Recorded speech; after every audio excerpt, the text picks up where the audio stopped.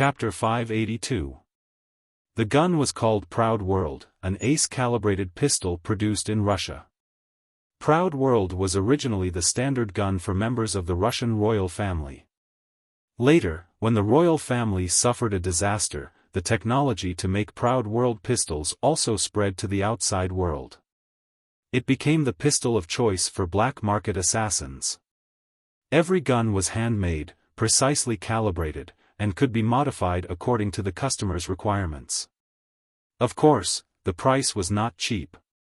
Each gun was worth tens of thousands of gold. They pulled off the safety of the gun and began to search for Fang Yan's body that had already become a blur. At any time, a destructive bullet could be shot out. Fang Yan was surrounded by several experts and attacked by a group of people. However, Fang Yan did not care about his surroundings. He wanted to stab Bai Xiu. He must stab Bai Xiu this time. Infinitely close. Fang Yan held the thunderclap sword and stabbed toward Bai Xiu's heart. As long as he stabbed down, Bai Xiu's heart would be pierced. Moreover, the true qi on the blade would blast his heart into a pile of unmanageable meat paste. Goodbye, Bai Xiu's lips squirmed. Although he did not make a sound, Fang Yan knew that he wanted to say this word. Goodbye? Why goodbye? Yes, goodbye indeed. After Fang Yan's sword slashed down, he and Bai Xiu would never meet again. But shouldn't he be the one saying this? Fang Yan was very angry and expressed his strong dissatisfaction with Bai Xiu's act of stealing his lines. When they said goodbye, their bodies were about to collide with each other. Bai Xiu's face had a smile of relief and a smile of success. I've been tricked. Fang Yan was shocked. He finally knew what was wrong. It should not be so easy. Bai Xiu's strength was not so easy to neutralize. Bai Xiu's thunderclap sword was not so easy to take away. He relied on the heart of Tai Chi and thought that he could see all the trajectories of his sword. But how could Bai Xiu be so easy to defeat? He resisted with all his might but secretly left a backup plan. It was to give Fang Yan a fatal blow at this moment. Fang Yan understood. However, it was already too late. Lightning flashed in Bai Xiu's hand. It turned out that Bai Xiu had purposely let Fang Yan snatch the thunderclap sword, and used his palm to receive the sword qi contained within the thunderclap sword. Fang Yan manipulated the white lightning and fiercely stabbed towards Fang Yan's chest. Qi. The sound of the sword qi cutting through flesh could be heard. There was also the smell of burning clothes and the smell of oil after the flesh was cooked. When Bai Xiu stabbed the entire lightsaber into Fang Yan's chest, their bodies quickly overlapped and collided heavily. Bang! Just as Fang Yan's body was about to be sent flying, Bai Xiu pulled him back. Fang Yan endured the pain in his chest and wanted to stab the thunderclap sword into Bai Xiu's body according to his original plan. Whoosh! Bai Xiu flicked his wrist and the thunderclap sword leaped into his hand as if it had a life of its own. Fang Yan's strength had been greatly reduced in the battle with Martial Fanatic, and he had also repeatedly fought with Sword Monarch, Kongzhu, and the others. His spirit had been greatly reduced and he had not recovered until now. In terms of strength, he was no match for Bai Xiu at his peak. Whoosh! Bai Xiu flicked his wrist and drew out 7 fiery red sword flowers. The 7 sword flowers flickered with dazzling light, illuminating the faces of the people around them of all shapes and sizes. 7 flowers with 1 sword, a sword Dao Grandmaster. Bai Xiu is so young, yet he already has the cultivation of a sword Dao Grandmaster. The grey-robed man in the distance was full of amazement. With an appreciative smile, he said, "From this, it can be seen that he is indeed extremely talented in sword Dao. A great teacher produces a great disciple. A disciple taught by a teacher naturally won't be too bad." For some reason, seeing Bai Xiu trick Fang Yan and stab the thunderclap sword into Fang Yan's body, Martial Fanatic felt very uncomfortable. It was as if the sword had been stabbed into his body. Although at the very beginning, he was the primer in this sure-kill situation, the most crucial figure. Just now, in order to complete the mission, he had battled with Fang Yan at the top of one sword peak, exhausting a lot of Fang Yan's energy. However, this did not hinder his appreciation and love for Fang Yan. If the two of them fought fairly, I don't think Fang Yan would lose. I had already used up 60 to 70% of Fang Yan's strength. After that, he was besieged by several experts and betrayed by his former lover. His body and morale were at their lowest. Otherwise, just the Taiji light he displayed earlier would be enough to beat Bai Xiu into a pile of dog shit. You should know that the Taiji light is rare for hundreds of years, but in the past 100 years, Bai Xiu was not the only one to use the thunderclap sword well. Even teacher is better than him. The grey-robed man heard the contempt in martial fanatic's words and said with a smile, "Why? Do you want to stand up for that kid? I still feel that it's unfair." Fair? Is there such a thing as fairness in this world? I taught you the fairy scattering flowers, but I didn't teach it to anyone else. Isn't this unfair to others? Also, you guys underestimate Bai Xiu's ability to hide and endure. The focus of the thunderclap sword is not the sword, but the thunder. The lightning after the thunder. In the fight just now, Fang Yan was not prepared for this move. It can be seen that Bai Xiu had never used it when fighting others. Or rather, all the opponents who saw him using the sword were killed by him. Is a young man who is brave, cunning, and able to keep a low profile not worthy of our nurturing and love? The grey-robed man glanced at martial fanatic and said, "I understand how you feel. It is indeed a little sad to witness the fall of a heaven's favorite, but we have long let go of matters of life and death. Advancing in the path of martial arts, stepping into another world, this is what we seek. Knowing the truth in the morning, one can die without regrets. Furthermore, the winner is the king, the loser is the bandit. Today's outcome has already been decided, there is nothing to be regretful about." Fang Yan was a genius. However, in this battle against Bai Xiu, he was ultimately killed by the other party. He is not as good as Bai Xiu. Why? Martial fanatic was unwilling to accept this. What happened back then? Why did you have to go this far? Not only what happened back then, but also what's happening now. The grey-robed man coldly laughed. Who told him to be a member of the Fang clan? Who told him to be Mo Qingdi's disciple? Who told him to be Fang Yan? I'm just afraid it's too much. Martial fanatic sighed. Fang Yan was stabbed in the chest, spitting out blood. That sword had pierced through his body, and it had also drained the strength from his body. His body softly leaned against Bai Xiu's chest. The two of them were like a couple snuggling up to each other. Bai Xiu raised his wrist, the thunderclap sword in his hand was about to stab into Fang Yan's back. Sha! The clear sound of flesh being cut was heard. Blood splattered everywhere. It splashed onto Fang Yan's face, as well as Bai Xiu's face. Bai Xiu was a bit unruly, but this time he didn't dodge. Bai Xiu's sword stabbed halfway, only leaving a small tip. Bai Xiu wanted to exert more force, but couldn't stab any further. "Why are you doing this?" Bai Xiu asked with a sorrowful expression. "You know what you're doing, you're making things very difficult for me." "Don't kill him," Phoenix's voice was firm.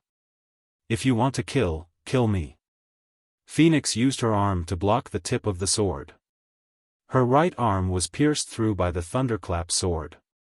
Bai Xiu held the thunderclap sword's hilt in his hand, the tip of the sword pierced through Phoenix's arm. The sharp silver tip glinted coldly, blood dripped along the lines of the blade, 1 drop, 2 drops, 3 drops, finally, the blood dripped faster and faster, forming a thin red spring. The spring of blood flowed from Fang Yan's back. All of the blood from Phoenix's body dripped onto Fang Yan's body, soaking his clothes, and finally merging with Fang Yan's body. And Xiao, Bai Xiu's handsome face twitched slightly, his voice sorrowful, "This is a war." "I know, this is a war," Phoenix's face had a sorrowful smile. You won. You are the victor of this war, so I can only ask you, please don't kill him. That's impossible. Bai Xiu wanted to press the sword in his hand down. Phoenix took a step forward, pressing her back against Fang Yan's.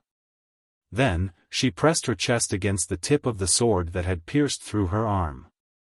If Bai Xiu wanted to stab Fang Yan to death, he could only continue to push the sword down, continue to pierce through Phoenix's arm, pierce through Phoenix's body, and only then could the sword pierce through Fang Yan's heart from the back. Very difficult. And a very long process. The muscles on Bai Xiu's face began to twitch, his voice filled with uncontrollable rage. And Xiao, this is your decision, you are willing to die for him? I didn't die for him, Phoenix said. If you don't kill me, I won't die, but if you kill me, I'll die. How could you do such a thing? How could you be so selfish? Bai Xiu's patience was extremely strong, but at this moment, he was also tempted by this crazy woman, to go on a killing spree. You know I can't kill you, I know. Phoenix's voice was filled with apology, so, I can only beg you like this, let him go. You've already won. That's impossible, I can't let him go, then just kill me, Phoenix said. She looked at the sword in Bai Xiu's hand with her eyes that were red and swollen from crying and said, you only need to gently push the thunderclap sword down, kill me, and then kill him, you bitch. Bai Xiu wanted to curse, wanted to call Phoenix a bitch, but the words couldn't come out no matter how hard he tried. He had never cursed anyone. He had never cursed Phoenix. And he would never curse Phoenix. After taking a few deep breaths, he did his best to suppress the ruthlessness in his heart and coldly said, do you really think I don't dare to kill you? If you kill me, it'll be a kind of, Phoenix said with a smile, at least, the two of us will die together, this way, he won't be able to escape. When I was alive, I didn't get this kind of treatment. Chapter 583. The person I love the most hurts me the most. I don't have the right to choose. Tightly close the door to my heart, leaving behind a moment of tenderness. I'm afraid there's still a next life. Just like Zhang Yusheng's song, the person I love the most hurts me the most. If the person who attacked wasn't Bai Xiu, if the person begging wasn't Phoenix, how could such a painful and tangled scene have happened? Bai Xiu loved Phoenix, and it was because of this deep love that he was heartbroken by Phoenix's choice at this moment. Phoenix knew that Bai Xiu loved her, and it was because she knew he loved her that she made such a crazy decision. Either release Fang Yan, or kill her and Fang Yan together. Good people are human, bad people are human. Good people have feelings, bad people have feelings. Good people will be sad, bad people will be sad. At this moment, how cruel was this for Bai Xiu? Bai Xiu raised his sword, but he couldn't stab it down. Using the thunderclap sword to pierce the chest of the girl he liked, if he did such a thing, he would probably never be able to forgive himself. It would become a demon in his heart, and he would never be able to make any progress on the path of martial arts for the rest of his life. Letting Fang Yan go and helping Phoenix was equivalent to failing the mission. However, to kill Fang Yan, he had to kill Phoenix first, and Bai Xiu wasn't willing to bear such a result. With no choice, Bai Xiu was faced with a dilemma. The situation changed in an instant, blinding the old eyes of Kongzhu, Xiu Mu, and the others. While Fang Yan and Bai Xiu were fighting fiercely, Kongzhu used his King of Hell palm. The shadows of the palms flickered, and a cold wind blew. He struck out 81 palms in a row, each one aimed at vital acupoints on Fang Yan's body. However, before his palms could touch Fang Yan's body, Fang Yan was already lying in Bai Xiu's body. This was the difference in realm. Fang Yan and Bai Xiu exchanged a few quick blows. When Bai Xiu delivered the thunderclap sword to Fang Yan's hand and received the thunderclap sword energy that pierced through Fang Yan's body, Diabolo's move had just begun to show its power. In other words, Fang Yan and Bai Xiu's speed were several times faster than the others. Others could strike 3 times in a second, but the two of them could strike 30 times. However, when they hit the spot where Fang Yan was standing, all they could hurt was an afterimage. Xiao Mu's Arhat subduing demon fist also struck out at the same time. Fiery red clouds tore through the space, burning the air until it sizzled. The 18 chess pieces kept changing shapes in the air and finally turned into a pair of flying wings. Their wings flapped towards Fang Yan's Tianhai, Qitu, Lingshu, Yuhai, and other major acupuncture points. But by the time they landed, Fang Yan's body had already changed countless times. The chess piece would cut through the air and hit a tree trunk or a rock. Whoosh, whoosh, whoosh, the chess piece passed through the tree trunk and continued to fly, disappearing into the rock.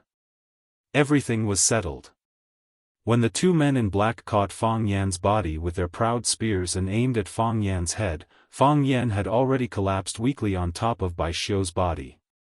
The proud spears didn't fire any bullets. In the eyes of the two big men in black, Fang Yan had completely lost the ability to fight. There was no point in firing any more bullets. Moreover, the proud spear's bullets had extremely strong piercing abilities. If they pierced through Fang Yan's head, it would be a matter of course. If they accidentally pierced through Bai Xiu's body as well, then they would have to bear the consequences when they returned. The two men in black looked at each other and put away the proud spears in their hands. Obviously, Bai Xiu had already taken control of the situation. What they needed to do was to witness Bai Xiu's victory. They were also a little stunned in their hearts. They didn't expect Bai Xiu, this pretty boy, to be so skilled. They were all hardcore confidants of Jiang Junling and knew that Jiang Junling usually thought highly of himself and rarely really paid attention to anyone. When they saw Jiang Junling treat Bai Xiu with great courtesy, they were still a little unconvinced. They felt that the young master was being unfair to them. From the looks of it, the general's order was still very meaningful. Kongzhu stopped moving and didn't attack Fang Yan for no reason. Although Xiao Mu was full of unwillingness, he could only vent his anger on the rocks and trees under his feet. One of the old men in black robes put away his copper plate, and the other old man in black robes also stopped waving his chess pieces that could take someone's life. Everyone stopped and waited for Bai Xiu to end this battle. Everything would be over with just a light strike of the sword. Bai Xiu was the final victor, and this glory belonged to him alone. For Bai Xiu, this test had only just begun. He couldn't stab that sword. He could kill Fang Yan, but he couldn't kill Phoenix, the woman he deeply loved. This is the last time, Bai Xiu said in a low voice. Are you going to let him go? Phoenix asked with a face full of surprise. This is the last time I'll allow you to use this method to force me, Bai Xiu said. If a man wants to do something, a woman shouldn't interfere. That will make things difficult for the man. Although I like you very much, you can't use my love for you to threaten me. This makes me feel like a pitiful person. I'm sorry, Phoenix said with teary eyes. She knew that she had let down Fang Yan, and even more so, Bai Xiu. Her choice had hurt two people at the same time, one to the point of death, and the other to a life worse than death. See, you're saying sorry again, Bai Xiu smiled bitterly. Looks like you want to do something that will let me down again. As Bai Xiu spoke, he suddenly pulled out the long sword in his hand. Whoosh, the long sword brought out a flower of blood. The hole in Phoenix's arm was no longer blocked, and blood gushed out even more wildly. The blood splattered, staining Bai Xiu's clothes and Fang Yan's pale cheeks. Because of the excessive blood loss, Phoenix's body was getting weaker and weaker. When the long sword was pulled out of her arm, it also drained the remaining strength in her body. Her knees gave way, and she almost fell to the ground. But she held on. Fang Yan was not out of danger, and Fang Yan's life was still uncertain, so she couldn't faint, and definitely couldn't die. Bai Xiu, Phoenix panicked. Don't! Bai Xiu pulled out the long sword and had the chance to stab Fang Yan again. She couldn't let Bai Xiu hurt Fang Yan, she couldn't let Bai Xiu stab Fang Yan to death. Phoenix's arm was in so much pain that she couldn't lift it, so she could only use her body, her full chest, to take the initiative to receive Bai Xiu's thunderclap sword. If thunderclap was stained with her blood, Bai Xiu wouldn't be able to let it drink Fang Yan's blood, right?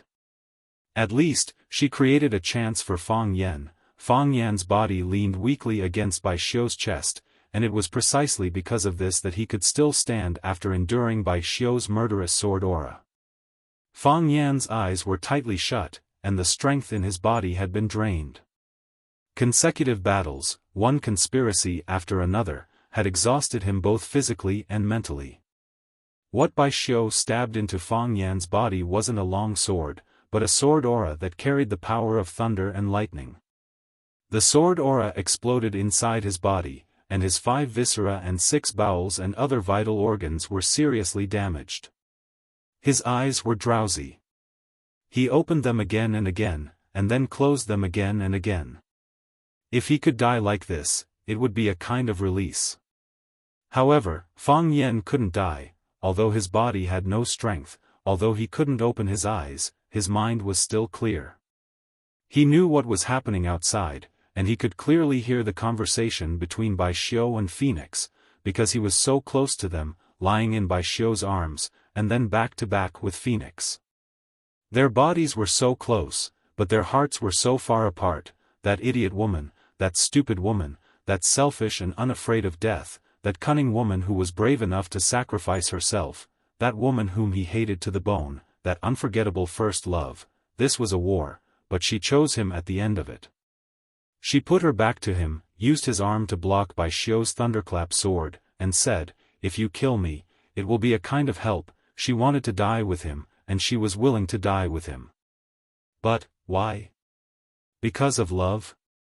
If it was because of love, why wasn't she willing to accept his feelings in the beginning? If it was because of love, why didn't she warn him in advance? If it was because of love, why did she participate in this sure-kill situation? Did she know that her appearance had already killed him once?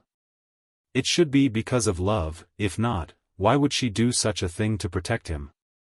It should be love, right? If it wasn't love, why would she accompany an insignificant person to die? She loved me? Until now, Fang Yan couldn't believe this fact. Bai Xiu, let Fang Yan go, let Fang Yan go, Phoenix cried bitterly. This time, I'm sorry, I'm willing to use everything I have to make it up to you. Don't you want to marry me? Let's go back and get married, find a place with no one and live in seclusion.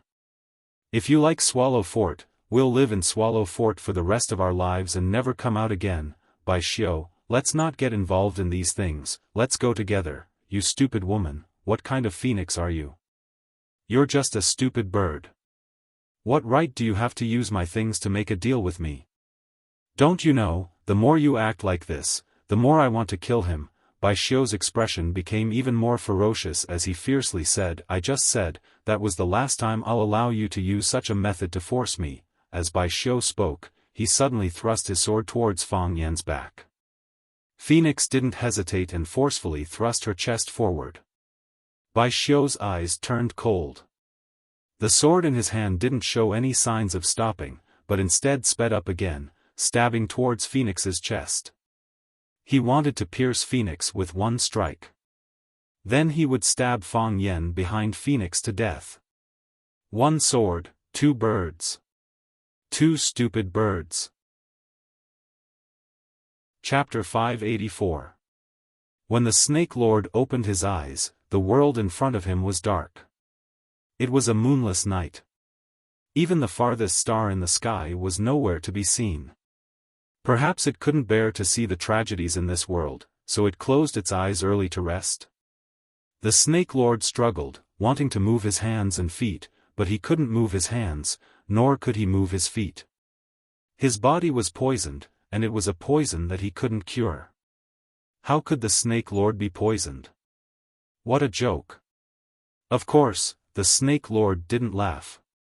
He wanted to cry. He couldn't understand why his sister would treat him like this. Also, was that girl really his sister? The sister who wholeheartedly attached herself to him and took care of him? The sister who blinked her big eyes and said, "Big brother, it's time to eat."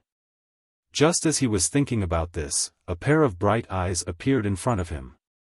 The pair of eyes rolled around, pure and bright, seemingly without any impurities. The Snake Lord's withered yellow eyes fixed on her, looking at the pair of eyes that he remembered deeply. Yes, these were his sister's eyes. In the past, he also found it very strange. He and his sister ate the same food, did the same things, and spent day and night with all kinds of poisonous snakes and animals. Why were his eyes black and yellow, and the whites of his eyes were bloodshot? They were like the eyes of a snake. But his sister's eyes were black and white. Her pupils were as black as ink, and the whites of her eyes were as white as the first snow. He could accept that the heavens were unfair to him. Even Mother Nature was so biased that it made people feel bitterly disappointed. The Snake Lord also wanted to be a quiet, handsome man. The Snake Lord opened his mouth, but no sound came out. "Do you want to talk?" the owner of the eyes asked. The Snake Lord didn't answer. He didn't need to answer such a question. "The poison you were poisoned with is called red eccentric. It's made from the gallbladder of a red eccentric." The owner of the eyes explained softly, "You told me about this poison. You should have felt it. After being poisoned by red eccentric, your whole body is paralyzed, like a vegetable. Except for the brain, the rest of your body can't move, including your eyes." The Snake Lord's eyes were still staring at his sister, staring at the family that he missed day and night. The owner of the eyes looked at him for a while, sighed softly and said, "I know what you want to say." There was anger in the Snake Lord's eyes. He wanted to make the corners of his mouth twitch to express his disdain. However, he couldn't even do such a trivial action. How could she know what he wanted to say? Even he didn't know what he would say, so how could she know? Could she understand the pain and helplessness of watching one's only family being kidnapped and ordered around by others? Could she understand the indignation and humiliation of begging for a trade when one's life was about to end after failing a mission? Could she understand the cruelty and yearning of crying and begging her opponent to take her snake's eye and turn her into a snake slave without freedom and soul? The king of the snake species was still a king. Which king was not proud? "I sacrificed everything and sold myself as a slave because I was concerned about your safety and longed for your gentleness. I wanted to live to see you one last time. Do you know all this? If you knew, why did you kill your brother when you met him again? I have raised countless snakes and developed countless poisons. I often test the poisons on my own body, but have I ever hurt you?" It was as red as blood, and his heart was also bleeding. The Snake Lord felt sad, and his heart was throbbing with pain. Although many people thought that they had no heart. The owner of the eyes saw the change in the Snake Lord's eyes and said, "I know you are angry, and I am angry with myself. I shouldn't have done this. I should have told you in advance, but I was worried that you wouldn't listen to me. I had no other choice. No other choice." These 4 words were so heartless, shameless, and irresponsible. Just because you said, "no other choice," you poisoned your brother? When you were kidnapped, I had better choices, such as running away or hiding in the mountains, but I chose to listen to their orders and became a cruel killer. When I was defeated, I could choose to die or jump into the river, but I chose to sacrifice my eyes and become a snake slave. Slave. It was an insult to the snake monarch race that the snake monarch race was reduced to such a title. But, he did it without hesitation. I can say that I had no other choice, but did I say that? "You know, our natural enemies are those snake catchers," the owner of the eyes continued. "I was hunted by the snake catchers. They should have dug out my eyes, but they didn't do that. They could have destroyed me, but they didn't. They trusted me and gave me freedom. The Snake Lord wanted to laugh. Although he looked uglier when he laughed than when he didn't laugh. But he couldn't raise the corner of his mouth, and his face didn't show any extra expression. He was like a zombie. The only expression he could make was an expressionless face. In order to save you, I dug out my snake eyes and gave them away. Someone kidnapped you and only kept your snake eyes. Then, you became someone else's loyal servant. How cruel was this world? How unfair was it? Brother, the owner of the eyes gently touched the Snake Lord's face and said, "Rest well. I won't hurt you." A single tear appeared in his eye, then slid down his cheeks. Wasn't this kind of damage considered as damage? Brother, seeing the Snake Lord's tears, the owner of the eyes finally panicked. She wiped the tears from the Snake Lord's face and said, "Brother, don't cry, I can't let you go, otherwise he'll be angry. Do you want to talk? Let me talk with you, okay?" The owner of the eyes took out a pill from her pocket. She took half of the pill and put it in the Snake Lord's mouth. "Brother, this is half of the antidote. Even if you take the antidote, you'll only recover half of your strength," the owner of the eyes warned him. "Don't even think about running away, otherwise I'll beat you down again." As soon as the antidote entered his throat, his body felt refreshed. The Snake Lord's burning body eased a bit. He could feel his eyeballs moving, then his hands and feet could move. The Snake Lord's tears flowed even faster, his voice was hoarse like sand rubbing against each other as he asked, "Why? Brother, why? Brother, he's the most handsome man in the world, as well as the most charismatic man, he's like my brother to me." At this moment, the Snake Lord's heart was dead. "That man is the most handsome man in the world, the most charismatic man in the world, that man is like my brother, then, what am I? Brother, don't be angry, okay? I don't want you to get hurt, I'll protect you. Once this is over, I'll take you to see him. He's a really, really good person, he'll take good care of you." The owner of the eyes spoke with concern. "When the time comes, I'll ask him to help me take back your snake's eye, he'll definitely agree. He's a very capable person, he'll never break his promise." "Kill me," the Snake Lord said. "Brother, I'll say." The Snake Lord gathered all his strength and roared at the owner of the eyes, "Kill me." At this moment, his heart was dead. It's said that when a person is close to death, they'll experience a moment of lucidity before death. Fang Yen felt like he was about to die, because his body's current condition was very strange. When Bai Xiu stabbed his chest with the thunderclap sword Qi, his Tai Chi heart suddenly stopped, and the Tai Chi domain also disappeared. It was like when you were driving, but the car ran out of gas. It was like when you were watching TV, but the electricity went out in your house. This was the same situation as 3 years ago. The Tai Chi heart once again became a dead fetus. Ever since he comprehended the Tai Chi heart, it had become a part of Fang Yan's body. For him, the Tai Chi heart was one of the most important organs in his body, second only to the vital organ between his legs. However, now that this important part had disappeared, it was as if the body had suddenly lost its limbs, which was hard to accept. "Maybe I'm really going to die," Fang Yan dejectedly thought. The elders of Swallow Dock were right, I'm still not as good as Bai Xiu. While Fang Yan was in complete despair, the Tai Chi heart once again spun. When the Tai Chi heart died, the extreme yang energy quickly decreased and disappeared. The core of the Tai Chi heart lost its ability to resist, and the vicious and violent energy that had gathered around the Tai Chi heart in the past instantly filled the core. The Tai Chi heart spun again, and it was even more violent than before. It was like a tank without brakes, more like a plane that had lost control. Rumble, they whooshed, carrying a faint crimson glow. Fang Yan could clearly see that his Tai Chi heart had turned black. A black Tai Chi heart, this was the first time Fang Yan saw it. And the first time he knew of its existence. Black Tai Chi. Whoosh, the sword in Bai Xiu's hand stabbed straight at Phoenix's chest. Stabbed at her heart. Help her, let her die together with the person she loved.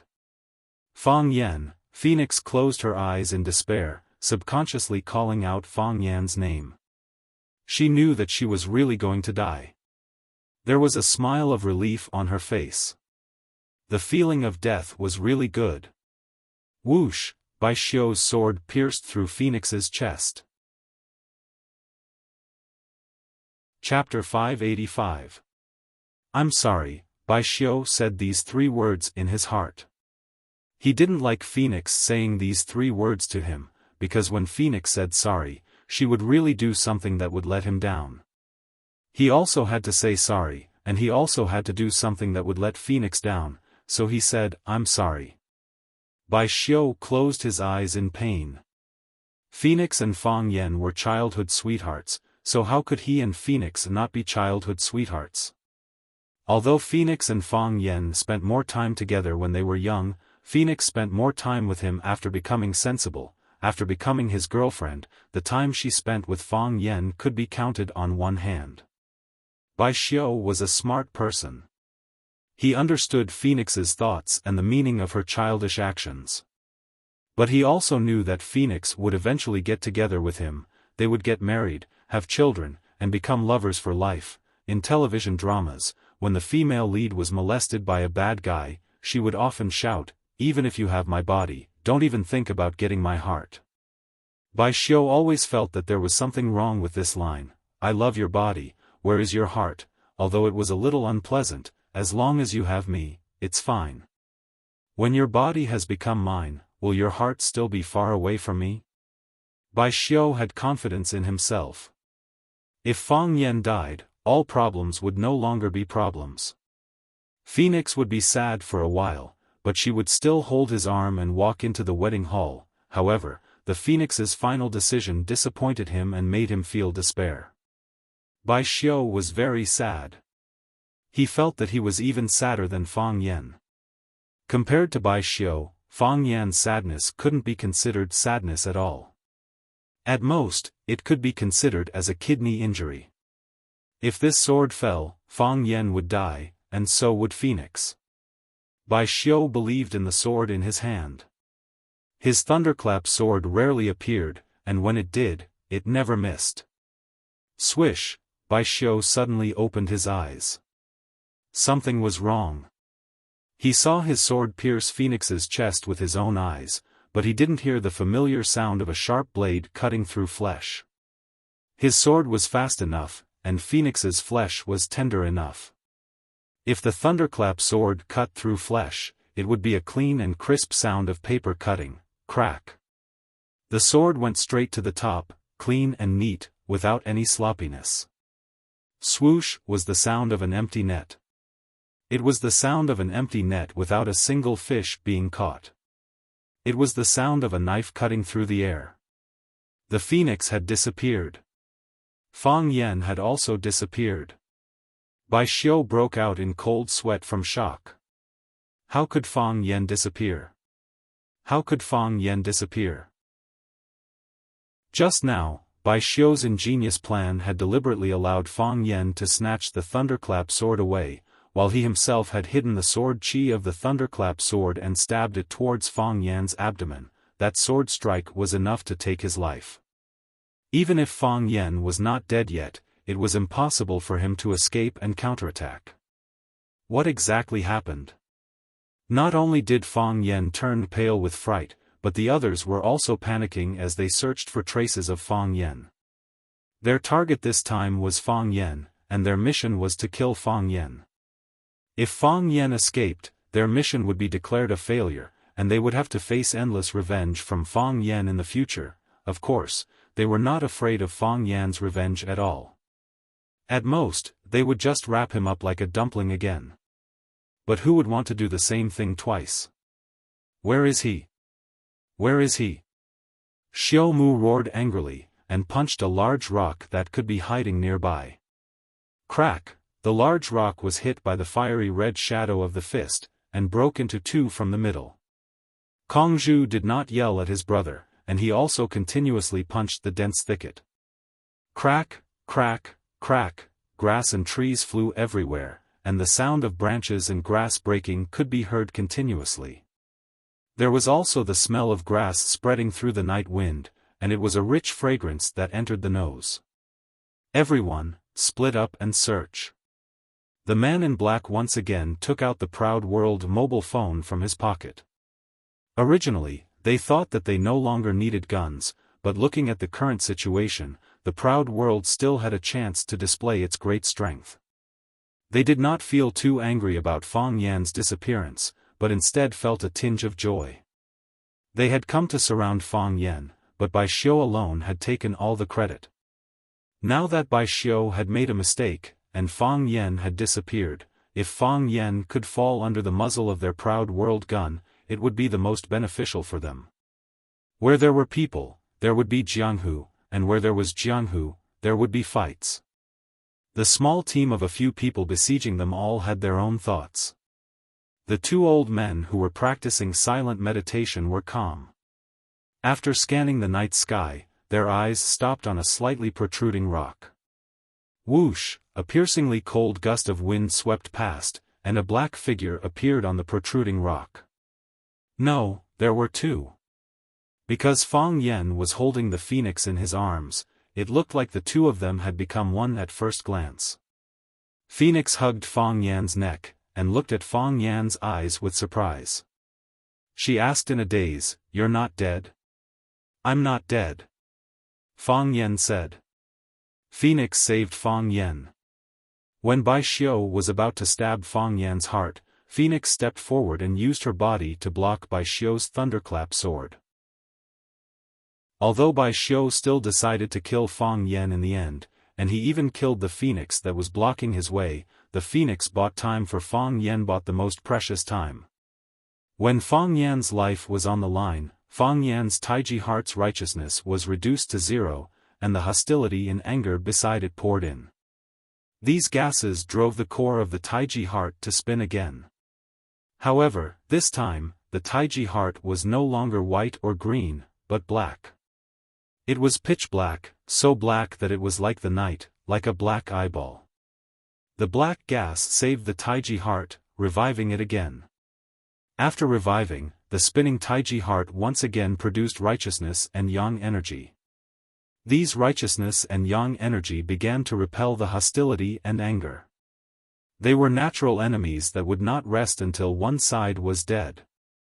The two sides fought, you attack, I defend, and in the end, it turned into a situation of black and white defending one side. Half black and half white, it looked like a Taiji diagram. When Fang Yan first started cultivating, his grandfather, Fang Hui, gave him a Taiji diagram. Fang Yan felt that this gift was too common, and he was a bit unhappy. He even pulled his grandfather's hand and asked if he could change it.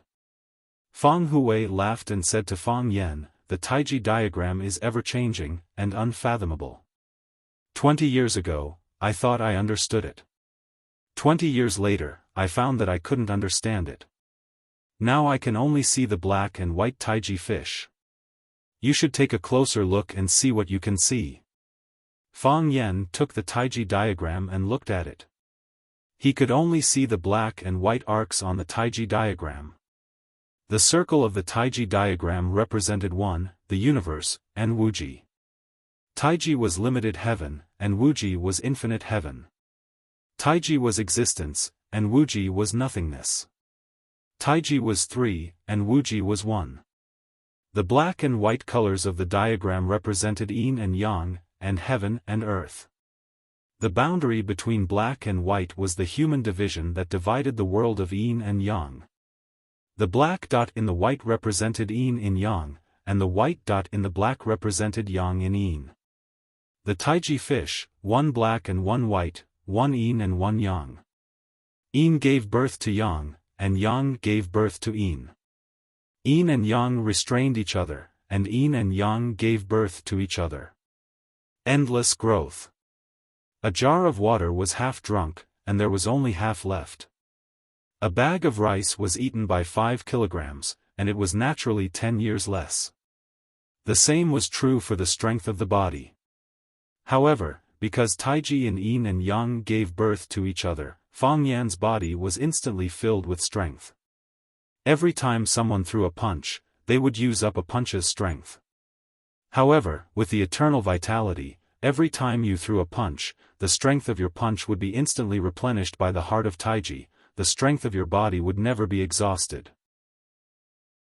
Fang Yan also saved Phoenix. At the most critical and dangerous moment, just as Bai Xiu's sword was about to pierce through her chest, Fang Yan moved like lightning, hugging Phoenix and escaping from the battle. Phoenix was injured. Although Bai Xiu's thunderclap sword hadn't pierced into Phoenix's flesh, the thunderclap sword, which was held by Bai Xiu, had already cut through Phoenix's clothes and left a deep wound on her chest. A long and thin hole had appeared on Phoenix's chest, and fresh blood was spurting out of the hole. Phoenix's black night clothes had turned brownish-red, wet and sticking to her flesh. Because the hole was too big, even the bra strap connecting the two pieces of her underwear had been cut. A large piece of snow-white skin was exposed to the air, and 2 lumps of pink flesh were faintly discernible in front of Fang Yan's eyes. Phoenix's body was exhausted, and her life was in danger. However, when she landed, no, she hadn't landed, her body was still in Fang Yan's embrace. The moment she escaped danger, she asked Fang Yan with a face full of surprise, "You didn't die?" At that time, she didn't even know if she was dead or alive. Fang Yan looked at the wound on Phoenix's chest and frowned, saying, "I didn't die. Not only will I not die, I will also live well, very well." As Fang Yan spoke, the hand supporting Phoenix's back was transferring Taiji energy into her body, which could extend her life force and help her quickly recover her strength. His other hand fumbled in his robe, and he took out a small black bottle from his pocket. With a flick of his finger, the cap of the small bottle flew out. Then, he poured all the medicinal foam in the small black bottle onto Phoenix's wound, layer after layer. His voice was calm, but with a hint of killing intent, and he said with a smile, "Those who want me dead, I will make them die a horrible death." Chapter 586. Fang Yan glanced at Bai Xiu, Kongzhu, and the others, and said, "What you owe me, I will take it all back with interest. Who wouldn't be stabbed in the Jianghu? You can't always be stabbed in the Jianghu." Fang Yan had just been stabbed, and now he wanted to stab others a few times. Of course, Fang Yan was not a reckless idiot who sought death. Every word he said was carefully thought out. For example, when he said, "Those who want me dead, I will make them die a horrible death," he had already secretly checked his body and secretly tried to circulate his qi several times. He felt the abnormality of his body and knew that he was full of vitality and strength. The heart of Tai Chi rotated more smoothly than before, but it was also more majestic.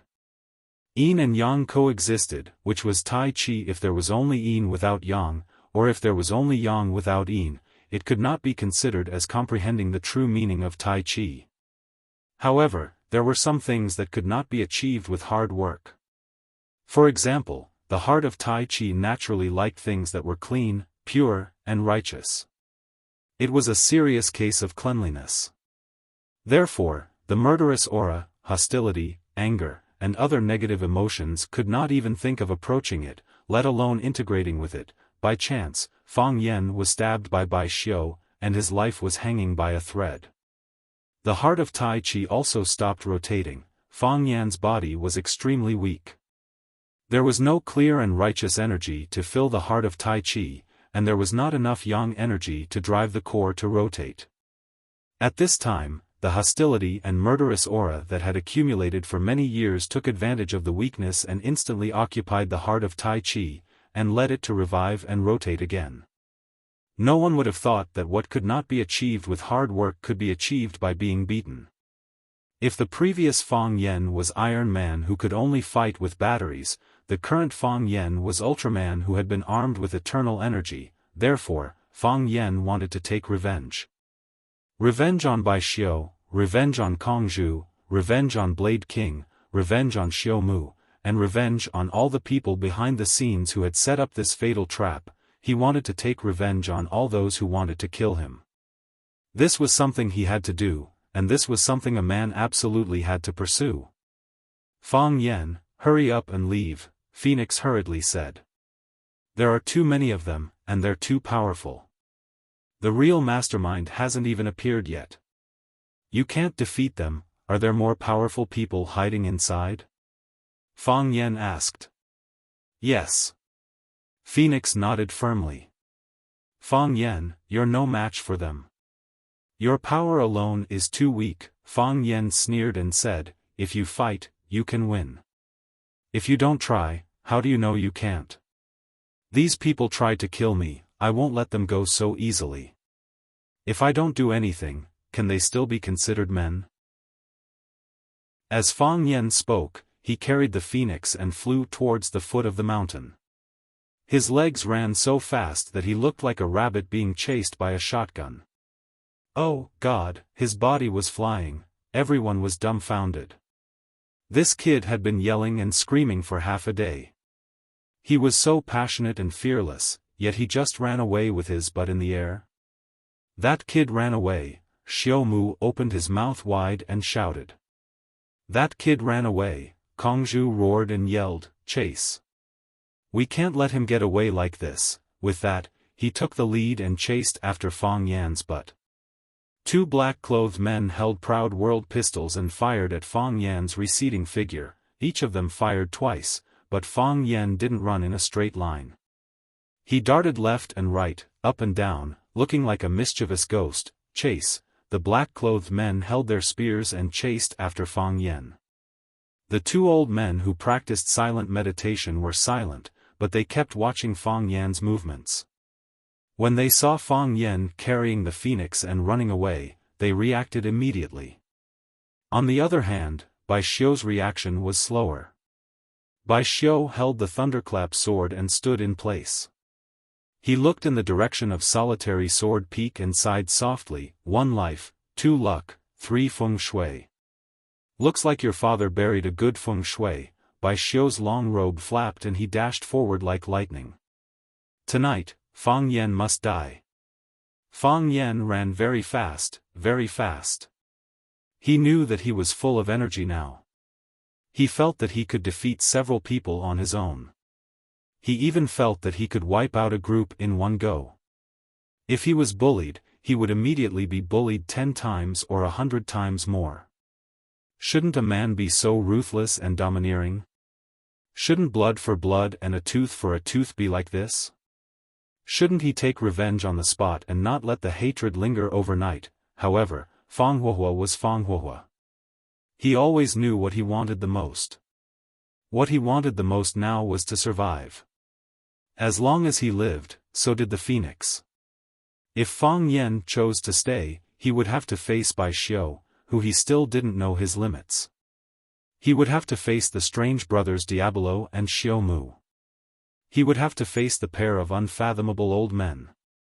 He would have to face the proud pistol. Most importantly, Fang Yan believed the phoenix's words. The phoenix said that the real culprit behind the scenes hadn't appeared yet. There were even more powerful experts who hadn't made a move. There were too many of them. They were too powerful. What kind of power was hidden behind the darkness? Fang Yan was a smart person. Smart to the point that he often lost his backbone. For example, at this time, Fang Yan should have fought with them without fear of death. He should have killed everyone who tried to harm him. Didn't that sound like an invincible hero? However, Fang Yan ran away shamelessly. He had to run. Because he didn't know how many people were hiding in the darkness. He didn't know what kind of people were hiding in the darkness. If he could defeat those people, it would naturally be a good thing. If he couldn't defeat those people and was surrounded by them again, his backbone would turn into foolishness. Fang Yan didn't do things that he wasn't sure of. He also wouldn't risk his life. Because he knew better than anyone what the meaning of his life was and how many people had placed their hopes on it. Living, only living was everything. It was never too late for a vile person to take revenge. a gentleman wouldn't retreat or give way. He would test his blood on the spot. Fang Yan admitted that he was a vile person. Fang Yan, the phoenix, lay in Fang Yan's arms, feeling his steady and powerful heartbeat. She let the wind howl in her ears and said, "Fang Yan, throw me away, put me down." "That's impossible," Fang Yan said with a smile. "You lied to me. I still haven't gotten my revenge. How could I let you go so easily?" "Fang Yan, you've already gotten your revenge," the phoenix said. "Even if you don't say anything or do anything, I'll still blame myself to death. They're all chasing after us. Quickly let me go, otherwise you won't be able to run away." "Who said I ran away?" Fang Yan's body jumped over a large rock that was as tall as a person and said, "I'm in a hurry to take you to the hospital, otherwise I would have already beaten them down." "When did I, Fang Yan, ever run away from someone?" "Pfft," the phoenix laughed. The laughter quickly turned into a violent moan. Because the wound on her chest was pulled, the pain made her hover between life and death. Her expression twisted. "Shameless," the phoenix coquettishly scolded, "you're still shameless." In the past, whenever Fang Yan said something witty, the phoenix would also act like this, pointing at Fang Yan's head and scolding him, "Shameless, you're still shameless." Unfortunately, that was a long time ago. Things remain the same, but people have changed. "Don't talk anymore," Fang Yan said. "Your talking will affect my speed. If that happens, we really won't be able to run." Fang Yan didn't turn around, but he could sense that someone was chasing after him. He even knew that there were a few people chasing after him. The one running at the very front was Bai Xiao. It was still Bai Xiao. Fang Yan was very familiar with Bai Xiao's presence and his running style. Just like how Bai Xiao was also very familiar with his escape route and running style. Fang Yan had already reached the foot of the mountain, still a few kilometers away from where he parked his car. "Ho!" Fang Yan stopped. Fang Yan put the phoenix down on a large rock on the side of the road, gently stroked her face, and smiled. "Wait a bit." The phoenix grabbed Fang Yan's hand, her eyes as soft as water, and softly said, "Fang Yan, I might not be able to wait. Even if you can't wait, you still have to wait." Fang Yan pretended to be angry. "On TV, even if the female lead is about to die, they'll still say a few words to the male lead to say their goodbyes. Wait until I get rid of Bai Xiao, then we'll have a few words to say our goodbyes." "Fang Yan, don't worry about me, hurry." Fang Yan naturally wouldn't leave, and he couldn't leave either. Bai Xiao was in hot pursuit. He had already caught up again. No, he wasn't chasing after him, he had already taken a shortcut to intercept him. Fang Yan would either have to jump off the cliff, or run back the way he came, back up the mountain. There was an interception in front, and a pursuer behind. Fang Yan was stuck between a rock and a hard place. "Wait a bit, it won't be long." Fang Yan patted the back of the phoenix's hand, gesturing for her to let go.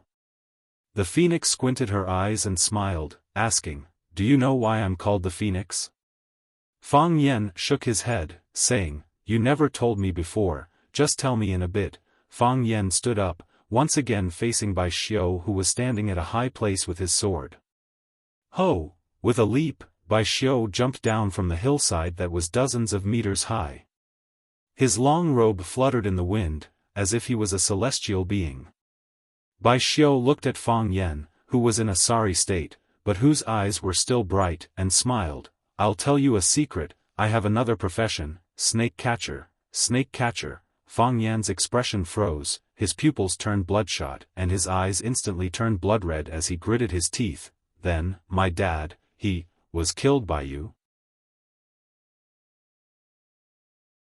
Chapter 587. Snake Lord's sister was called Wang Fang in the orphanage. It was the name given to her by the Fatso Dean. The Fatso Dean's surname was Wang. In order to express that she was a caring person and to let the outside world know that she was a family with the orphans, she gave all the children in the orphanage names like Wang Fang, Wang Chao, Wang Zhong, Wang Ling, etc. Because she was too careless, she even named the two girls Wang Yan and Wang Yan. Every time she screamed for Wang Yan, the two girls would look at her blankly, not knowing who she was looking for. After Snake Lord and Wang Fang escaped from the orphanage, Snake Lord only called Wang Fang little sister. Because he called her little sister for so long, he almost forgot her original name. But, at this moment, he suddenly remembered his little sister's name. Her name was Wang Fang.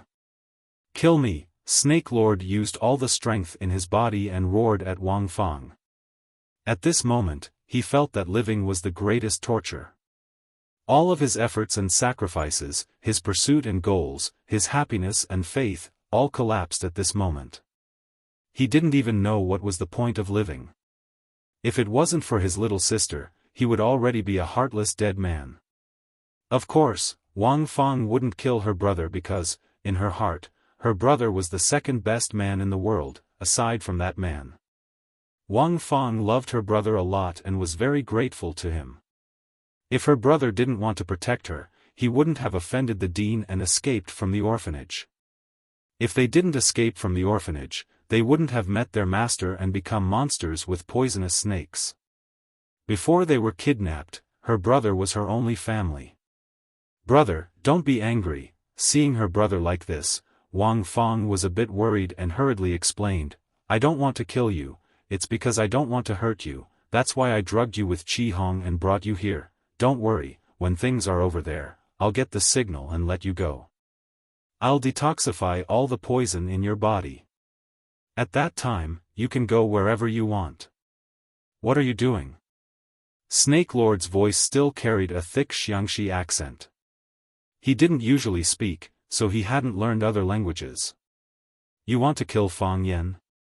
"I didn't kill him, they wanted to kill Fang Yan," the Snake Lord sneered. "Fang Yan is my master, he holds my snake's eye, if Fang Yan dies, I will also die. Is this what you mean by not harming me?"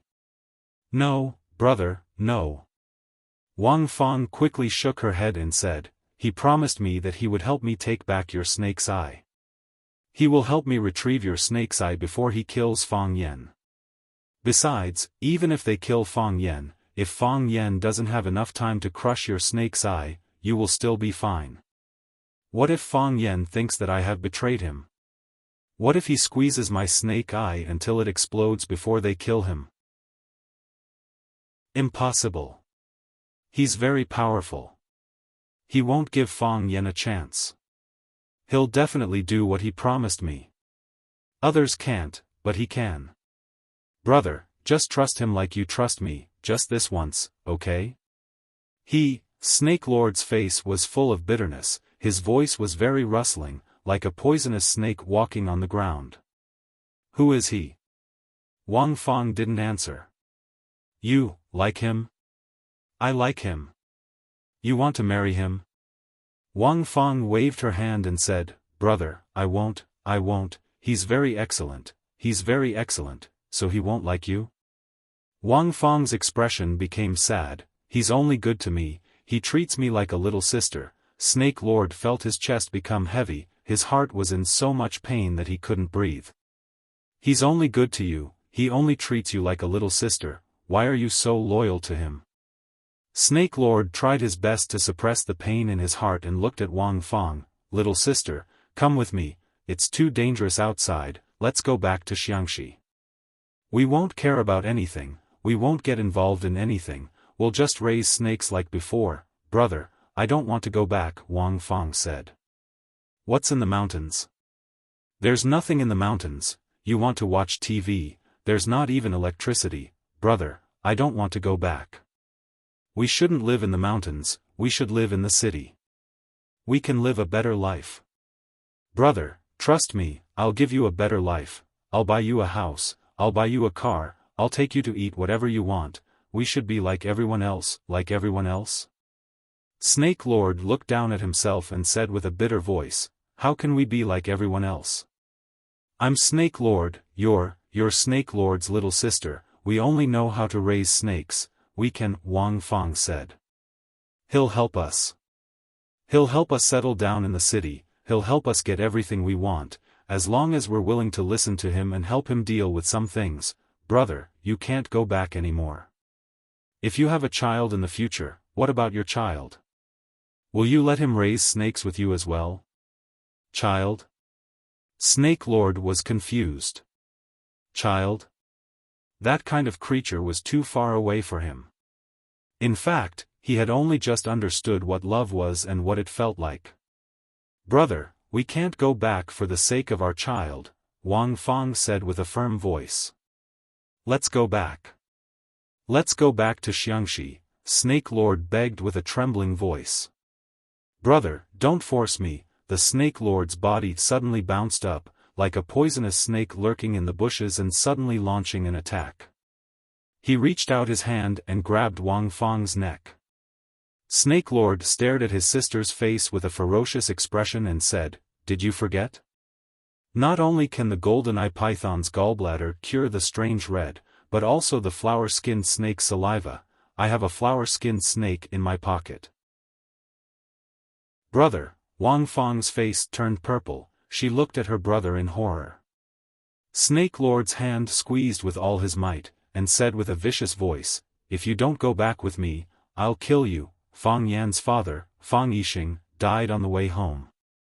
This was a huge wound in Fang Yan's heart. It seemed that he had fully recovered, but when the dead skin was accidentally peeled off, the abscesses inside could be seen. It was because of the guilt and self-blame in his heart that Fang Yan lived in Swallow Dock for 3 years to mourn for his father. The hatred of his father's killer was as deep as the sea, and it was absolutely irreconcilable.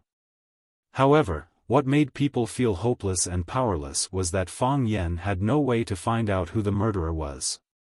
The person who killed his father was the previous Snake Lord, who was also the master of the current Snake Lord, but the previous Snake Lord was killed by Bai Xiu who happened to pass by. In other words, his father killed the previous Snake Lord, and the previous Snake Lord also killed his father. In the words of the snake slave of the current Snake Lord, both of them died together. Fang Yan also suspected Bai Xiu because when his father was attacked, Bai Xiu happened to pass by. How could there be such a coincidence?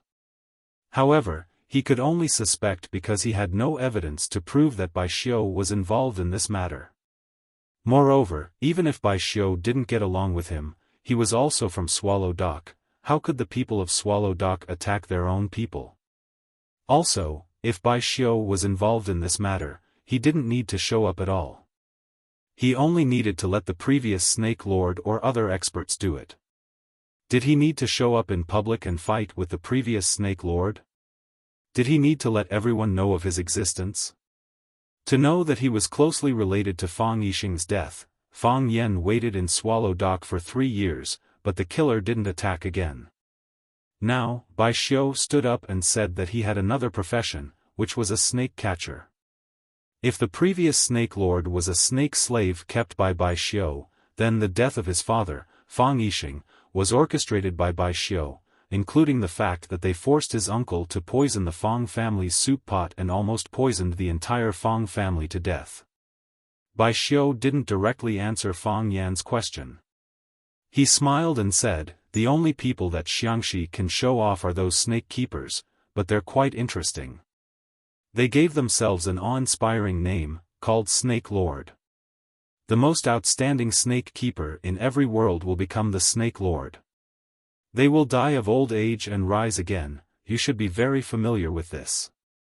Don't you have a snake slave with you? That little snake should have told you everything, right? I only want to know one answer. Did you kill my father?" Fang Yan asked calmly. The angrier he was, the more he had to maintain a calm state of mind. This was what the old drunkard, Mo Qingdi, warned him. However, what Fang Yan didn't know was that his eyes had already turned blood red, like a Shura demon whose eyes were bloodshot. They weren't very powerful, but fortunately, they kept all kinds of poisonous snakes. They were strange and vicious, and they could be of great use in many situations. It's a pity that the snake I raised died. You only need to tell me, did you kill my father? Fang Yan asked for the 3rd time. He already knew the answer in his heart, but he needed to be sure of it. He needed to be firm and unquestionable. Bai Xiu also looked at Fang Yan calmly and said, "Since you want to know so much, then I'll tell you, yes. I arranged for the Snake Lord to kill him, but he was too stupid. Before he died, he hugged my leg and begged me to help him pass a few words back. At that time, he must have regarded me as his savior, right?" Dad, thinking of his father's tragic death, Fang Yan cried out in grief and indignation, tears falling like rain. Chapter 588. He was humiliated when he was alive, and he was humiliated after he died. Any child who saw this scene would feel as if their heart was being cut by a knife. "Fang Yan, your father died because of you. Don't you feel any guilt or remorse? If I were you, I would live in seclusion for the rest of my life and never step out of Swallow Dock," Bai Xiu said coldly. "Bai Xiu," Fang Yan roared hoarsely. With a crisp crack, Fang Yan had actually crushed 2 teeth in his mouth. Bai Xiu held a long sword in his hand, and his robe fluttered in the wind. He held his head high and puffed out his chest, exuding an air of arrogance. He said with a face full of disdain, "What can I do even if I crush my teeth?" "I want you dead," Fang Yan said word by word. His heart was bleeding, and his blood was already boiling. However, at this moment, his body was bone-chilling. Because of Bai Xiu's words, "Your father died because of you." Fang Yan's father, Fang Yixing, was only a painter, and was considered trash in the eyes of many people in Swallow Dock. However, such trash was ambushed by so many experts, and was hunted down in such a big way. What value did he have that the enemy needed to mobilize so many experts? Fang Yan thought back and guessed countless times.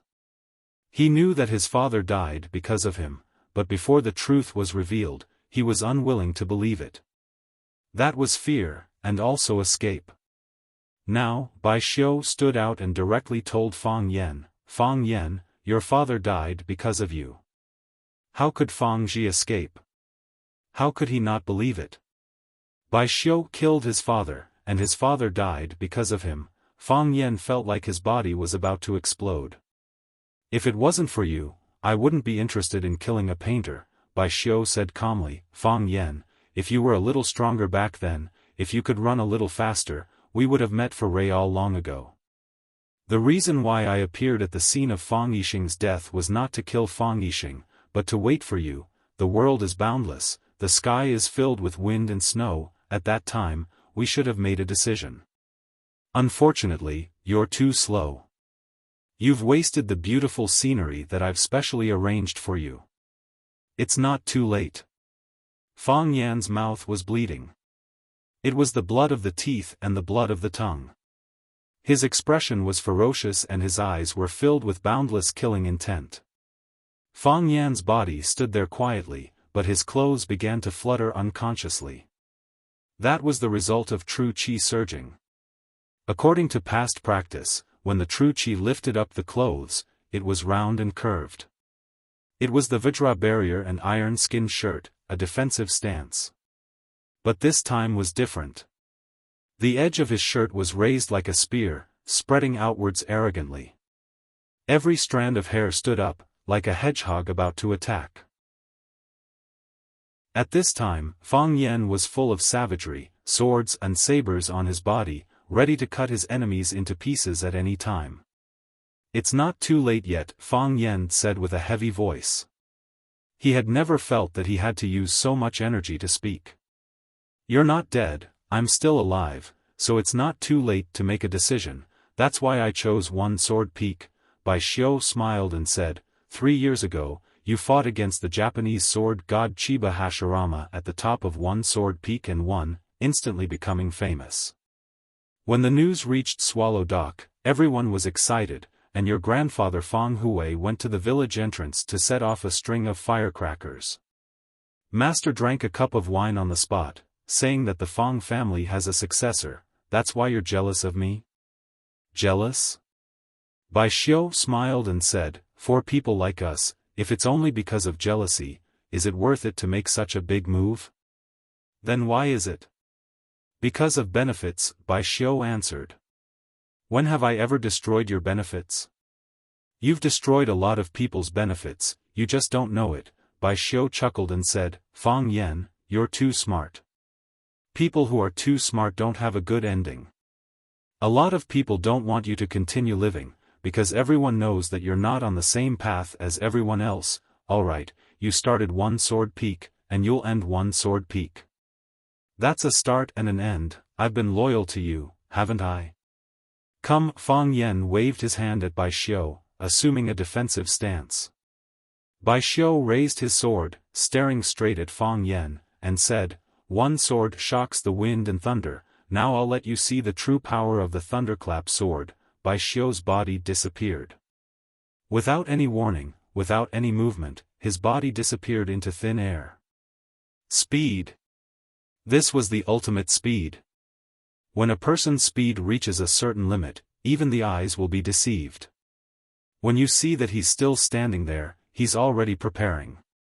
When he's already in front of you, you're just surprised that he's already disappeared, just like the sword on the mountain peak. Bai Xiu's body was still hidden in the endless darkness. However, the sound of thunder could be faintly heard in the sky, and lightning streaked across the horizon. A flash of lightning appeared in Fang Yan's pupils. That lightning was originally far away, as if it came from high up in the sky. That lightning seemed to have grown antennae, extending infinitely downward. Rumble, the lightning arrived in an instant, fiercely striking at Fang Yan's head. Fang Yan's body jumped up high, as if he was actively welcoming the lightning. Jumping steps to beat the tiger, this was a very common stance in Tai Chi. However, when used by a Tai Chi expert like Fang Yan, it wasn't common at all. His body was like a crane, and he jumped like a soaring dragon. His left and right hands drew circles, then when the lightning was about to arrive, he punched. Crack crack crack, the peerless power of Tai Chi intertwined with the lightning, producing a deafening explosion. Bai Xiu's thunderclap sword drew out lightning, while Fang Yan's Tai Chi was like a dynamite. Using dynamite to collide with lightning, when two extremely strong and hard objects came into contact, it would naturally end in mutual destruction. Whoosh, Bai Xiu's body reappeared, returning to the position before he attacked. He left without a trace, and came without a shadow. As fast as lightning, in the blink of an eye. In the eyes of ordinary people, it was as if he had never left. Bai Xiu looked at Fang Yan with a solemn expression, saying, It seems that you've gained a lot from this trip to Solitary Sword Peak. Bai Xiu felt very strange. Fang Yan was clearly about to be stabbed to death by his sword, so why did he suddenly regain his vitality and run faster than a rabbit as if nothing had happened? He knew that Fang Yan's heart of Tai Chi was one of the most amazing martial arts in the world, and also the most unfathomable one. This was because, apart from a few geniuses, very few people of the Tai Chi lineage could comprehend the heart of Tai Chi, and the Tai Chi realm would appear in their minds. However, even those few geniuses would soon come to a halt and would not be able to take huge strides forward in this field. Even the person himself did not understand the heart of Tai Chi, so how would an outsider like Bai Xiu understand? If I can disappoint and confuse those idiots, it would be my greatest honor, Fang Yan said with a cold smile. He knew what Bai Xiu was confused about. With his previous strength, he would never jump up and directly use his chi to receive the lightning from the thunderclap sword, because he felt that it was not safe. Bai Xiu knew Fang Yan's strength, so he would not take the risk. He had even thought of his counterattack, and had prepared several moves after that one. Unfortunately, his wish was not fulfilled. Fang Yan's counterattack was simple and clean. It seemed to be effortless. This was the suppression of realms, and it was something that made him feel worried. This was the result of the breakthrough of the heart of Tai Chi, the counterattack and choice he made after he had enough confidence in his chi and strength. However, was there a need for him to tell all of this to the enemy who killed his father? Fang Yan, take one more strike from me, Bai Xiu said. Fang Yan laughed heartily. It was a heart-wrenching laugh, to the point where tears were coming out. Bai Xiu, you shouldn't be called Bai Xiu, you should be called idiot. This is a decisive battle, the only result between us is to fight to the death. Not to mention one strike, even if it's 100 strikes or 1,000 strikes, I'll take them all, as long as I'm not dead, I'll take every strike from you. Fang Yan's voice was filled with grief and indignation, but it was also extremely carefree. His father died a horrible death, but he didn't know who the murderer was, so he couldn't sleep every night. Most of the time, he could only bury his head in the bathtub, like a tortoise with its head in its shell. Now, he finally knew that the enemy who killed his father, even if he had to use all of his strength, even if he had to use every drop of blood in his body, he would make his opponent stay, or he might be killed by his opponent. But, who cared? To avenge my father, I'm willing to die 100 times. Bai Xiu, I know you're a person of the great Yin, and you always like to hide things. People like you can only bury their grievances in their stomach, and hold it in when they're bullied. After so many years, your body must be sick from holding it in, right? Use all of your strength, use your most powerful strike, then let me kill you, let my father. Fang Yan's voice was choked, and after a few seconds, he said, let my father be truly proud of me, proud that he has a good son. Bai Xiu's expression was solemn, and he nodded at Fang Yan seriously. After so many years of grudges, today will be the final end. Fang Yan, I really want to kill you. Bai Xiu became 2 Bai Xiu, then 4 Bai Xiu. His body dashed toward Fang Yan, and every time he dashed forward, he left behind an afterimage. Wrong shadow clone technique. Chapter 589. Overlapping clones. This was a sign of extreme speed. Whoosh, a sword came flying. This was a very ordinary sword. This could only be called a fast sword. A very fast sword. However, Fang Yan felt a strong sense of danger. This sword also carried lightning, not in the sky, not in the outside world, but inside the sword. Hiding and not showing it. Also on the verge of exploding. Bai Xiu's sword slashed straight at Fang Yan's head, wanting to split Fang Yan in half. His ghostly speed coupled with this godlike sword strike was indeed impossible to defend against and difficult to parry.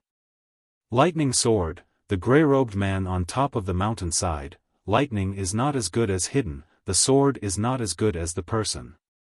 Lightning is heaven-defying will be struck by lightning. The most exquisite part is that it is hidden, yet on the verge of exploding. Once this sword is unleashed, no matter how ugly it is, who will wield the sword? The martial fanatic was also shocked, saying, this kid is indeed impressive, his talent is rare in this world. Looking at Bai Yan, he softly said, these youngsters nowadays really cannot be measured with common sense.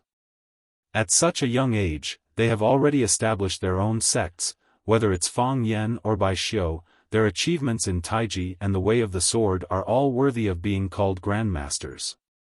Pity. Pity. 2 miracles are not miracles.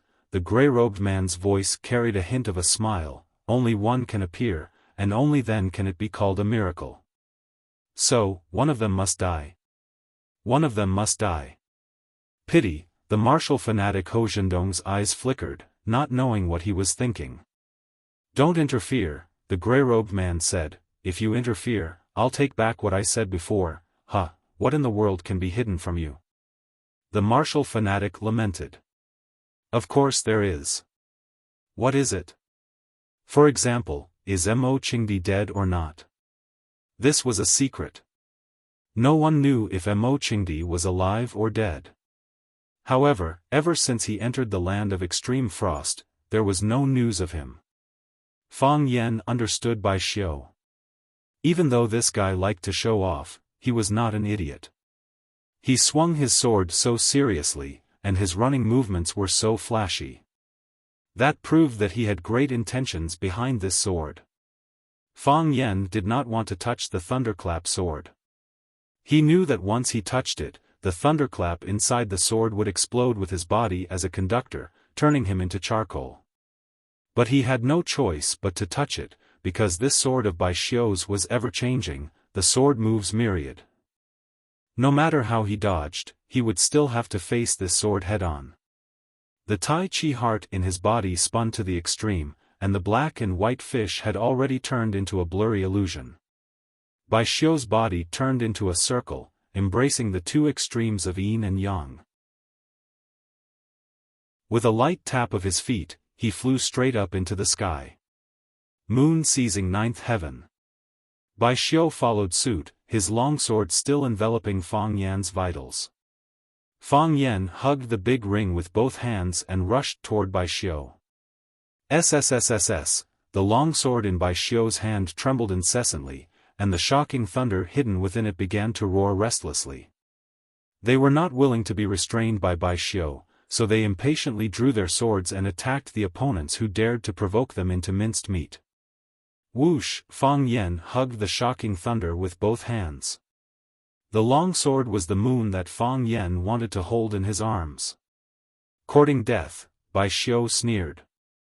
With a flick of his wrist, a shocking thunder suddenly pounced toward Fang Yan's chest, which was still closing in on Fang Yan. Rumble! The shocking thunder was like a long dragon, dragging its huge tail as it pounced toward Fang Yan, opening its bloody mouth to swallow Fang Yan's head and body.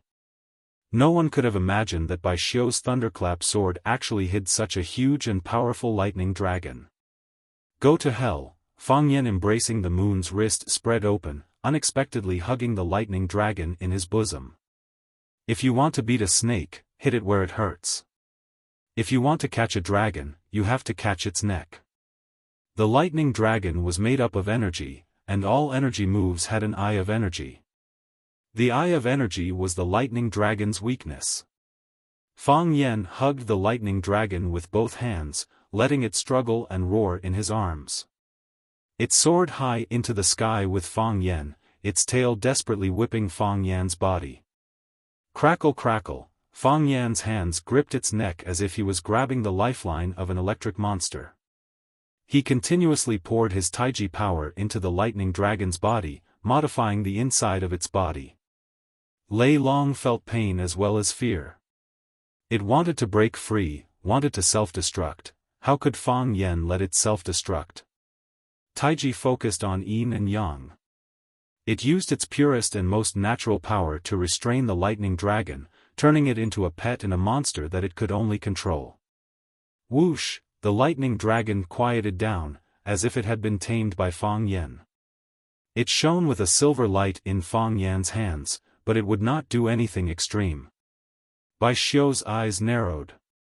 He did not expect the lightning dragon he had exiled to be subdued by Fang Yan. His body flashed and appeared high in the sky.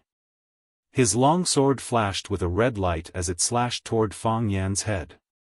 The long sword was silent, but because the energy was too intense, it burned the air around it, causing the lightning dragon to let out a painful groan. Bai Xiu, give me justice! Bai Xiu hugged the lightning dragon and flew higher again. His body flew higher and higher until he was above Bai Xiu's head. He hugged the lightning dragon with both hands and smashed it toward Bai Xiu's head. Boom! The lightning dragon roared and pounced toward Bai Xiu again. Bai Xiu stretched out his sword to touch the dragon's eye. As soon as he touched the lightning dragon, he broke the lightning dragon's balance and caused it to explode.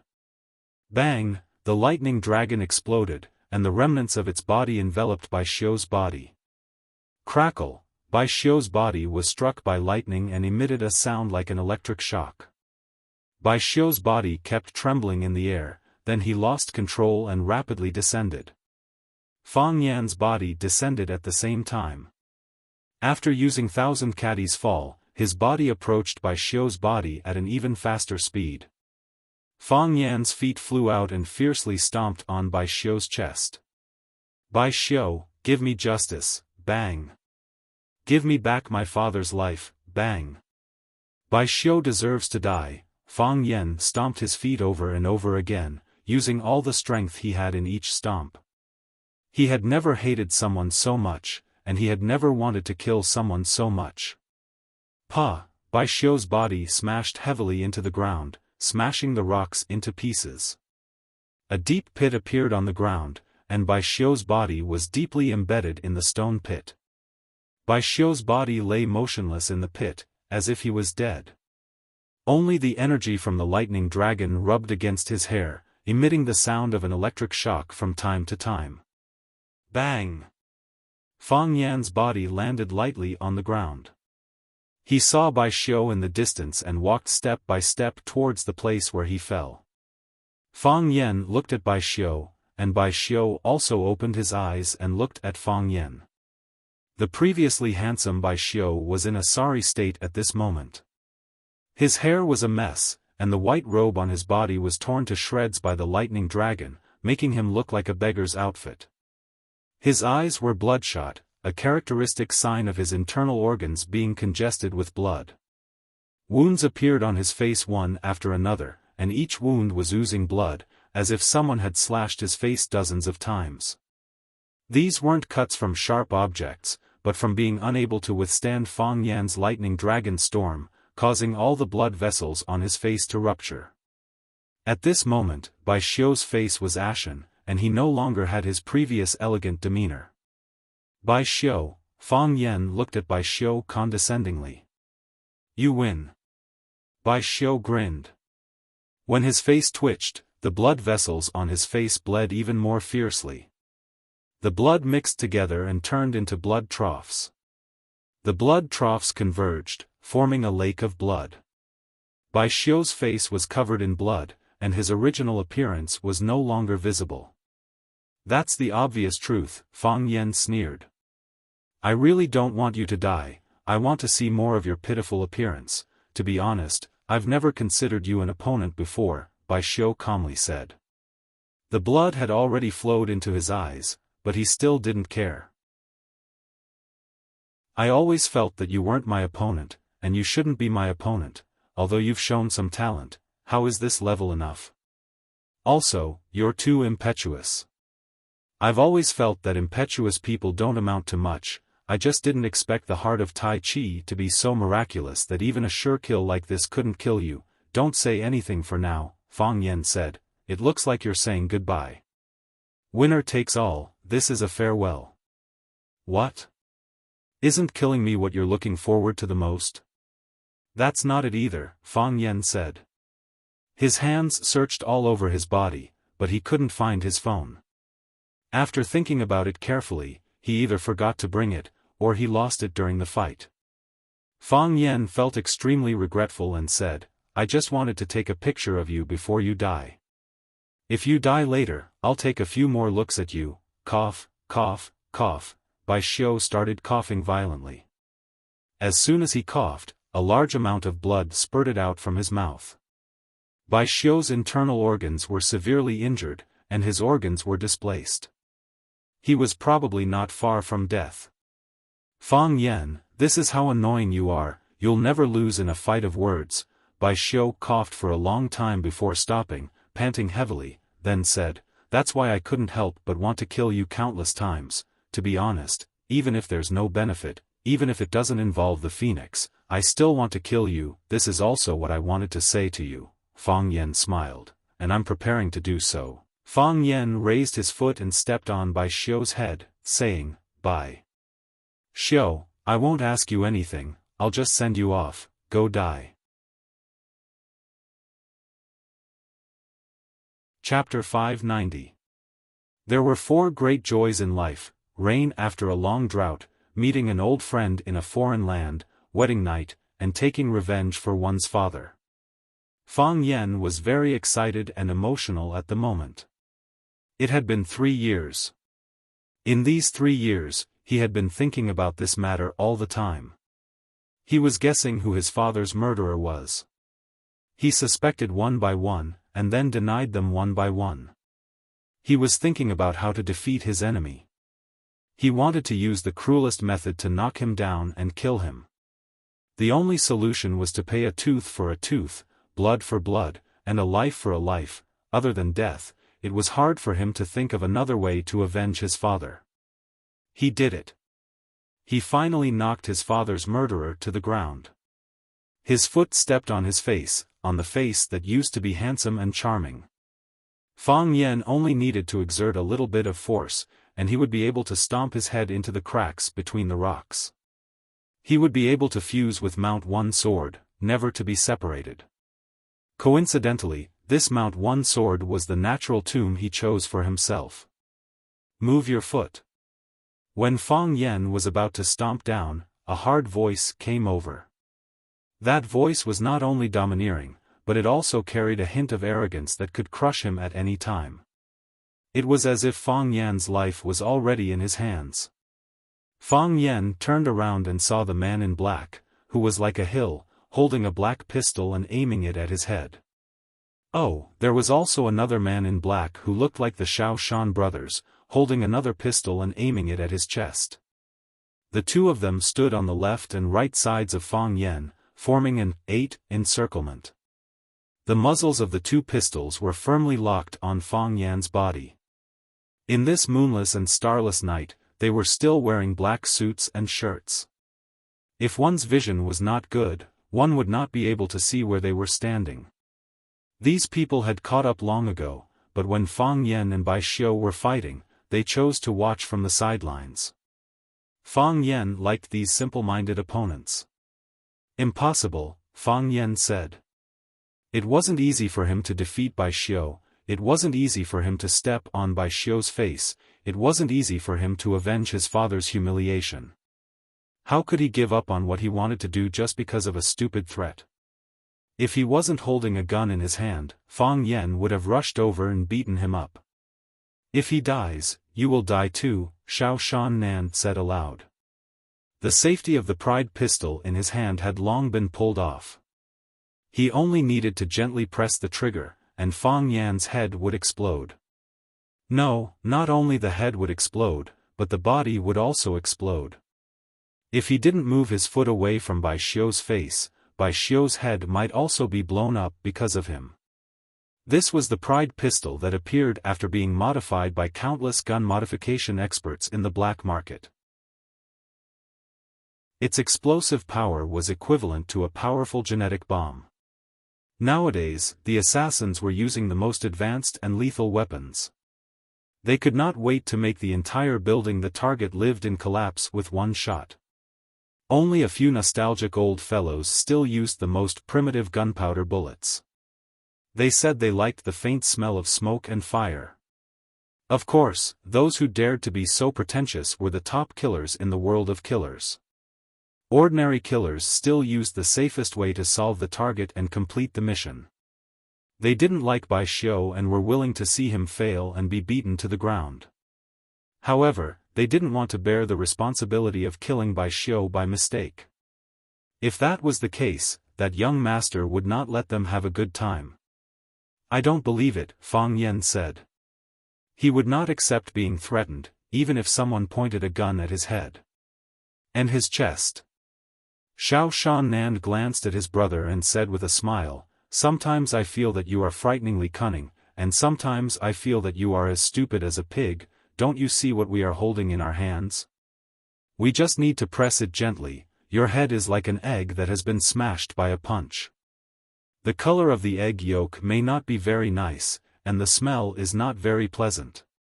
I have smelled it, and then I vomited the Kobe beef that I just ate in the afternoon. Brother Shu, don't talk nonsense with him, let's blow his head off," Xiaofan Nan's brother said impatiently. He didn't like Fang Yan, and even more so, he disliked Fang Yan's pretentious manner. "I have already pointed a gun at your head, and not only are you not afraid to beg for mercy, but you are also talking nonsense with us without fear. Do you think our pride pistol is fake? Do you think we, the gunmen, are blind?" Out of professional pride and personal pride, Xiaofan Nan's brother really wanted to kill Fang Yan with one shot. As for what happened after that, they could do whatever they wanted. Didn't they just kill a piece of trash when they killed Fang Yan? For the sake of his brother's great contribution, the young master would probably not blame them. "You see, my brother is already impatient." Xiaofan Nan, who was called Brother Shu but looked nothing like a mouse, laughed mockingly. Although my patience is better than my brother's, it is not much better, so, I will give you one last chance. Get your feet out of the way. Let me test you with a brain teaser. Fang Yan was a little helpless. He looked at Xiaofan and said, if I move my foot away from his face, will you not shoot me? Xiaofan's expression stiffened and said, that depends on your attitude, you're lying. Fang Yan said, if you don't want to shoot me, you don't have to keep asking me to move my foot away from Bai Xiu's face. The reason why you keep asking me to move my foot away from Bai Xiu's face is because you don't want to hurt your companions by accident when you shoot me. You can't afford such a responsibility. Is that right? Xiaofan and his brother looked at each other, deeply impressed by Fang Yan's wisdom. This man's analysis was so reasonable that they could not refute it. When the weak could not refute, they liked to use their ultimate killer move, pestering. So Xiaofan's brother scolded and said, I told you to move your foot away, so you obediently move your foot away, or else I will shoot you. Fang Yan looked at Xiaofan sadly and said, since you insist on shooting me, why should I listen to you and move my foot away from his face? Why should I do such a thing that will only bring disgrace upon myself? Just like what that idiot brother of yours said, if I don't move my foot away, he'll shoot me dead. If I move my foot away, he'll lay down his arms and surrender without doing anything. Is the name of your group called 438 Retarded Brothers? You dare to scold people? Xiaofan was furious. He wanted to remind Fang Yan again that he was still holding a gun in his hand. I will also threaten people, Fang Yan said with a cold look. He looked at the Xiaofan brothers and said, tonight, I only want to leave Bai Xiu alone. If you are smart enough, get down the mountain and tell your master that I will soon find him to settle the score. Xiaofan laughed and said, do you really think we are idiots? We are pointing a gun at your head right now. As long as I pull the trigger, you will die. Why should we go down the mountain? Even Xiao Mu, who was at the side, could not stand it anymore. He pointed at Fang Yan and scolded, you bastard with the surname Fang, don't think that you can be so arrogant just because you defeated Bai Xiu. We old fellows are still alive, you better listen to him and kneel down to surrender. Otherwise, we won't be polite to you. Xiao Mu stood next to Phoenix. When he said that he would not be polite to Fang Yan, he deliberately turned around and glanced at Phoenix. The meaning of the threat was very obvious. If she didn't listen to him obediently, he would smash this traitorous little girl into mincemeat with a single punch. Because Phoenix had saved Fang Yan's life at the critical moment, everyone in this encirclement team did not have a good impression of her. Previously, with Bai Xiu protecting her, they would not do anything to her. Now that even Bai Xiu, who was protecting her, had been beaten to the ground, they did not mind giving her some punishment. Fang Yan raised his eyebrows. This was indeed a problem that he was more worried about. When he and Bai Xiu were fighting in the sky, these people had caught up and automatically formed a new encirclement. The two silent old men stood on high ground, one holding a copper basin and the other holding a black and white chess piece. They could attack Fang Yan again at any time. After this period of rest, Saber Lord Luo Jin's complexion looked much better. He stood opposite the silent old man. The two of them formed a situation where a close-range warrior and a long-range spellcaster worked together. Xiao Mu had a fiery temper, but his mind was also the most agile. He immediately flashed in front of Phoenix and grasped her life in his hands. Kongzhu stood in front of him on the left. The two brothers also formed a small offensive and defensive formation that advanced and retreated together. Not to mention the two idiots who were pointing guns at Fang Yan's head and chest. Although Fang Yan had defeated Bai Xiu, the situation was still very disadvantageous to him. Fang Yan looked at Ku Shan-nan and said, let me tell you my decision. If either of you dares to pull the trigger, I will cut off the arm that fired the shot at the same time as the bullet is fired. As Fang Yan spoke, he reached out and grabbed Bai Xiu's thunderclap sword that had fallen to the ground. Go to hell, Kashima's brother could not bear such an insult. He aimed at Fang Yan's chest and pulled the trigger. Bang! The powerful recoil of the world-defying made a clang sound. A golden bullet shot out from the muzzle and headed for Fang Yan's chest. Whoosh! Fang Yan's body disappeared. When he reappeared, the bullet had already flown past where he had been standing. He once again maintained his original posture, the posture where one foot was stepping on by Xiao's head.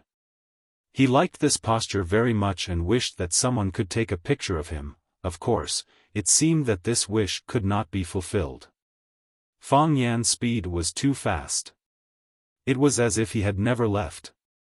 "You bastard," Kashima's brother laughed and said, "didn't you say that as long as I shoot, Green Cat?" Kashima shouted anxiously.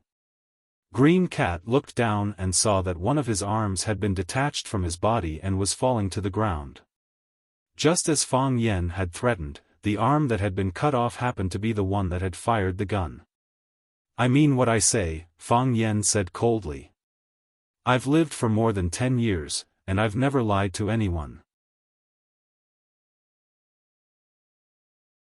Chapter 591. If either of you dare to pull the trigger, I will cut off the arm that fired the shot at the same time as the bullet is fired, in the blink of an eye, or rather, in the blink of an eye. Fang Yan had already rushed out and chopped off one of the shooter's arms. And it was the arm that fired the shot. If he said to hit the left side of your face, he would never hit the right side. If he said to cut off the hand that fired the gun, he would never cut off the hand that fired the airplane. It had to be said that Fang Yan's way of showing off was quite intimidating. Fang Yan's speed was too fast, so fast that it was hard for the eyes to follow his movements. Except for Bai Xiao, who was lying on the ground and being stepped on, it was hard for the others to keep up with his pace. This was the difference in strength, and this was the suppression of realms.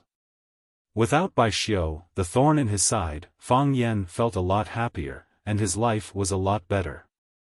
Bang! The bullet that the Green Cat shot out with the Proud World pistol hit the trunk of a big tree, and the bullet drilled a deep hole in the tree trunk. There was a short silence, and then a loud bang was heard. The trunk of the big tree broke in the middle and exploded.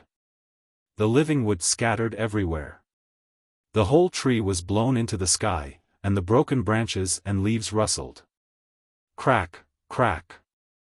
When they landed, they were still dismembered in the air, and the huge head was scattered into countless small branches. If it hit a human body, blood and flesh would fly, and it would be a mess. It had to be said that the Proud pistol was indeed powerful. It was similar to the attack power of a miniature rocket launcher. And it was more accurate than a rocket launcher. Pa! This was the sound of Green Cat's hand and the Proud pistol falling to the ground. Fang Yan's sword was very artistic. It cut off the shoulder bone and separated from the body. When it fell off, Green Cat didn't feel anything strange.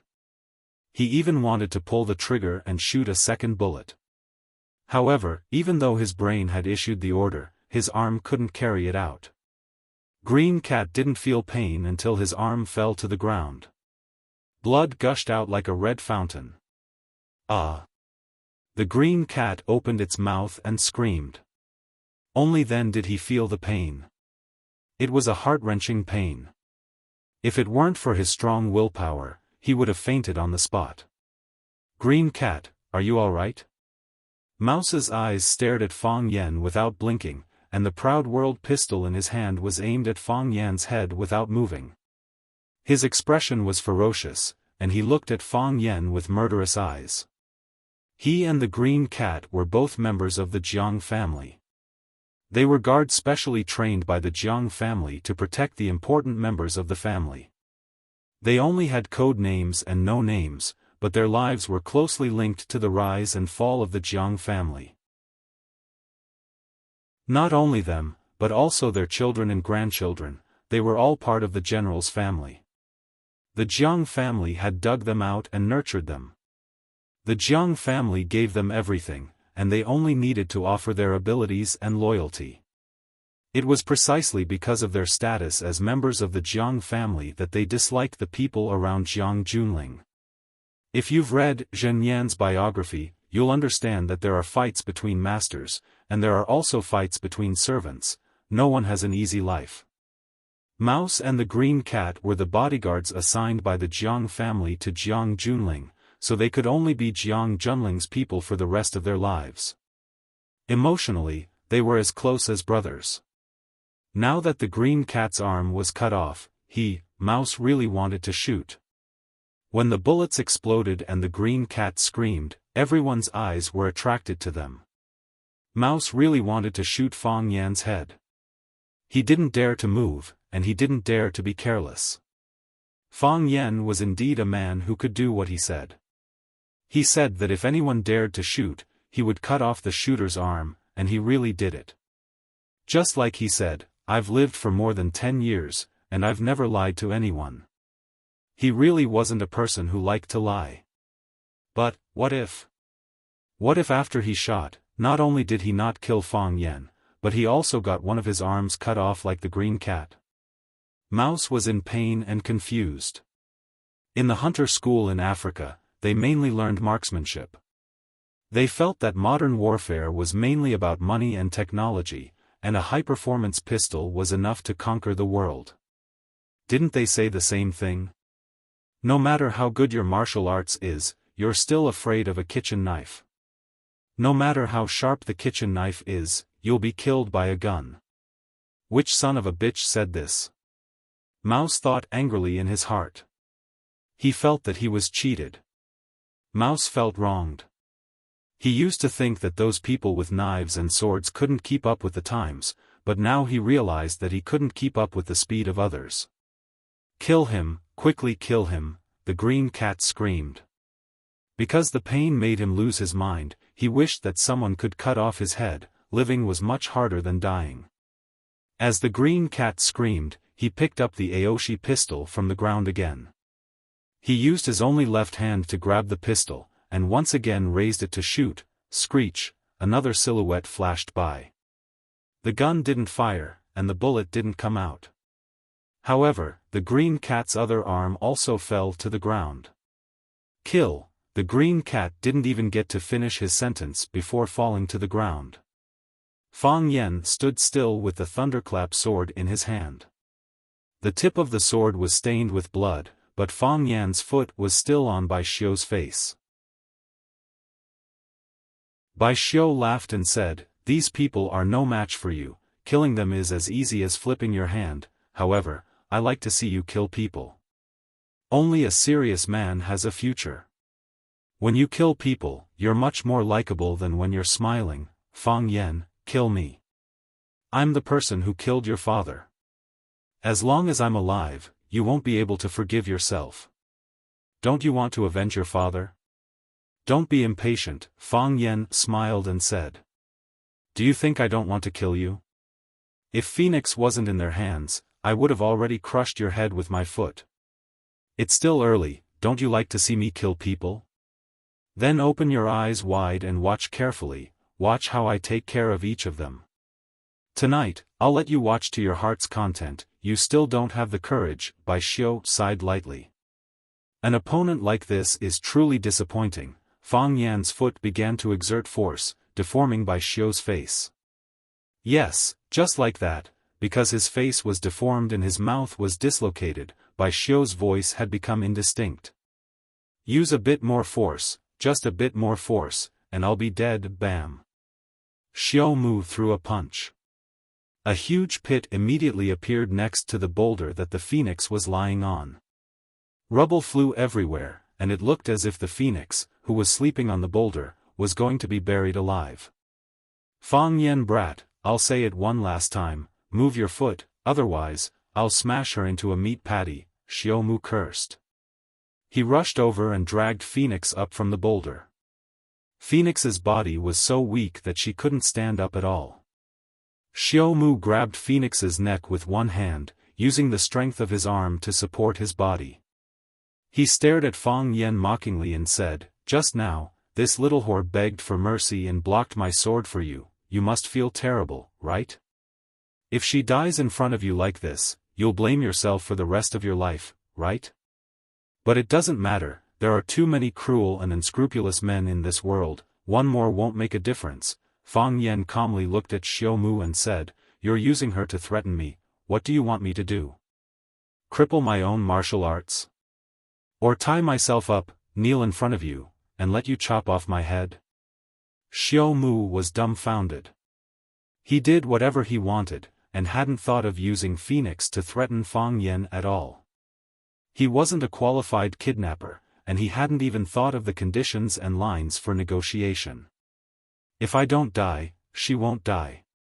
If I die, she'll die with me, I'm sure you won't keep her alive. The more dangerous the situation, the more you must remain calm. This was a message that Mo Qingdi had passed on to him. He had defeated Bai Xiu, but the situation was still very disadvantageous to him. Bai Xiu was a good card in his hand, but Phoenix's life was in the hands of someone else. What kind of choice should he make? Because Phoenix had betrayed him, he could use Phoenix's life to exchange for Bai Xiu's words. In that case, he could avenge his father as he wished. However, Phoenix had betrayed him, and she had also saved him. It's hard to make a choice, isn't it? An old voice reached Fang Yan's ears. Fang Yan could clearly sense that the voice wasn't coming from his surroundings, but from a faraway place. However, he could hear it very clearly, as if an old man was speaking and sighing in his ears, using qi to condense the spirit and not disperse for a long time. The person speaking, his inner force cultivation should have reached the realm of transcendent, right? Who are you? Fang Yan shouted in a stern voice. Who are you? Do you really want to see me? The old voice once again sounded in Fang Yan's ears. Fang Yan had a bad feeling. He could feel the danger. It was a natural reaction to being coveted by a powerful and ferocious animal. The hairs on his body stood on end, and a fine layer of goosebumps appeared on the surface of his skin. His heart of Taiji spun again, automatically activating the first layer of protection. Fang Yan was a little regretful. Why did he ask, "Who are you?" Wouldn't it be better to pretend that he didn't hear what he said? Are you afraid of me? Before Fang Yan could answer, the old voice once again sounded in Fang Yan's ears. Chapter 592. Have you ever had this kind of experience? When your schedule is already full, there are still all kinds of beautiful women with long legs, fair skin, big breasts, and round buttocks calling you to ask you out for coffee? I know you haven't had this kind of experience, I'm just asking. But Fang Yan had this kind of trouble. He felt like he was being harassed by countless ugly women. He was stepping on Bai Xiu. He had just cut off one of Green Cat's arms, and the men he had to face next were Rat, Xiao Mu, Diablo, and Sword Monarch. He was speechless, his time was really tight. Now, there was an old man with an ugly voice who wanted to cut the line to see you. How would you feel? I'm not afraid of you, Fang Yan was furious and said to the old man, I just don't have time to see you. Fang Yan praised himself for being quick-witted. He felt that his answer was decent and perfect. Even when he rejected others, he revealed a sense of superiority. Not everyone could have such a flexible and ever-changing style of speech. Fang Yan didn't want to see the old man who could condense qi to communicate. If that person wasn't your grandfather, who would want to see an old man? At least, not at this time. Whoosh, or rather, there was no whoosh. It was so sudden, so abruptly, that a figure suddenly appeared in front of Fang Yan. The figure was covered in a gray robe. His face couldn't be seen, and his figure couldn't be seen clearly. He was like an illusory person, a ghostly shadow. It was as if one could pass through his body just by touching it with their hands. His body blurred for a few seconds before slowly becoming solid. Fang Yan still couldn't see his face clearly, but he knew that he was an old man. He could feel the old man's aura. I don't think so, the the gray-robed man said with a smile. Isn't it just killing a few people? How long would it take? In his eyes, Xiao Mu and Diablo were just a few ants. How long would it take to crush them? Whoosh, another figure appeared in front of Fang Yen. No, a naked man appeared in front of Fang Yen. Fang Yen recognized this naked man. Just as he was about to greet him and mock him, the naked man acted as if he didn't see him. He turned to look at the gray-robed man and said, "You said that you wouldn't make a move tonight." "That's what I said." The gray-robed man looked at the martial addict and nodded. "But now you want to make a move," Hozhendong, the martial maniac, accused. "You didn't keep your word. You broke your oath." "I only said that I won't do anything tonight, I didn't swear," the gray-robed man sly tried to explain himself. "Besides, even if I swear, what's the punishment for breaking the oath? 3 cups as punishment? Or do you want to eat meat? You can't do this. I said I won't make a move because I think that kid Bai Xiu will definitely win. But since Bai Xiu actually lost, I naturally have to make a move. You're a senior, a famous person, the martial fanatic said awkwardly. What's said is like spilled water, how can you take it back? Who said spilled water can't be taken back? The gray-robed man coldly laughed. Why don't you pour a basin of water out and see if I can get it back? If spilled water can be taken back, what's wrong with changing my mind? Having lived to my age and status, I can say whatever I want, I can do whatever I want, who can stop me? The gray-robed man looked up at the martial addict's body and scoffed, "You're one of the 7 fanatics of Wuxia, yet you run around with your butt bare. When did you ever care about your reputation?" During his battle with Fang Yen, the clothes on the martial addict's body were all burnt away. That's why he's still naked right now. The martial addict hurriedly put his hand over his chest. After a bit of thought, he put his hand over his crotch. After a bit of thought, he put one hand over his chest, the other over his crotch. He was so ashamed that he wanted to die. Originally, Fang Yen harbored hatred towards martial arts fanatic. If it weren't for this old fellow's scheme to frame him, repeatedly provoking him, and his superb performance, how would he have been tricked to the summit of One Sword Peak by him, exhausted all his energy in a fierce battle, and almost stabbed to death by that shameless fellow, Bai Xiu? But now, seeing how he tried so hard to persuade the gray-robed man not to make a move, he felt a bit of goodwill towards him. This guy wasn't a good person, but he wasn't so bad that he had no bottom line. Furthermore, he had something he was willing to protect and hold on to. This was something he and Fang Yen had in common. Fang Yen originally planned to have a good fight with Hozhendong, the martial arts maniac, after settling the matter of One Sword Peak. He would shoot him dead when he was not paying attention. Fang Yan's heart softened. Cutting off his arms, legs, and the middle part of his life should be enough. Leave a way out, and you'll drink later.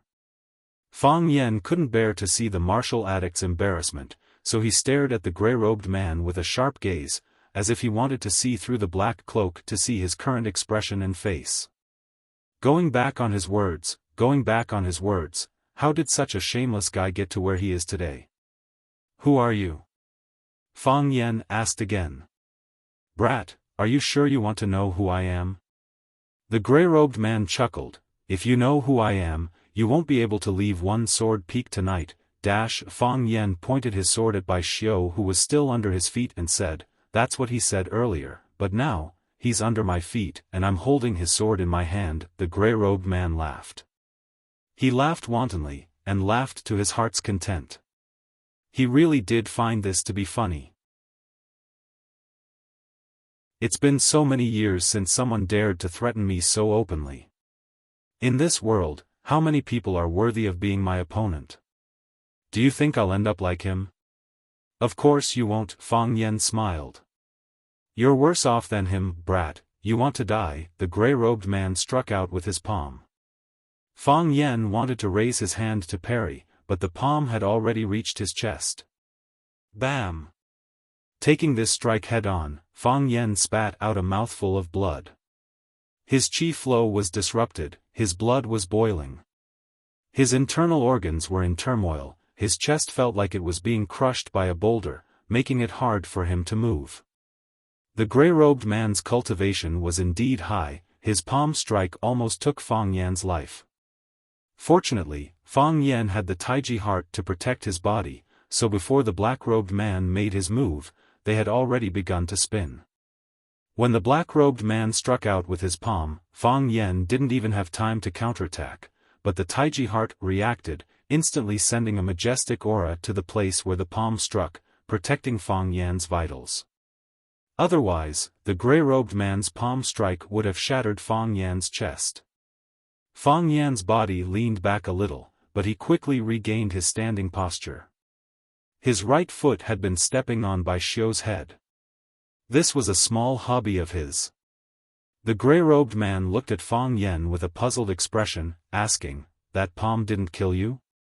"I don't think this is something to be proud of." Fang Yan stared at the gray-robed man cautiously, worried that he would attack again without any warning.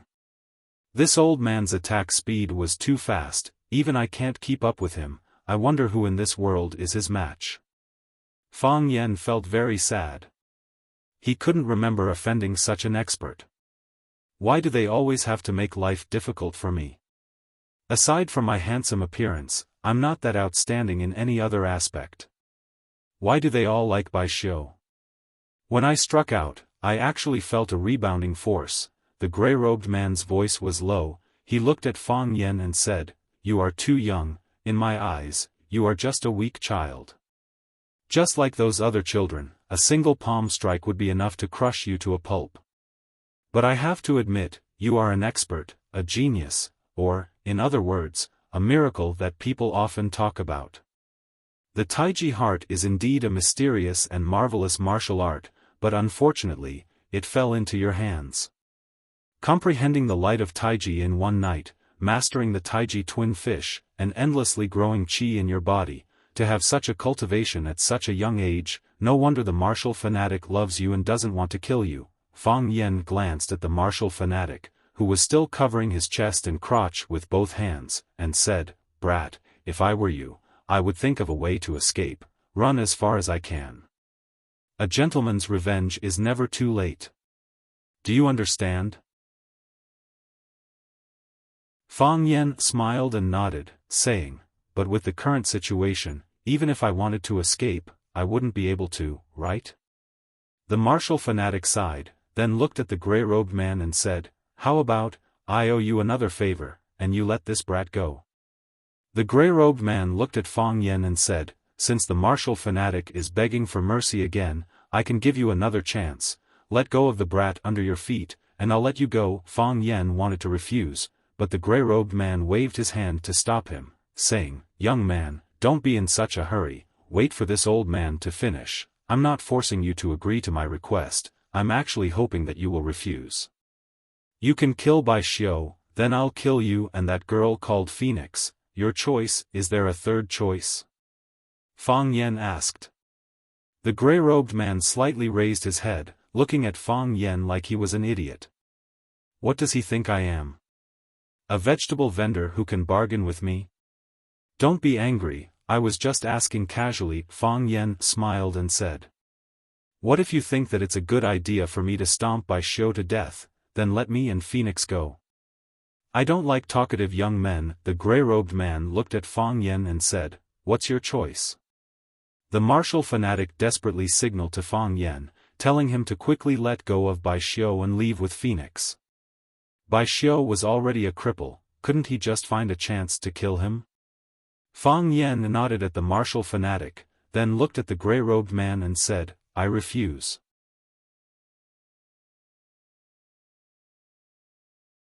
Chapter 593.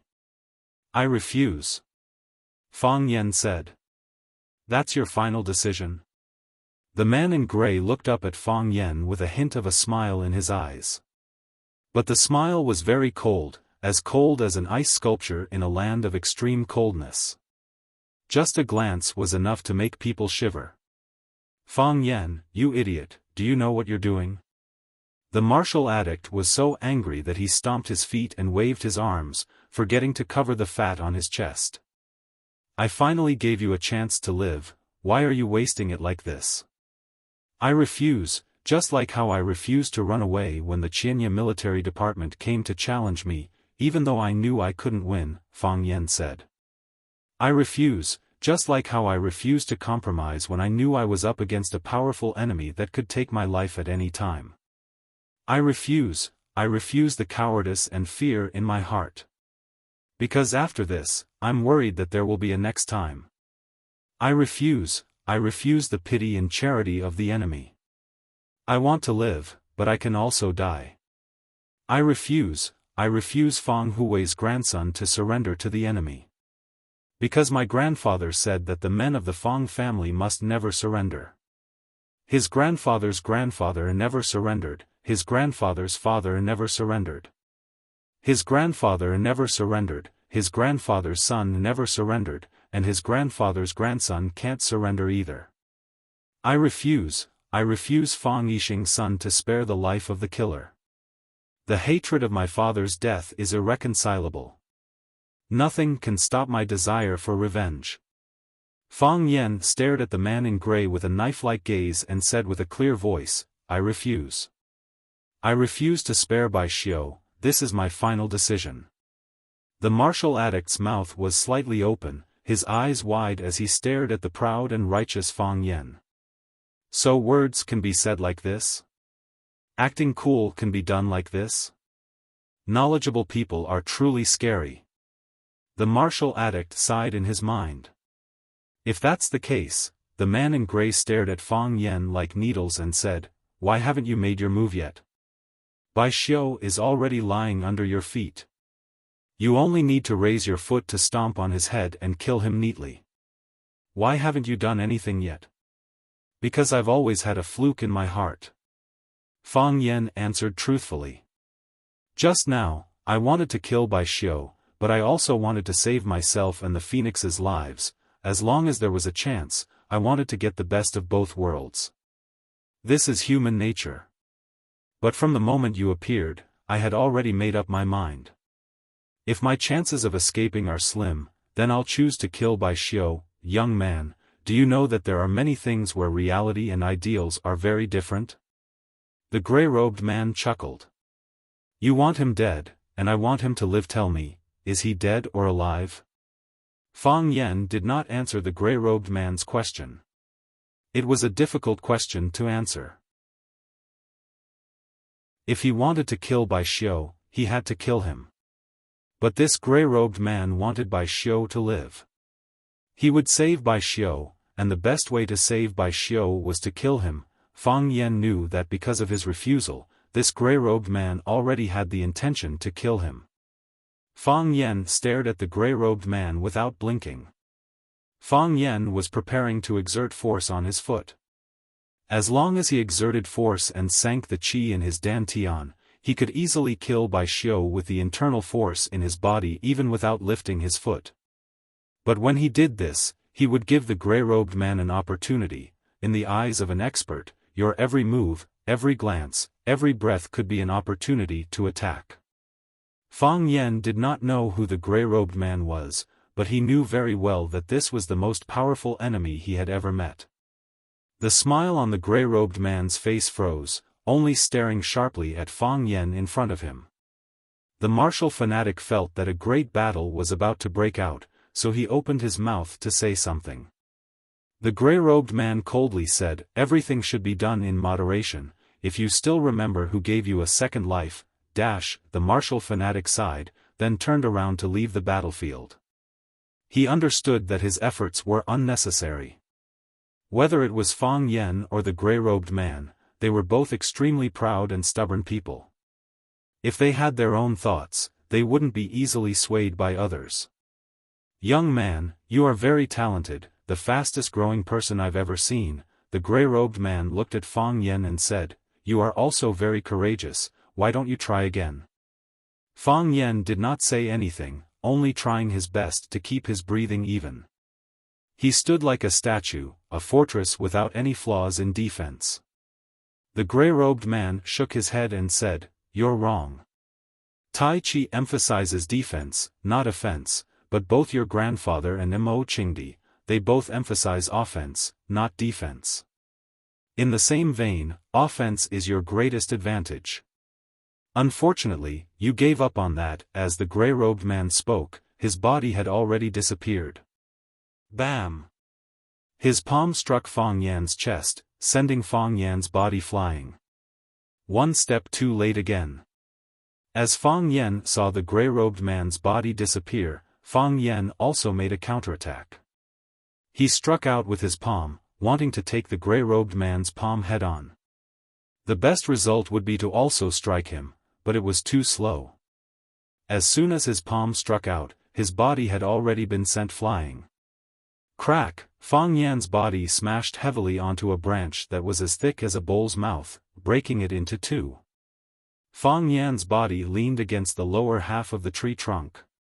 He breathed heavily to calm his roiling qi and blood, as well as his severely displaced internal organs. Blood once again flowed from the corner of his mouth, but it was much better than the first time he was hit.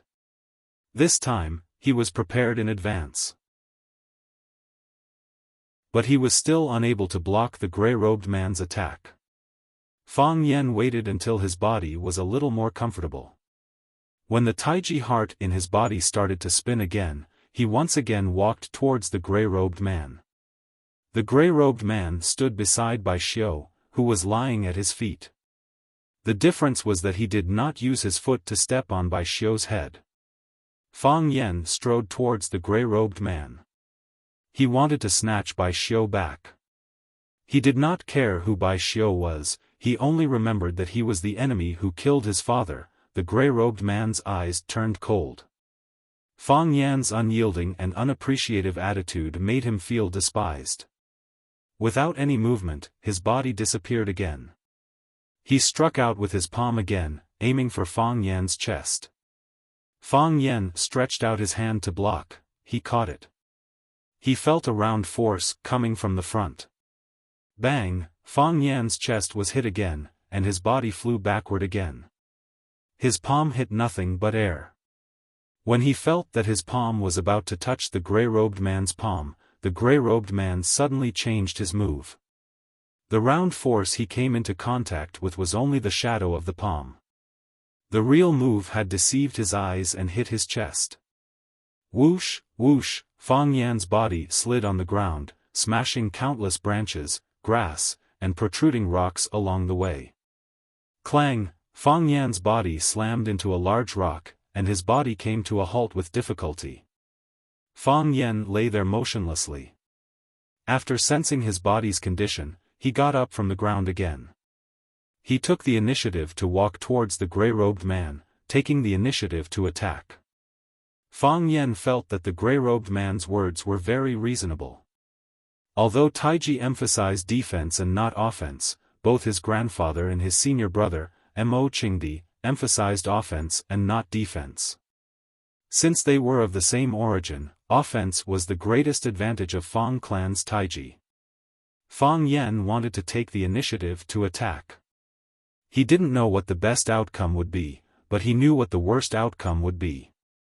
Fang Yan, give up, martial fanatic tried to stop him.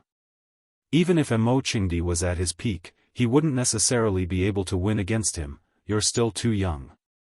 Did Mo Qingdi retreat? Fang Yan asked. No, martial fanatic Marquis Zhendong gloomily replied. Was this the reason why Mo Qingdi was one of the 3 divine dragons in his prime, even though he was only one of Wuxia's 7 fanatics? They knew what the best choice was, but they were willing to try the most difficult path. When facing a powerful opponent, they would never give up. Was this the secret to their success?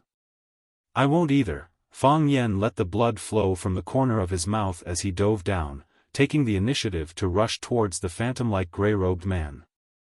Whoosh! Fang Yan used drunken crane riding the wind, the most mysterious and most difficult movement technique to grasp. In a strange state, he rushed to the back of the gray-robed man and slammed his palm into the middle of his back. Tai Chi palm, controlling the Tai Chi, giving rise to endless variations. Too slow, the gray-robed man suddenly turned around and spoke with a mocking and sympathetic tone. Then he struck with his palm, striking first despite being the second to strike. Bam! Fang Yan's chest was hit again, and his body flew into the air again. He spat out a mouthful of blood, creating a small rain of blood in the air. Clang clang, Fang Yan's body landed heavily on the ground, creating a deep pit in the hard ground. From this, it could be seen just how powerful the gray-robed man's palm strike was.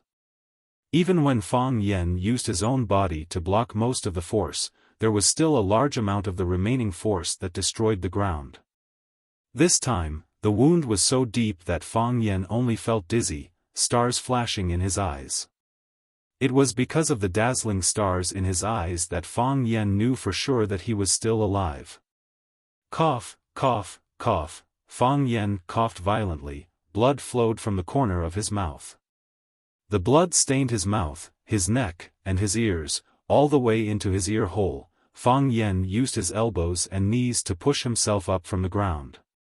After the consecutive battles tonight, his clothes were tattered, his hair was messy, and his face was stained with blood. Because of the pain, he could only bend his body slightly. But he still walked step by step toward the gray-robed man. My father's death cannot be in vain. Fang Yan wiped the blood and tears from the corner of his eyes, so that his eyes could see a little more clearly. With a cold and stubborn voice, he said, "I won't either." Chapter 594. Fang Yan was not a fool. Just as Bai Xiu had said, in many people's eyes, Fang Yan was too smart, and he was not on the same path as them. This was also the reason why they were determined to get rid of him. However, at this moment, Fang Yan was doing something extremely stupid. Countless seniors had learned this lesson through blood and tears: if you can win, then fight. If you can't win, then run. If you can't run, then pretend to be dead. Fang Yan had always thought of this as his principle of doing things. However, when he was facing an absolute expert like the gray-robed man, he tossed the words of a senior to the back of his mind. In a moment of hot-headedness, he wanted to rush up and fight with his life on the line. He fell down again and got up again and again. The power of the gray-robed man's palm was very strong. Every time it hit Fang Yan's chest, it was like a huge hammer hitting him.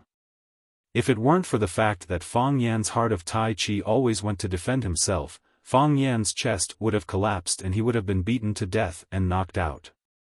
Bang! Fang Yan fell to the ground again. After struggling for a while, he climbed up from the pile of rocks with great difficulty. His head and face were covered in dust.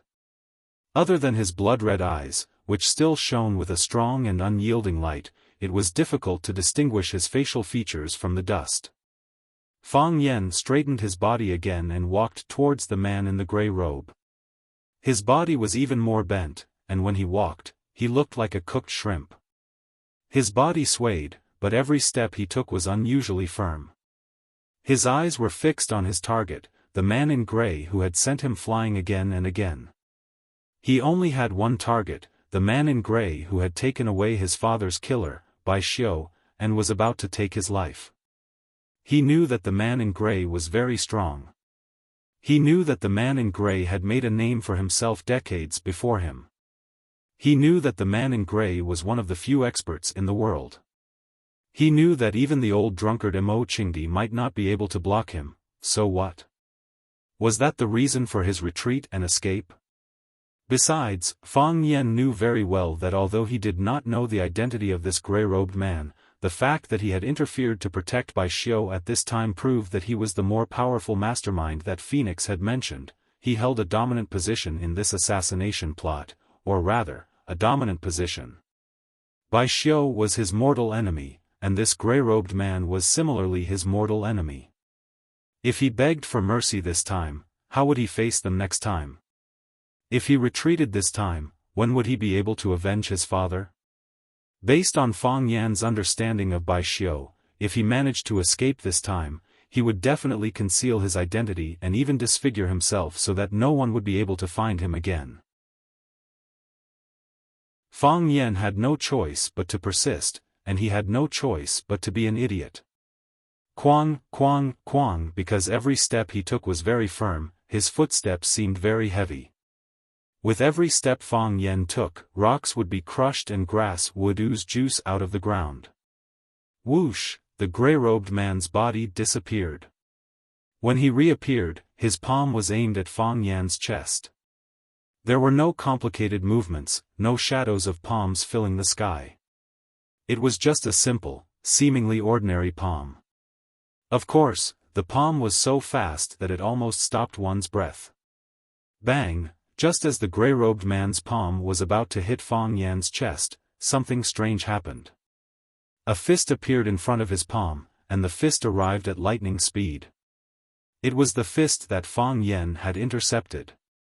Fang Yan had prepared countless times, and this time, he finally grasped the trajectory of the grey-robed man's palm. Boom, the palm and the fist collided, and the strong energy carried out a fierce battle. Crack, crack, the air was burned, and the space was torn apart. The palm and fist that collided could no longer be seen clearly. I blocked it, Fang Yan grinned. This was his ideal, his goal.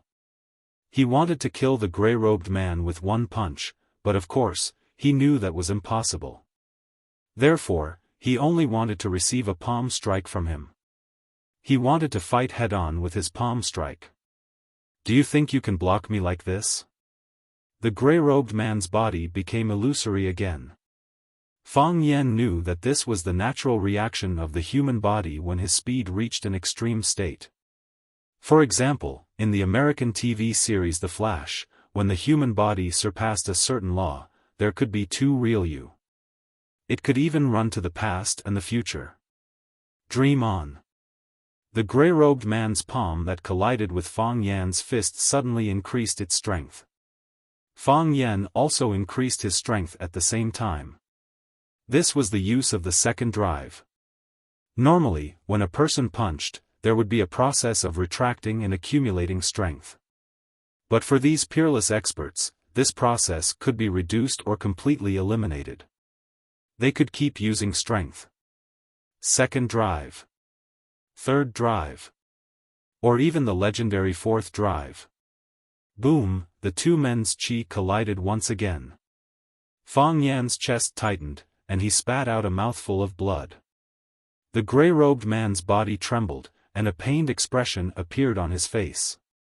From the outside, the grey-robed man's palm and Fang Yan's fist never separated at all.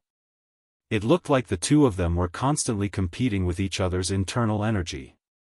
But the grey-robed man and Fang Yan knew that they had already fought 3 times in an instant.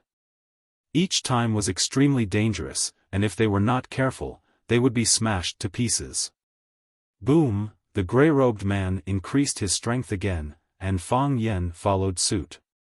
A battle of 3 forces. The Tai Chi heart in his body spun wildly, and the Tai Chi twin fish continuously transferred vitality and energy to Fang Yan's fist.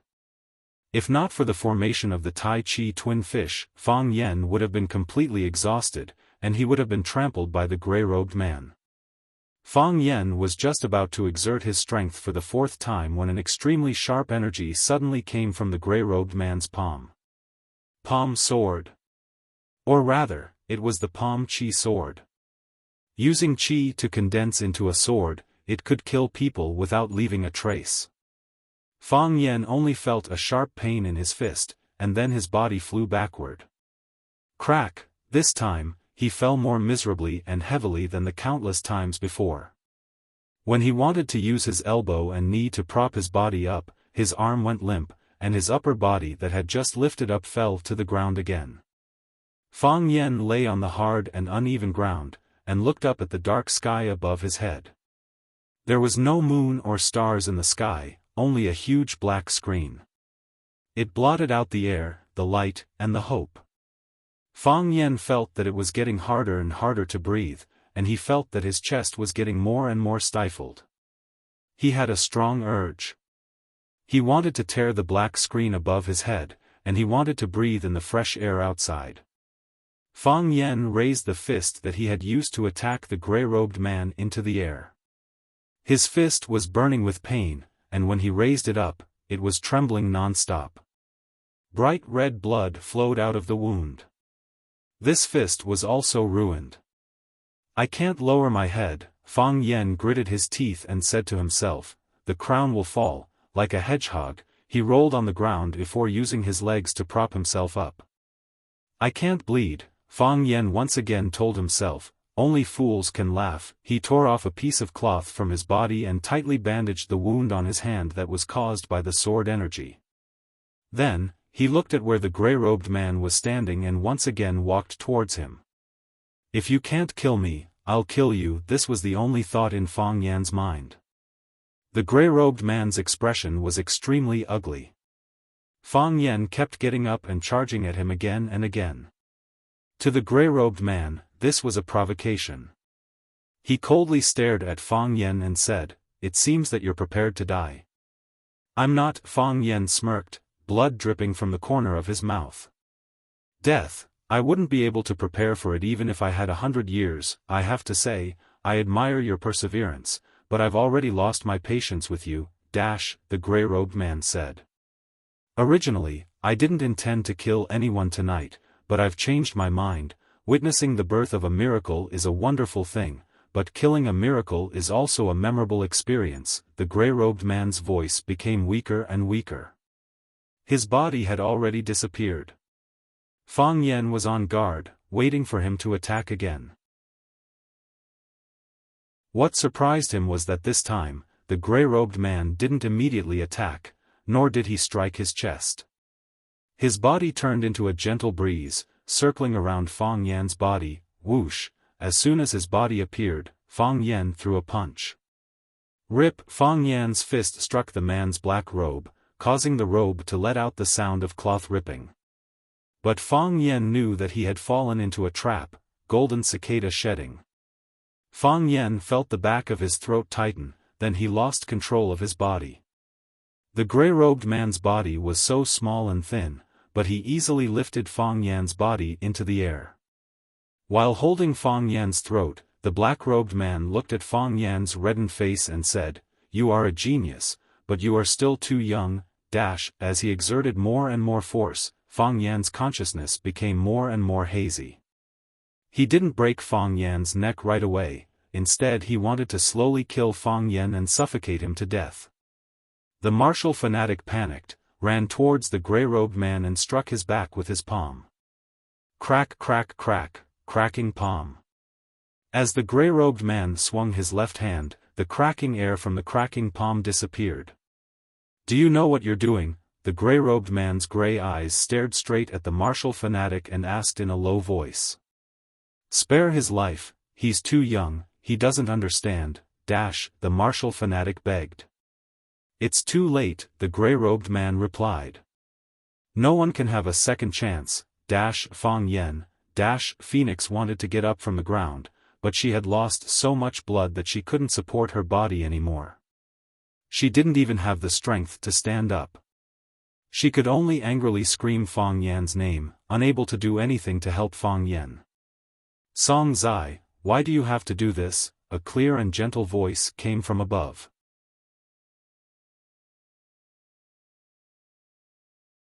Chapter 595. Song Transplanting Seedlings. The Tao addict was in charge of the world. This man in gray was Song Transplanting Seedlings, one of the 7 addicts of Wuxia. The monk and the Taoist priest descended from the sky and stood in front of the man in gray like a god. The monk looked at the dying Fang Yan in the hands of the man in gray and said, "Why bother with a child in a conflict between adults? Compared to him, how old are you? Transplanting seedlings, forgive and forget. Give me Fang Yan." The man in gray stared coldly at the monk and the Taoist priest in front of him and said coldly, "Bald donkey, you always come to ruin my plans. I can give you face for other things, but I can't give you face for this kid. I said, he must die. Song Transplanting Seedlings, do you know what you are doing? When has our Taoism ever had an executioner who kills innocent people? Tianjizi said angrily. He had a good impression of Fang Yen and had always regarded Fang Yen as the future hope of Tai Chi. He had even repeatedly suggested that the Tai Chi diagram be handed over to Fang Yen for safekeeping.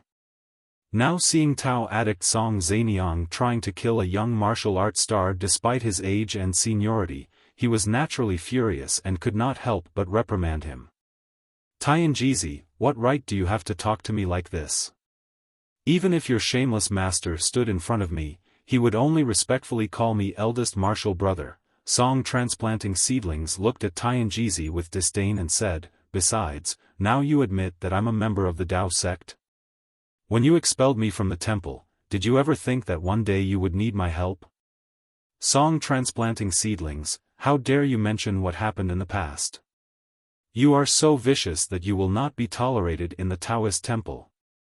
Besides, if it were not for the sake of brotherhood and your sincere repentance, the temple master would have locked you up in the Monkey Mountain for the rest of your life.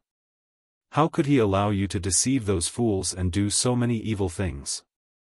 Tianjizi seemed to be very familiar with the Tao addict Song Transplanting Seedlings, and they had a close relationship. Therefore, he was very dissatisfied with what he had done.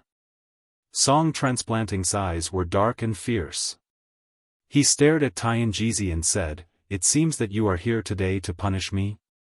If it weren't for Fang Yu, I wouldn't have bothered with you. But today, you have to hand over Fang Yen to us. What if I don't hand over Fang Yen? What can you do to me? Then don't blame me for being impolite," Tianjizi said coldly as he held the horsetail whisk in his hand. Let's put the past aside. The long-browed monk looked at Fang Yen in the hands of the Tao addict and said, "Transplant the seedlings and give the child to us." Today's matter had come to an end. What do you think? A baldy like you also wants to stand up for this kid? To tell you the truth, he is the candidate that the old Taoist and I have set our eyes on, the long-eyebrowed monk said truthfully. Protect Longtu? Song Transplanting Seedling sneered and said, "The candidates are getting worse with each generation. Fortunately, you weren't chosen back then," Heaven's Jizi mocked. "If you were chosen, then each generation would truly be worse than the previous one." Tianjizi, am I not speaking the truth? Heaven's Jizi sneered. It's human nature to say that the grapes are sour when you can't eat them. It has nothing to do with how many years you've lived, Amitba. The long-eyebrowed monk put his palms together and said, "It's more important to save the child. Please don't argue, Transplant Seedlings, you're a wise man. Today's situation has come to this point, and it doesn't matter who wins or loses. Give me the child, and this matter will come to an end. How about that?" Song Transplanting Seedlings was hesitant. If the old Taoist and I join hands to snatch the child, surely it won't be easy for Transplant Seedlings? The white-browed monk looked at Song Transplanting Seedlings and said, "Today is really eye-opening. Even a monk knows how to threaten, Amitba." The long-eyebrowed monk lowered his head and chanted, I've sinned, I've sinned. Bald donkey, you've sinned greatly," Song Transplanting Seedlings said. "If you want Fang Yen, then take him." As he spoke, Song Transplanting Seedlings raised Fang Yen in his hand and threw him toward the long-eyebrowed monk. The long-eyebrowed monk reached out and caught Fang Yen in his arms. He touched his chest, but there was no heartbeat. He checked his breath, but there was no breath. "Fang Yen," the long-eyebrowed monk shouted Fang Yan's name. No one answered. "Fang Yen, wake up." The divine Jizi placed his palm on Fang Yan's chest and transferred his qi into Fang Yan's body. However, there was still no reaction from Fang Yen. It was as if Fang Yen was dead, and there was no longer any perception of the outside world. "Fang Yen, how is Fang Yen?" Phoenix couldn't get up, but after hearing the long-eyebrowed monk and the divine Jizi shouts, she immediately had a premonition that something bad had happened. Her voice was hoarse and weak, and she desperately tried to get up from the big rock. But as soon as she stuck her head out, her body fell to the ground. She tried to get up again, but accidentally fell under the rock. Song transplanting seedlings. The long-eyebrowed monk was furious and said, "How can you be so vicious?" Obviously, song transplanting seedlings did not want to agree to the long-eyebrowed monk's request, and he knew that he could not take Fang Yen away under the joint efforts of the long-eyebrowed monk and the divine Jizi, so he killed him in advance. The divine Jizi was even more furious. With a sweep of the horsetail whisk in his hand, a majestic chi came out of nowhere and smashed toward song transplanting seedlings like a wall of chi. The divine Jizi swept the horsetail whisk again, and the wall of chi was divided into countless thin lines. Each thin line became a sharp arrow, flying toward the Tao addict song transplanting seedlings. Song transplanting seedlings roared and waved his hands in the air. Where his hands passed, there were two arcs of solidified chi standing upright in the air. If one looked carefully, they would find that these were two fish. The two fish of the Tai Chi twin fish. The Tao addict song transplanting seedlings was originally born in Taoism, and his kung fu was naturally inseparable from the theory of yin and yang. Tai Chi song transplanting seedlings punched out, and the two fish spun wildly. They took the initiative to collide with the chi arrows that filled the sky. The sound of clashing was endless, and there was a faint sound of gold and iron colliding in the air. The long-eyebrowed monk held Fang Yen with one hand, recited the Buddhist mantra, and slapped the back of the martial addict song transplanting seedlings with the Buddha's golden light palm. When the long-eyebrowed monk and the divine Jizi fought with the Tao addict song transplanting seedlings because of Fang Yen's death, Fang Yen, who was supposed to be dead, opened his eyes. During the 3 years of guarding his father's mausoleum, Fang Yan's brain was groggy and his heart was like dead ashes most of the time. He could not taste the food, and he could not sleep well at night. Therefore, at that time, he developed a habit of soaking his whole body in the bathtub, creating a state of suspended animation. At the beginning, Fang Yen could only hold on for a few minutes.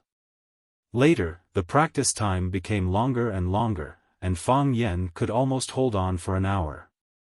He did not need to breathe, and his lungs did not need a constant supply of fresh oxygen. He used the heart of Tai Chi to carry out the overall circulation of his body, and the power of Tai Chi to maintain the operation of his body organs, so that his body could be integrated with the warm water in the tub. The bubbles that occasionally emerged were the body waste discharged by the heart of Tai Chi, and he only needed the most primitive chi before entering the tub to keep going. Song transplanting seedlings was insidious and cunning. When he was talking with the long-eyebrowed monk and the divine Jizi, he had secretly increased the strength of his hands. He really had the idea of strangling Fang Yen to death, and then throwing Fang Yan's body to the long-eyebrowed monk and the divine Jizi. Even if the monk and the Taoist were not satisfied, they would not risk their lives for an insignificant person. Even if they risked their lives, he could escape unscathed. When Fang Yan's consciousness started to blur, he started to enter a state of suspended animation. When Fang Yen was faking his death, he could actually be awakened by the outside world. When the long-eyebrowed monk called his name, he had already heard the other party's voice.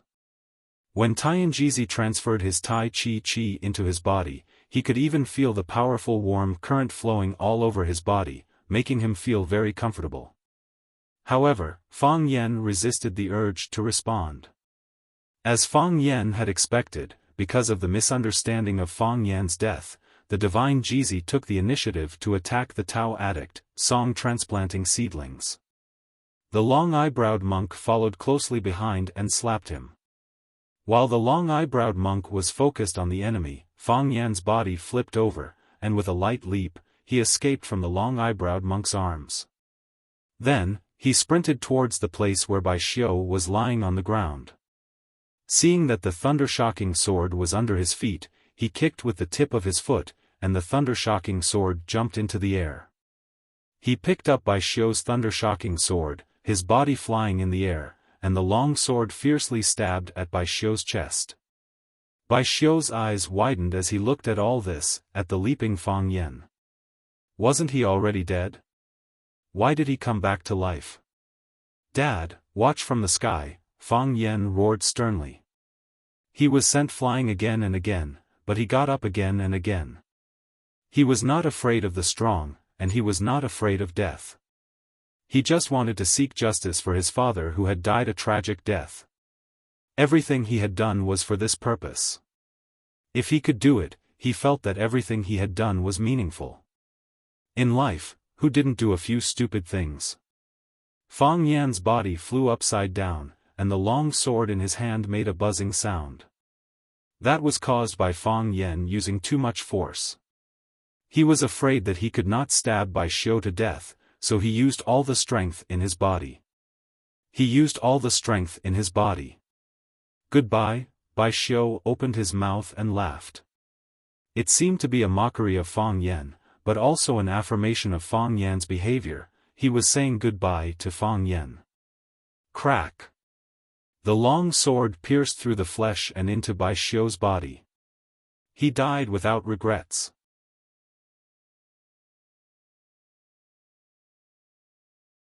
Chapter 596. The mountain breeze was cool, but it couldn't cool people's hearts. Jiang Junling felt that his heart was very cold. He felt that this world was really too dark. He was determined to succeed in this trip to Huacheng. He came full of confidence. Although he never said it out loud, he did have the thought of avenging his shame in his heart. Other people also thought so. Otherwise, why would he chase after Fang Yan when he just returned to Huacheng after his 3 years of mourning? Fang Yan had used all sorts of strange moves, but Fang Yan managed to turn the tables time and time again. In the process of clashing with Fang Yan, Jiang Junling never gained any advantage. Instead, his face was beaten red and swollen by Fang Yan time and time again. Jiang Junling really liked the saying, turning the hand over the clouds and turning the hand over the rain, but he could only helplessly watch others put this saying on top of Fang Yan's head. Because Fang Yan couldn't win for a long time, Jiang Junling could only defend Huacheng, unable to escape. All kinds of gossip started in Yanjing City, and some important people in the family began to doubt his ability to control the overall situation. Some people objected, some people scolded, some people sat on the sidelines and watched the fire burn, and some people ridiculed. It was also because of the pressure from all sides that Jiang Junling designed such a sure-kill situation. He spent so much time and manpower, but the result was so unsatisfactory. Jiang Junling wanted to point to the sky and curse. Even if Fang Yan is your son, isn't your favoritism a little too much? In just one night, you let him obtain the light of Tai Chi, you let him complete the Tai Chi Pisces, and the reinforcements you sent are stronger than the last. How do you want people to live? Why don't you just give him the blessing of Vajra and make him immortal? Do you have the ability to make him a god or an immortal? Jiang Junling felt that the world was dark and the heavens were unfair. That kid lived like he was cheating. Who would be willing to touch him? Ordinary people know the hearts of old friends, but old friends are fickle. Jiang Junling sighed softly. In the boundless universe, there are all sorts of strange things. Today has really broadened my horizons. He had seen many people with exuberant destinies, but a person like Fang Yan who had such a strong destiny was truly rare in the world. If even this couldn't kill him, how heaven-defying would he become in the future? There was a pavilion behind him with a stone table and stone chairs. There was wine on the stone table. It was the best champagne they had carried up from the foot of the mountain. Jiang Junling was not used to drinking champagne. He felt that it was not as refreshing and fiery as white wine, nor was it as gorgeous and elegant as red wine. But he liked champagne to celebrate the good omens of victory. This bottle of wine was originally prepared to be used to celebrate the victory of the war, but now it seemed that there was no need for it. Jiang Junling looked at the champagne on the table and felt that it was a mockery of himself. Picking up the bottle of champagne, he was about to throw it far away at the foot of the mountain when someone behind him shouted, "Don't throw it, you can't throw it away." It would be a pity to throw such good wine away. Figures flashed, and a group of people quickly rushed into the pavilion. The leader was a middle-aged man in a black suit. He greeted Jiang Junling with a smile and said, "Second young master, if I'm not mistaken, this bottle of champagne is the 1998 Cook Anbang Black Diamond Champagne, right? A bottle costs thousands of dollars, and there's no market for it. It's really not easy to drink it usually. My brothers and I have been climbing the mountain all night, and now we're really a little thirsty. If you don't mind, can you reward us with this bottle of wine to moisten our throats?" While the man in the suit was speaking, the men in black that he had brought with him spread out and surrounded the General Ling in the middle. Jiang Junling seemed not to feel the abnormality of the others. He looked at the man in the suit in front of him and said, "Li Guoqiang, you came all the way from Yanjing City to this Sword Peak. Surely it's not to drink this champagne, right?" "Of course not," Li Guoqiang said with a smile. "However, if we can drink a sip of Pinot Noir champagne before we talk business, then this trip will be even more worthwhile." Jiang Junling smiled and shook his head. He handed over the champagne bottle in his hand and said, "I originally thought I wouldn't need it, so I wanted to throw it away. Now that you mention it, I also feel that it's a pity to throw it away. If you're interested, then drink it. Just take it as an early celebration for my big brother." "Thank you, second young master." Li Guoqiang took the champagne, shook it a few times skillfully, and suddenly stabbed it into the sky. Bang! A muffled sound was heard, and then the champagne in the bottle sprayed out. Li Guoqiang drank 2 mouthfuls of the bottle, then handed the bottle in his hand to a man in black beside him. He looked at Jiang Junling and said, "Good wine, it's really good wine. If it wasn't for second young master's generosity, it really wouldn't be easy for us to drink such good wine." Jiang Junling smiled as he watched the champagne bottle being passed around in the hands of the men in black. He said, "What's a bottle of champagne? If you like it, I'll get someone to send you a few boxes of better wine when we get back." Li Guoqiang waved his hand and said, "No, this can't be done. If the young masters of Yanjing knew that the eldest young master was going to send wine to me, Li Guoqiang, would I have the guts to walk out of my house? They would probably tear me apart." Who is the second young master? He's a god in everyone's heart. Who would dare to drink wine given by a god? A murderous intent flashed in Jiang Junling's eyes. He looked at Li Guoqiang with a smile and said, "Guoqiang, you're here to laugh at me, right? Second young master, how can you say that? How can I laugh at second young master? I'm here to cheer for second young master," Li Guoqiang said with a serious face. "I also just heard that second young master is going to hold a champagne banquet tonight at Mount One Sword and invited many famous stars. Although I didn't receive an invitation, I still rushed over. I think second young master won't blame me for coming without an invitation, right?" Li Guoqiang looked at Mount One Sword and asked, "Second young master, what's the situation? Our contestants should have won, right?" "I'm afraid I'll have to disappoint Guoqiang." Jiang Junling said calmly, "We lost." "Lost? Lost." Jiang Junling answered with absolute certainty. Li Guoqiang sighed deeply and said, "It seems that I came late and couldn't help second young master much." The smile on Jiang Junling's face disappeared. He said, "Guoqiang, we're all old acquaintances. There's no need to hide anything. If you have something to say, just say it. That big brother of mine told you to come over and watch. He wouldn't just say a few sarcastic words and complete the mission, right?" Li Guoqiang laughed and clapped. He said, "Second young master is indeed wise. I knew that I can't hide anything from you. You also know that I, Li Guoqiang, am timid and thin-skinned. Originally, there were some things that I couldn't say and some things that I was too embarrassed to do. But under second young master's encouragement, I felt that I should try my best. Jiang Junling looked at Li Guoqiang with certainty. He asked, "Then tell me properly. Did General Xing ask you to cripple me or kill me? I hope it's the latter. That way, it proves that my big brother is the same kind of person I know." Second young master, actually, this matter really has nothing to do with eldest young master. You know eldest young master's character. He likes to go sightseeing, ride horses, and shoot arrows. He's too lazy and doesn't want to worry about anything.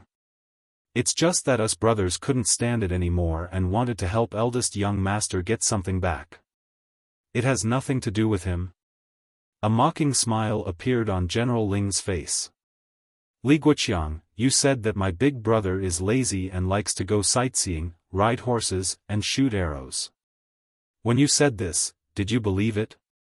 Do you think anyone in Yanjing City would believe it? An ambitious guy, in order to prove that he doesn't fight or snatch, that he doesn't have any desire for power, spouts nonsense and acts crazy all day long. If he's not reluctant to leave the flowers and ruin his reputation, then he's at a loss for what to do. Does he think that he can deceive everyone's eyes like this? Does he think everyone is an idiot? Childish. Really childish. If he's really a man, he might as well stand up and fight with me. That way, he would be valued by more people. Unfortunately, he doesn't. He can only hide behind the crowd like a turtle, shooting arrows from time to time and spreading rumors. Don't you feel ashamed? Ha ha ha, Li Guoqiang clapped his hands and laughed. He said, "Second young master's words are incisive and you scold me to your heart's content. I've also discussed this issue with eldest young master before. I also told him what you said. But eldest young master's answer made me feel enlightened. Do you know how eldest young master answered me? I'm really curious." Jiang Junling sneered. Eldest young master said that if everyone thinks that my acting is clumsy, then it proves that my acting is successful. Li Guoqiang said, "I'm not trying to get the acting emperor. Why would I need such superb acting skills?" Jiang Junling's face sank and the sharpness in his eyes became even more intense. General Xing's words were deeply philosophical. If he jumped out to fight with him, he would have long regarded him as his biggest opponent and wholeheartedly stepped on him. If everyone thought that he really didn't have any desires, then with his sensitive and suspicious character, he would naturally think that he was hiding something and had a big plan. He would even think of a way to kick him out of the game. The wonderful thing was that his clumsy acting skills were that he didn't want anything. But secretly, he was constantly making small moves. This would make people underestimate and belittle him, thinking that his level was only so. In this way, when he suddenly jumped out and brandished his bayonet, it was truly impossible to guard against. Like now. Jiang Junling nodded and said, "Brilliant." His words also convinced me. Now you can tell me what is it he wants. Li Guoqiang's sharp eyes stared at Jiang Junling and said, "I know that second young master is generous. He just gave us a bottle of champagne. Can I ask for something else from second young master?" "What is it?" "Lend me your life, how about it?"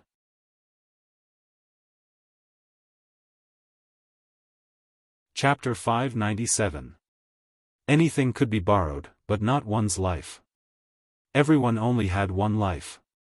If someone else borrowed it, they would become a dead person. Of course, Jiang Junling knew very well that these people came to make him a dead person who couldn't be said to be motionless. A dead person wouldn't fight with people over anything. Many people liked dead people. Li Guoqiang wanted to borrow Jiang Junling's life, naturally to kill Jiang Junling. Jiang Junling stared at Li Guoqiang with biting cold eyes, as if he was spying on the truth of his words. Li Guoqiang also stared back at Jiang Junling with the same cold eyes, without the slightest fear. He used his actions to prove the truth of his words. Jiang Junling laughed out loud and looked at Li Guoqiang, saying, "When I saw you appear, I knew Big Brother's intention. Before, I was worried that Big Brother would be too soft-hearted and wouldn't be able to achieve great things. Now that I see how cruel and unscrupulous you are and how vicious you are, I am completely relieved. Don't blame the eldest young master, Li Guochang said with a dignified expression. He is the eldest son of the general family. He is the eldest brother of the general family. In the end, because of the words one should have a son like Jiang Junling, he was suppressed for so many years and achieved nothing. All the glory gathered on your head, and all the benefits were taken by you. When others introduced the eldest young master, they all said, "This is Jiang Junling's eldest brother." The eldest young master feels wronged and uncomfortable. I understand. Jiang Junling nodded seriously and said, I understand, Big Brother has had a hard time these years. He has such great ambition, but he doesn't have the treatment and platform to match it. He spends all day sightseeing and doing nothing. It's natural for him to feel wronged. I can understand him spreading rumors in Yanjing City, saying that I was beaten to a pulp by Fang Yan. I can understand him encouraging the enemies of the family to unite and force grandfather to abdicate, saying that I can't bear the heavy responsibility. If it were me, I would have done the same.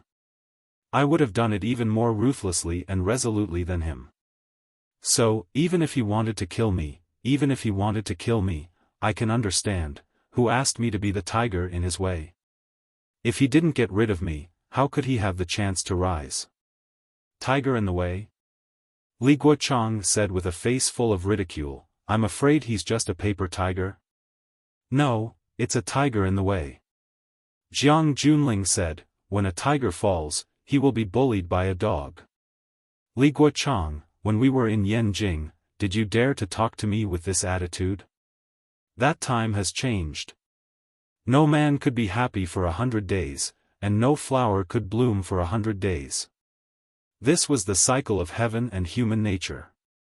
A loss is a loss. The disparity is too great. Can't you bear it now? General Ling shrugged his shoulders indifferently and said, his face doesn't look too good. Guoqiang, you guys stay by Big Brother's side. You must remind him. Tell Jun Xing to avoid clashing with him as much as possible. Once he makes a move, use the force of a thunderbolt and give him a fatal blow. This brat's zodiac is like a cockroach, he's tenacious. Thank you for the reminder, second young master. Li Guoqiang said with a smile. He waved his hand, and the unfinished bottle of champagne was brought over. Then he handed the champagne to Jiang Junling and said, second young master, I don't have much to give you. Have a sip? Take a sip and we'll be on our way. Jiang Junling didn't reach out to take the wine bottle. He looked at Li Guoqiang and said, I've made a big fool of myself, so I can't go back to Yanjing City. Even if I went back, would only be ridiculed by others for nothing. The arguments against me within the general family were getting louder and louder, and if I went back, I would only make things difficult for my grandfather. If I don't go back, Big Brother's ascension to the throne will become a matter of course. Jiang Junling looked at Li Guoqiang with a sincere expression and said, go back and tell Big Brother that we'll have to rely on him to support the family from now on. I will do my best to support him from behind the scenes, I'm afraid I can't. Li Guoqiang shook his head. Although I'm very grateful for second young master's generosity, and I'm also grateful for second young master's various tasks, but second young master is still dead, right? As long as second young master is dead, then we can be completely at ease. I'm not afraid of second young master laughing at me. How much courage do I, Li Guoqiang, usually have to say such things to second young master? In this life, how many opportunities do I have to force second young master into such a difficult and dangerous situation? If you didn't want to kill Fang Yan tonight, if you didn't send out all the experts around you, even if we wanted to do something, I'm afraid it wouldn't be easy. Second young master, I still understand the principle of not missing an opportunity. So, second young master is still dead, right? Jiang Junling sighed softly and said, Guoqiang, I'm sincere, I really want to cooperate with Big Brother. He's in the light, and I'm in the dark. If we brothers work together, hand in hand, what can stop us in this world? I understand what you mean, but I can't die yet, and I can't lend my life to you, you know. I just lost to Fang Yen, and I lost so miserably that I lost everything. I haven't gotten my revenge, so how can I die so selfishly? I still need some time, and I still have a lot of things to deal with.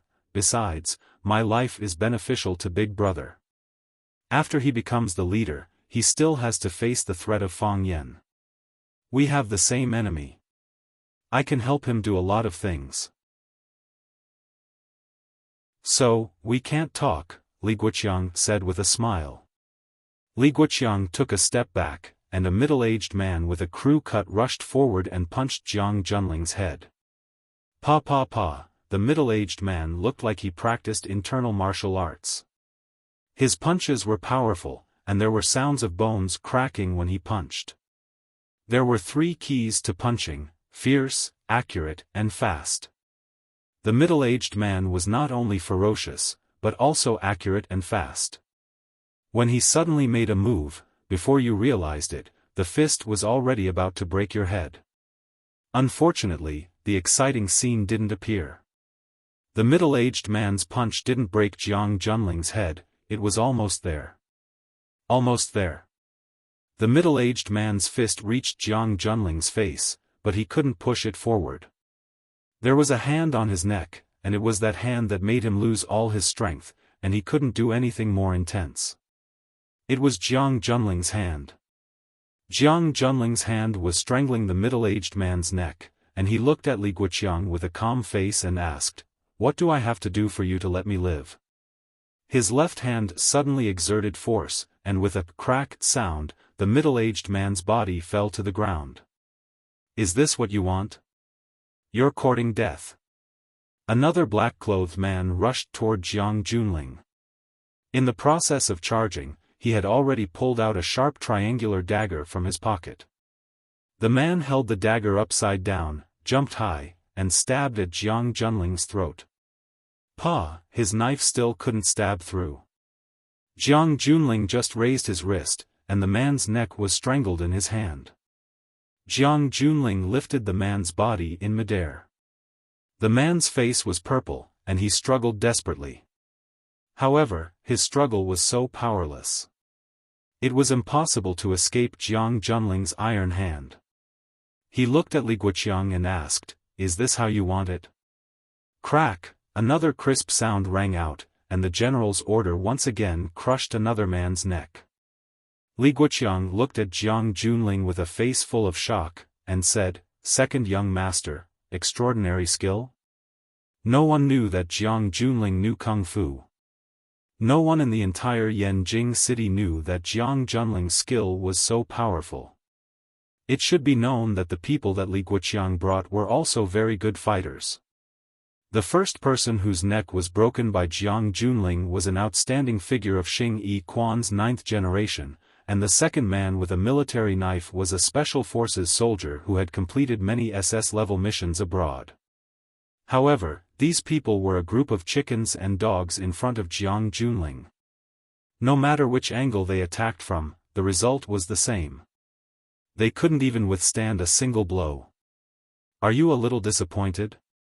Jiang Junling patted the dust off his hand, and looked at Li Guoqiang with a smile. Li Guoqiang waved his hand, and the surrounding black-clothed men rushed toward Jiang Junling together. "Stupid," Jiang Junling said. His body turned into a shadow, and he passed through the crowd. Every time this sound was heard, a black-clothed man would fall to the ground. When Jiang Junling's body stopped again, none of the black-clothed men that Li Guoqiang brought could stand. All of them were lying on the ground in disorder, and there was no pain on their faces. Jiang Junling looked at Li Guoqiang with some regret and said, "I don't like you, it's a pity." Unfortunately, he didn't finish his words, but Li Guoqiang knew that it was a pity that he couldn't kill him. "Someone has to go back and tell my cunning brother, tell him that I'm sincerely willing to cooperate with him, don't you think so?" Jiang Junling looked at Li Guoqiang and asked. Li Guoqiang's mouth was full of bitterness, and he nodded and said, yes. Then I'll have to trouble you. Jiang Junling patted Li Guoqiang's shoulder and said with a smile. Li Guoqiang's body softened, and he almost fell to the ground. When Jiang Junling's hand touched his body, his first reaction was that Jiang Junling wanted to kill him. Jiang Junling looked back at Sword Peak again, and then his body flew down the mountain like a goshawk.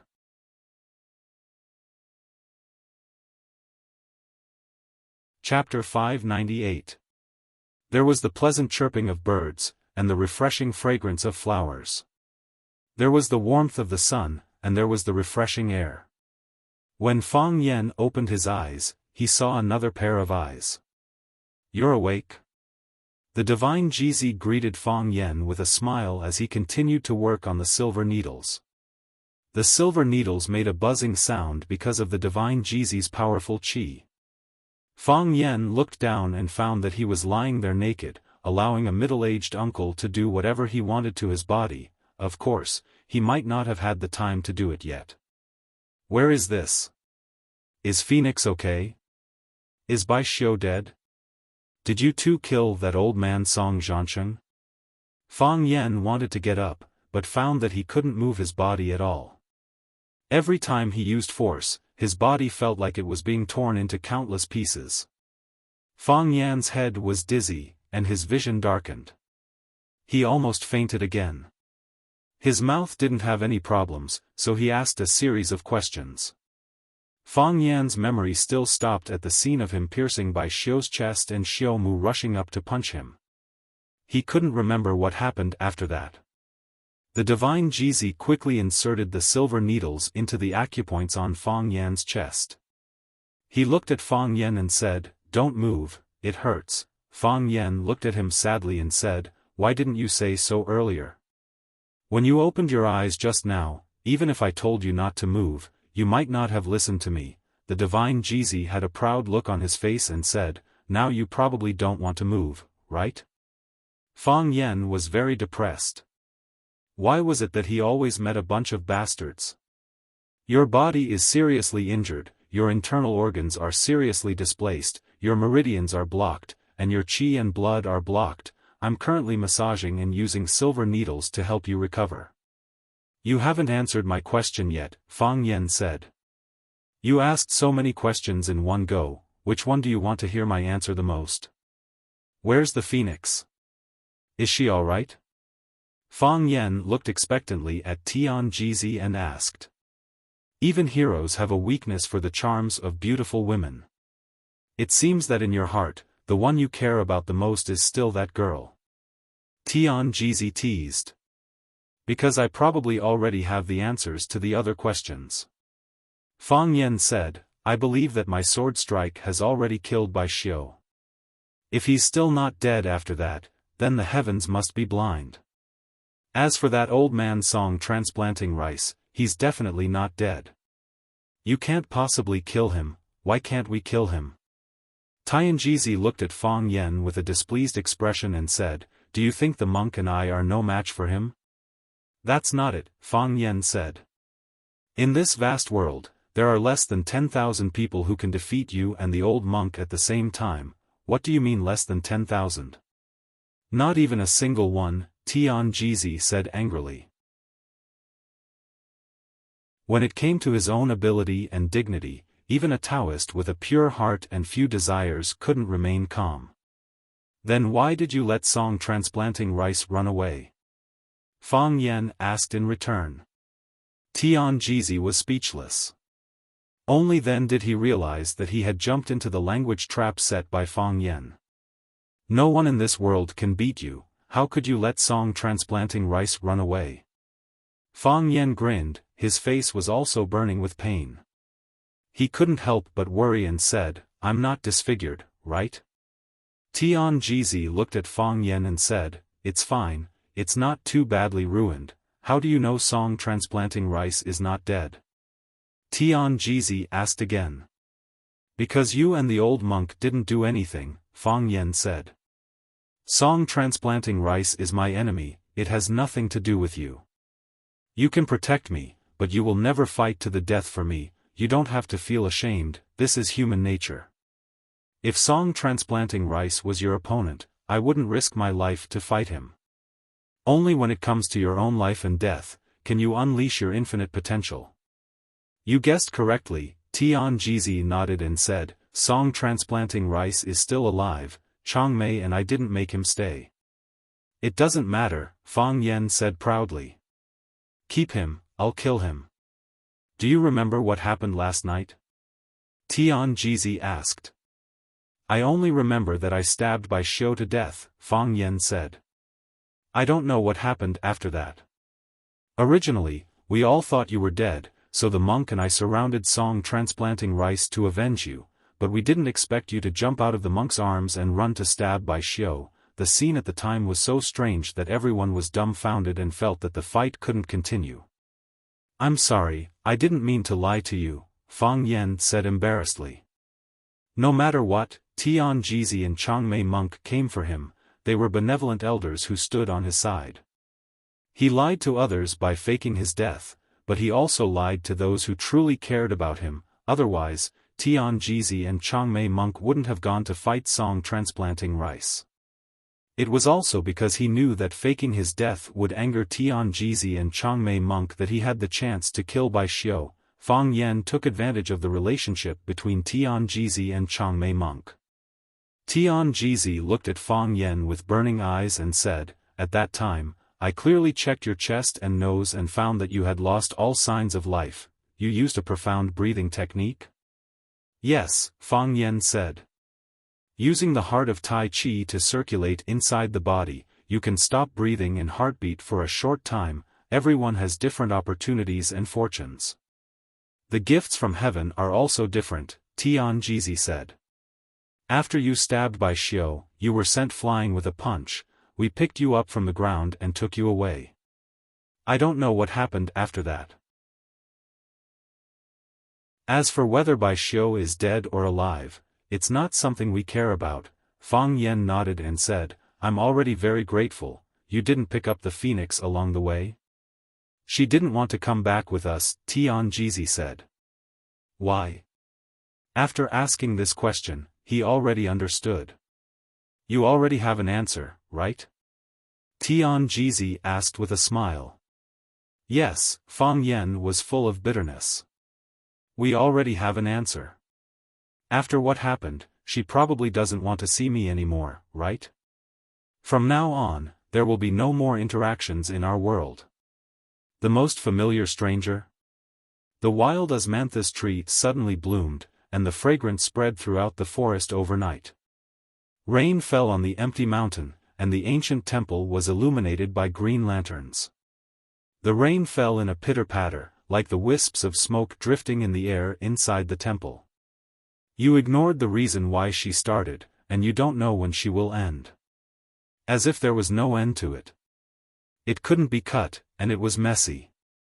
It was the sorrow of separation, a different feeling in the heart. In the middle of the temple hall was a statue of Guanyin. In front of it sat a woman wearing a blue robe.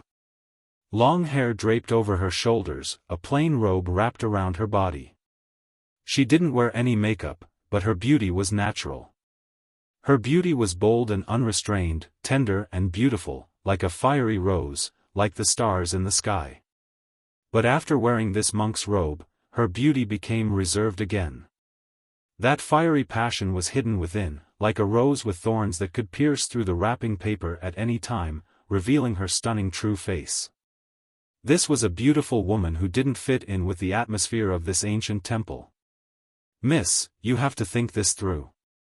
Once you shave your head and become a monk, you will become a disciple of Buddhism. Worship and serve Buddha, abide by the precepts. From now on, you will no longer have anything to do with the mortal world. The woman was in a daze and didn't answer the nun's question. What's your name? I'm Phoenix. And you? My name is Fang Yan. You can call me Fang Yan, or you can call me Fang Huohua. Is my name easy to remember? Miss, are you ready? The old nun with the razor asked again. Do you know how to catch rabbits? Do you know how to catch sparrows? Do you dare to skate on the river? Have you ever eaten ambush from 10 sides? Never? Let's go, I'll take you to, miss, if you haven't made up your mind. Phoenix, I'm dying, help me take a look. My face is injured, help me apply medicine. My arm is injured, help me apply medicine. My butt was also kicked by that barbarian. Help me apply some ointment, miss. The old nun sighed softly and said, since you have so many worries in your heart, then go home, and Xiao, you idiot. I saw you go out with Bai Xiu. That hypocrite Bai Xiu isn't worthy of you at all. If you want to find a boyfriend, you should at least find someone as handsome, talented, and well-liked as me. That pretty boy, his face isn't even as white as mine. What's there to like about him? He's very cool.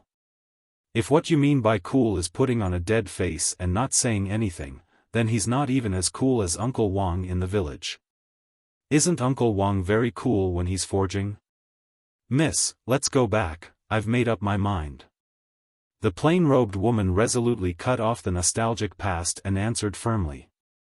Miss, have you really made up your mind? Master, I'm sorry just now, I've made up my mind. Then I'll shave your hair and receive the precepts for you. The old nun with the scissors said in a deep voice. Thank you, master. The woman put her hands together and closed her eyes, ready to accept her master's shave. From now on, the past of the mortal world, love and hate, gratitude and enmity will have nothing to do with me.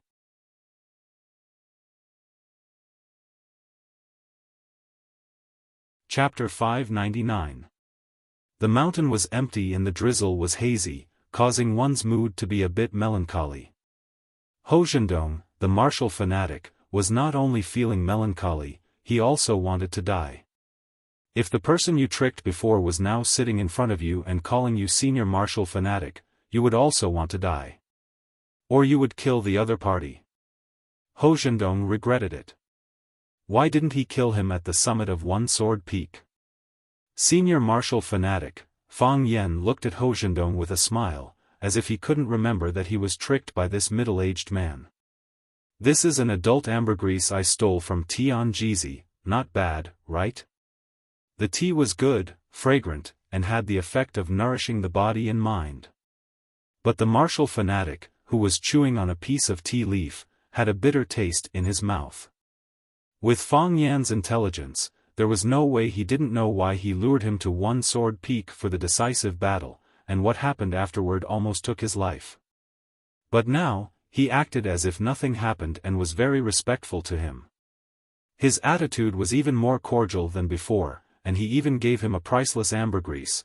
There must be a reason for this. This brat had something to ask of him. This is the best ambergris I've ever tasted. The martial fanatic looked at Fang Yan indifferently and said, it is said that Buddhism and Taoism occupy most of the famous mountains and treasures in Wuxia. Take this ambergris for example, if Tian Jizi didn't take it from Taoism, we wouldn't have the fortune to taste it. Senior martial fanatic, if you like it, I can ask my master for a box. Fang Yan patted his chest confidently. Tian Jizi is your master? The martial fanatic was startled and asked. Yes, Fang Yan nodded. He had long felt that I was extremely talented and the new star of the Tai Chi branch. He had always wanted to take me as his disciple and even said that he would give me the Tai Chi diagram to protect the dragon soul. He also said that he wanted me to inherit his legacy and become the master of Taoism, but I didn't agree. You know, I already have a master. How could he take someone else as his master? Besides, I don't want to be a Taoist priest. I'm the only child in my family. What if they don't allow me to marry? You know what happened next. I was besieged by people in the solitary Sword Mountain and almost lost my life. It was he and Great Master Chang Mei who saved me. When he healed my wounds, he once again offered to take me as his disciple. I couldn't refuse. The martial addict nodded and said, no wonder. No wonder. Previously, he had wondered why Tian Jizi and Chang Mei, the two hidden masters, had appeared at the same time when Fang Yan was in trouble and insisted on taking Fang Yan away. When he mistakenly believed that Fang Yan was dead, he even did not hesitate to fight with the Tao addict, song transplanting. Now, he finally understood the crux of the matter. It turned out that Fang Yan and Tian Jizi had a master-disciple relationship. Tian Jizi is one of the 3G in the 3G and 7 mysteries of Taoism. He is the most likely candidate to inherit my master's mantle and become the new master of Taoism. You took him as your master because you held on to a very thick thigh. Although Monk Changmei doesn't ask about the affairs of Buddhism, as long as it's something he cares about, it's a big event of Buddhism. Neither of them holds a post in the sect, but they are responsible for the important task of finding a suitable successor for the Tai Chi diagram. The candidates chosen by them are all outstanding talents of the whole era: Qin Zongma hundreds of years ago, Chu Xianke, the madman 100 years ago, and your eldest brother Mo Qingdi. Which one of them is not an influential figure of the whole era? When they call for help, people will gather. They are the pillars of the whole Wuxia and the whole internal Jianghu. Fang Yan was shocked and asked, Mo Qingdi once got the Tai Chi diagram? You don't know? This time, it was the martial addict who was a little confused and asked. After thinking for a while, he smiled and said, that's right, this kind of thing shouldn't be told to you in the first place. For us martial artists who pursue the path of martial arts, the Tai Chi diagram is a treasure. A man is innocent, but he gets into trouble because of his wealth. It's too dangerous. You are the only son of the Fang clan. If you get involved in trouble, I'm afraid your life will be in danger. You'll end your life early. Fang Yan's face was even more gloomy and asked, did the dragon god cut Mo Qingdi's tendons because he wanted to get the Tai Chi diagram? I don't know. The martial addict shook his head. If there's a chance, you can ask him yourself, but I advise you not to meet him. What kind of people are they? Legendary figures. How are they compared to Song Zhansheng? How? The martial addict smiled helplessly. These people are mysterious, unless they want to see you, or you can't see them. The Black Dragon has been famous for decades. How many people can see him? Without a competition, how can you know who is strong and who is weak? Even if they were weak before, it's not impossible for them to become strong now. Everyone has their own opportunities, and it's not impossible to surpass them overnight. Fang Yan nodded and said, I understand. But, I still hope to meet the dragon god, the men of the Fang clan. The martial addict sighed softly. In the end, he didn't finish his sentence. The Fang Hui he knew was a stubborn man, the Azure Dragon Mo Qingdi he knew was a stubborn man, and the Fang Yan he knew was also a stubborn man. He didn't know if stubbornness was a good habit, but stubborn men sometimes made people feel sexy. The men of the Fang clan are a bit stupid. Fang Yan said. I know, that's why I'm here to visit Senior Martial Addict, to ask you to help me do something stupid. It's here, it's finally here. The martial addict picked up his cup and drank some tea, then said, what kind of stupid thing do you want to do?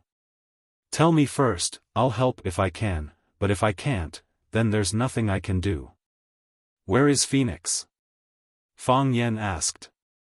Where is Phoenix? Fang Yan asked again. The martial addict shook his head and said, I don't know. I've never seen her.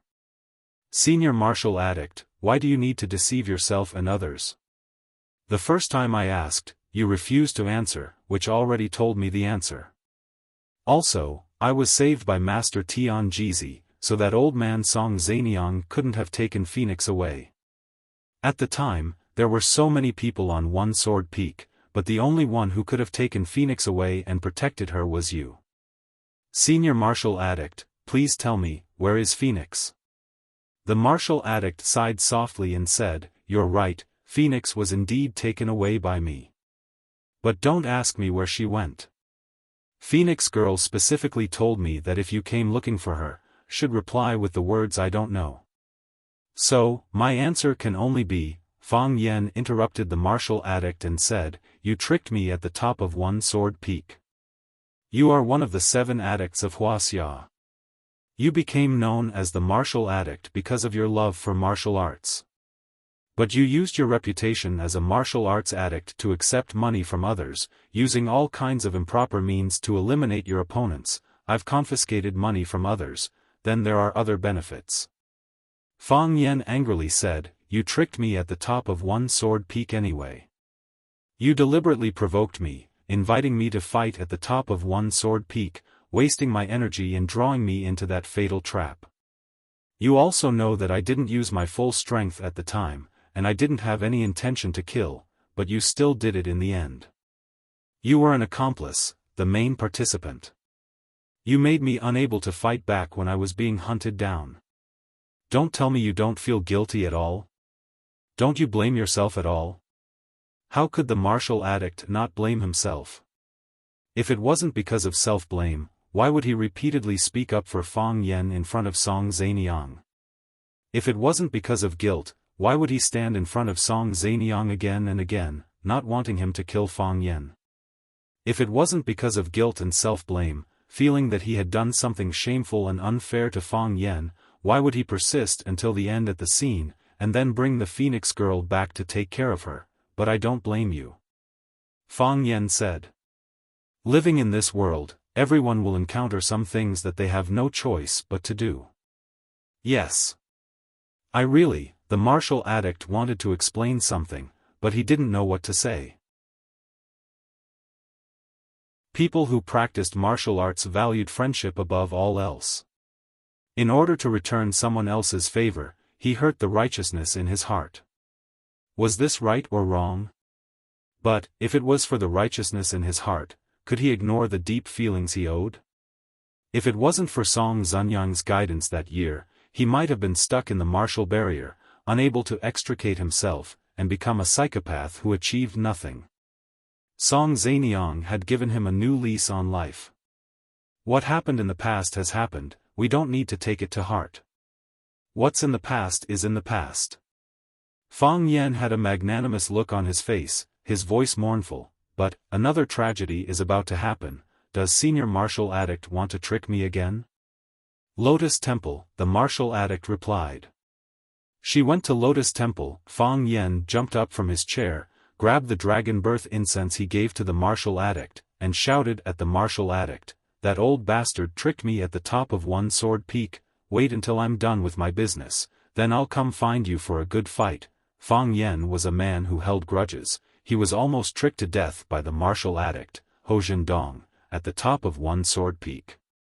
How could such a deep grudge be resolved with just a few words? The martial addict held his teacup and blankly sat there. The cold wind was a bit chilly, the martial addict's body felt like it was frozen. How did that bastard grow up to be an adult? Didn't anyone think about strangling him to death when he was young?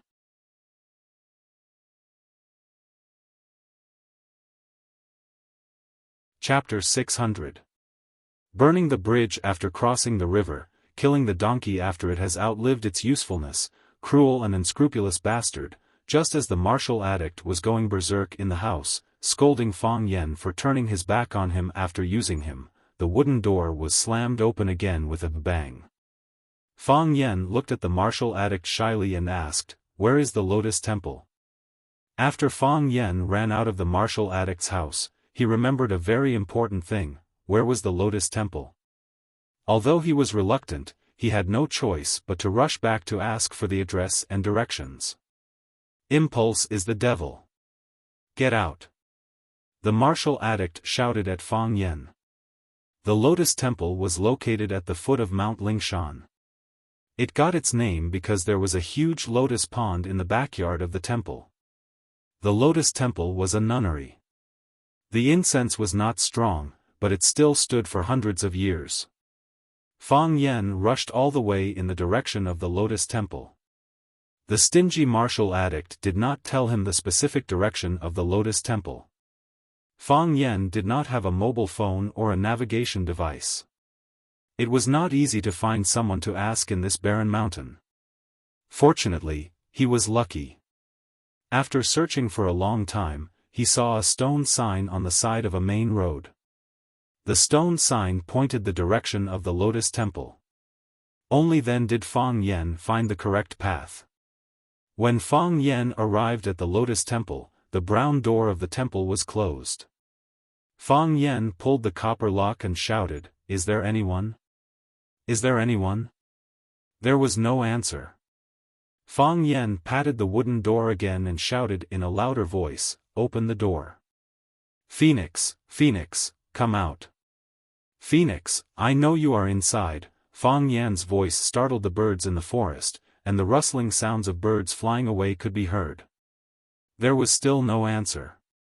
Fang Yan pressed his hand on the wooden door and pushed it with all his might, but the wooden door did not budge. The wooden door looked old, but it was still very sturdy. Moreover, Fang Yan's physical injuries were quite serious. Although Tianjizi used golden needles to dredge his acupoints and circulate his blood every day, he could only ensure that he could move freely on the ground. It would still be a long process for him to recover and use his strength again. With Fang Yan's current physical condition, it would be difficult for him to even deal with a strong man. It was impossible to push down this door. He ran over and walked along the high walls of the Lotus Flower Temple for a while, then helplessly ran to the front door. He knocked on the door lock again and shouted, "Phoenix, come out quickly. Senior Martial Addict has told me that you are hiding inside. Master, please open the door. Master, my girlfriend is inside. She quarreled with me and ran away. If she makes any unreasonable requests, you must not agree. Phoenix, come out quickly. You're pregnant with my child. You can't shave your head and become a nun. The child can't have a nun mother. How can he go out and meet people in the future?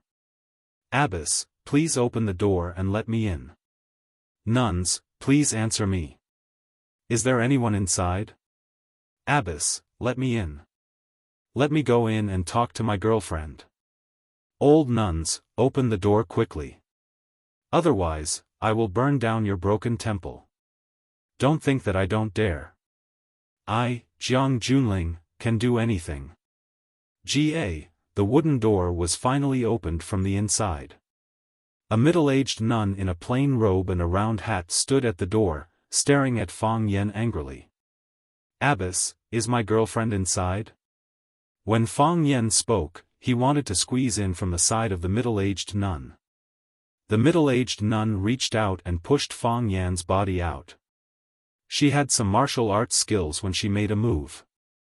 Fang Yan's body staggered back and said angrily, "What's so great about a little martial arts? Do you know who I am?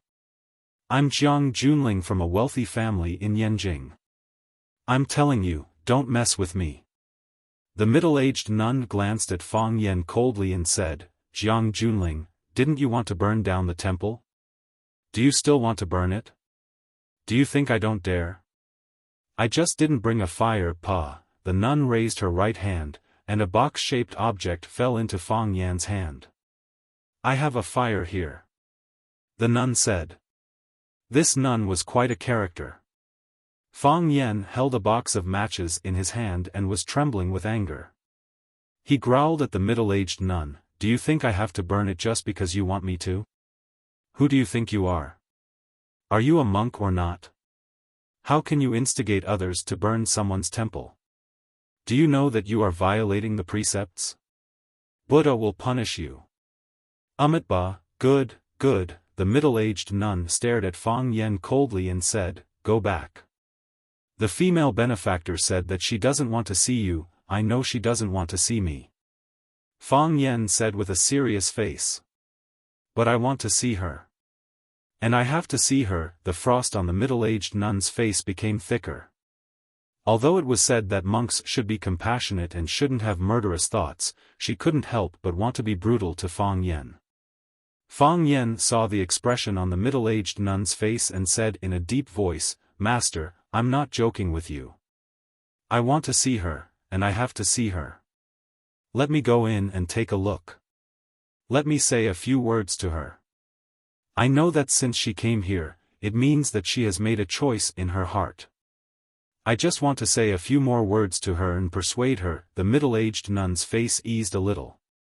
She looked at Fang Yen and said, "Since you know that she has made a decision, why do you still force her? She doesn't want to see you, and I can't do anything about it. Go back. Master, please help us. I can't live without her. If she becomes a nun, I won't be able to live. I'm sorry, I can't help you. From now on, our fate will be over. Take care of yourselves. Old nun, are you going to let me in or not? My girlfriend wants to become a nun. What's wrong with me going in to persuade her? Is your nunnery a black temple? You can only go in, but you don't want people to go out? How many people do you need? Otherwise, you will also recruit me." Presumptuous, the middle-aged nun raised her palm and was about to slap Fang Yen again. Fang Yen turned and ran. The middle-aged nun chased out of the door. After Fang Yen took her in a circle, he seized the opportunity to turn around and went into the gate of Lotus Flower Temple. "Catch up. Stop." The middle-aged nun was so angry that she was about to go crazy. She chased after Fang Yen and shouted loudly. Fang Yen ran to the door of the temple hall and stopped. Amitba, Amitba, Amitba. Fang Yen put his palms together and chanted the name of Buddha in the temple hall. He had to stop because he was surrounded by a group of nuns. The skinny old nun who was the leader looked at Fang Yen and said, "Benefactor, trespassing is forbidden in a Buddhist place. Benefactor, please step out of the door and give us pitiful people a peaceful place." Fang Yen put his palms together and saluted the old nun, saying, "Master, I just want to see a friend, please help me. It's not that I don't want to help you, but I can't force others to help you. What if your friend doesn't want to see you? What should I do?" The nun asked. "Then let her come out and tell me that she doesn't want to see me." "Benefactor, you are making things difficult for me," the old nun said unhappily. Fang Yen bowed to the crowd again and said, "I know I broke the rules of Buddhism, but please understand my sincerity. My friend is going to become a nun. If I can't stand up and do something at this critical moment, I won't be able to live in peace for the rest of my life." Fang Yen looked back at the middle-aged nun who was glaring at him and said, "Instead of that, I'd rather be beaten by you. Monks pay particular attention to mercy. Anyway, you can't beat me to death." Seeing that the nuns were speechless and would not stop him for the time being, Fang Yen hurriedly shouted to the temple hall, "Phoenix, I know you are inside, come out." No one answered. Phoenix was still unwilling to talk. "Do you think you can escape like this? Do you think you are the best choice? Just because you became a nun, you can pretend that nothing happened before? Well, even if these things didn't happen. But, what about other things? Can we also pretend that it never happened? We met when you were 10 years old, and we have known each other for 13 years now. How many rabbits have we hunted together? How many sparrows have we caught together? How many bottles of your grandpa's Moutai have we secretly drunk? How many times have you bandaged me when I was injured? Because you would come, I began to look forward to the winter and summer holidays every year. Because you like to wear garlands, I went to the mountain every day to pick wildflowers for you. Because you said that Rukawa Keed was very handsome, I went to Yenjing to cut the same long hair as Rukawa Keed. You can pretend that these things never happened? Have you forgotten all of these? If you have forgotten all of them, why are you willing to use your own body to block the sword for me? If you can pretend that nothing happened, why are you so difficult between me and Bai Xiu?" Fang Yan's voice passed through the bodies of the nuns, through the temple hall, and all the way to the distant backyard. He said, "If a person doesn't care about another person at all, why would she be willing to die for that person? Phoenix, I understand your current mood. I know the reason why you don't want to see me, but before you make a choice, can you let me fulfill a wish first?" I have been secretly in love with you for more than 10 years, but there is a sentence that I have never been able to say. I have no courage when I have the chance, and after I have the courage, I don't have the chance anymore.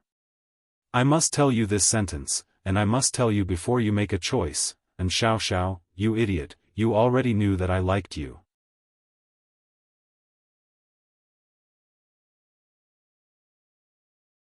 Chapter 601. There was a lotus pond in the lotus temple, and the phoenix girl was sitting by the lotus pond. The lotus had already bloomed and was nowhere to be seen. The lotus leaves couldn't stand the cold and started to wither. The yellow leaves and broken branches added a sad autumn thought. The rain continued to fall, and it didn't look like it would stop any time soon. The raindrops fell into the pond and formed shallow ripples. It looked very beautiful. The phoenix's robe had long been soaked by the rain and stuck to her body, making her feel very uncomfortable. However, the most uncomfortable thing was her heart. The lotus pond was some distance away from the temple, but because Fang Yen was shouting so loudly, every word he said could be clearly heard in the quiet backyard. She remembered every single thing that Fang Yen had said clearly. Because she wasn't studying in Swallow Dock, she could only come over during the winter and summer holidays. Therefore, Fang Yen looked forward to the winter and summer holidays every year. After the summer holidays, he looked forward to the winter holidays, and after the winter holidays, he looked forward to the summer holidays. Because he saw her weave wild flowers into a wreath and wear it on her head, he went to the mountains every day to pick fresh wild flowers. Because she was crazy about the cool and handsome Wuxia kid after watching Slam Dunk, he went to Yanjing and had his hair cut exactly like Wuxia kid. At that time, she even laughed that the hairstyle made his head look bigger. She could remember everything. But, so what? After a birthday party, when all the friends at home had left, her parents solemnly brought her to the sealed study and earnestly advised her to stay away from Fang Yen. From then on, she knew that she and Fang Yen would never be together. She ignored his flattery, but she couldn't refuse his approach. She had made up her mind again and again, but each time she had planned it with the idea that tomorrow would begin. It wasn't until she realized that she couldn't control her feelings for him that she knew it was dangerous to continue developing like this. Therefore, she accepted Bai Xiu's pursuit and became his girlfriend. That was the first time she accompanied Bai Xiu to admire the snow in the village. That was the first time she held hands with a boy other than Fang Yen. That day, she saw Fang Yen, the fool who hid in the corner and did not dare to come out. She didn't know how long Fang Yen stayed in that corner, but she knew how long her heart ached. Later on, every time she returned to Swallow Dock, she would purposely walk to that corner to have a look. She really wanted to experience the feeling of that handsome and mischievous big boy curled up here, watching the girl he liked and another boy hugging and admiring the snow. What kind of feeling would that be? She really wanted to experience it. And Xiao, can you hear me? Fang Yan's voice was still clearly transmitted to her ears. There was no point in deliberately running so far away to hide. I said I like you, did you hear me? I owe you a face-to-face confession, and you owe me a face-to-face rejection. Why are you hiding like this? Phoenix's eyes reddened, and big tears rolled down her cheeks. The words of love that he couldn't say back then still made her cry like a fool. And Xiao, you know me. You know me better than anyone else, so you should understand that if you don't give me a clear answer, I won't leave. I'll sit in this temple, I'll stand guard at the entrance of this hall. I don't believe you can hide from me forever. And Xiao, come out quickly. Fang Yan's expression was conflicted as he shouted at the top of his lungs. Because he was too emotional, the wound on his chest was affected again. Fang Yan coughed violently, and his phlegm carried traces of dark red blood. Song Transplanting's palm strike was too heavy and almost took Fang Yan's life. Although he had been treated by Tianjizi, he still couldn't be too emotional. Fang Yan snuck out. With his current physical condition, if Tianjizi knew that he wanted to come out to find Phoenix, he wouldn't allow him to go out. So touching. A young nun looked at Fang Yen with a flushed face and said, "If I had such a man, it would be worth dying. If he had treated me like this back then, I wouldn't have." A middle-aged nun sighed sadly. Benefactor. The old nun took out a white handkerchief from her pocket and handed it to Fang Yen, saying, "Don't be impatient. I'll go in and persuade her." Fang Yen took the handkerchief and wiped the corner of his mouth. With a face full of gratitude, he said to the old nun, "Thank you, master. I've disturbed the peace of Buddhism. I'm a sinner. But if I don't disturb her this time, I'm not a man. I understand. I understand." The old nun had a gentle smile on her face as she nodded and said, "I've seen and heard too much about young people's love affairs. When young people make mistakes, even Buddha will forgive them. But don't be too emotional. That will hurt your body." "I understand." Fang Yen nodded and said, "Master, can you go in and help me persuade her again and ask her to come out and see me?" "I promise you." The old nun said. "What if she still doesn't want to?" "Then I'll shout for a while more." Fang Yen said. "Her heart is soft. She'll be willing. It's like this every time." When the old nun was about to go in and persuade Phoenix, she turned around and stopped. Phoenix came out. Phoenix, with messy red hair and a plain robe, stood behind the nuns. Because she was too tall, she didn't have any obstructions in the field of vision. She looked at Fang Yen with teary eyes and said in a sobbing voice, "You know, this is the most embarrassing time for me to see anyone. The person I don't want to see the most is you. Why did you come here?"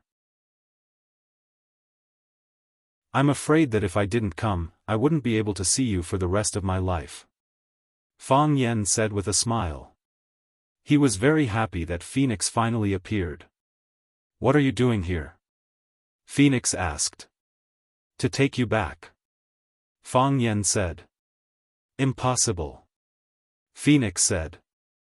"I've already decided, if you didn't knock on the door and disturb me, I would have already shaved my head and become a nun." Fang Yen laughed happily and said, "That's why I said that our fate in the mortal world is not over yet. Why didn't you shave yesterday?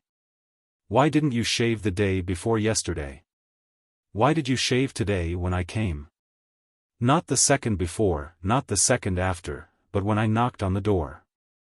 Even Buddha couldn't stand it anymore and didn't want to accept you as his disciple. So, don't go against Buddha's wishes." Fang Yen reached out to Phoenix and said, "Come back with me." Phoenix shook her head and said, "Fang Yen, I'm not going back. I don't want to go back." Fang Yen became anxious and said, "How can you do that? Once our child is born, how can you take care of it by yourself? Besides, if a nun in the nunnery gives birth to a child, if this kind of thing accidentally gets out?" The face of the abbot of the Lotus Temple, old nun Qingji, was pale. She looked at Phoenix with a frightened face and said, "Miss, are you pregnant?" "No." Phoenix denied. "Master, I'm not pregnant, I'm still." "He deliberately deceived you, because he didn't want you to take me in. This is his shameless style of doing things." Old nun Qingji looked at Phoenix with a solemn expression and said, "Miss, monks don't lie. Speak the truth and be honest. You can't deceive Buddha. If you are really pregnant, you should return to the secular world and get married and have children.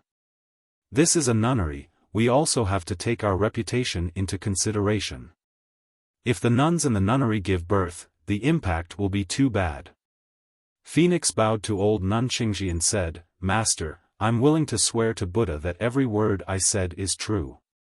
Absolutely not a word of falsehood." Old nun Qingji nodded and said, "We won't meddle in the affairs of you young people.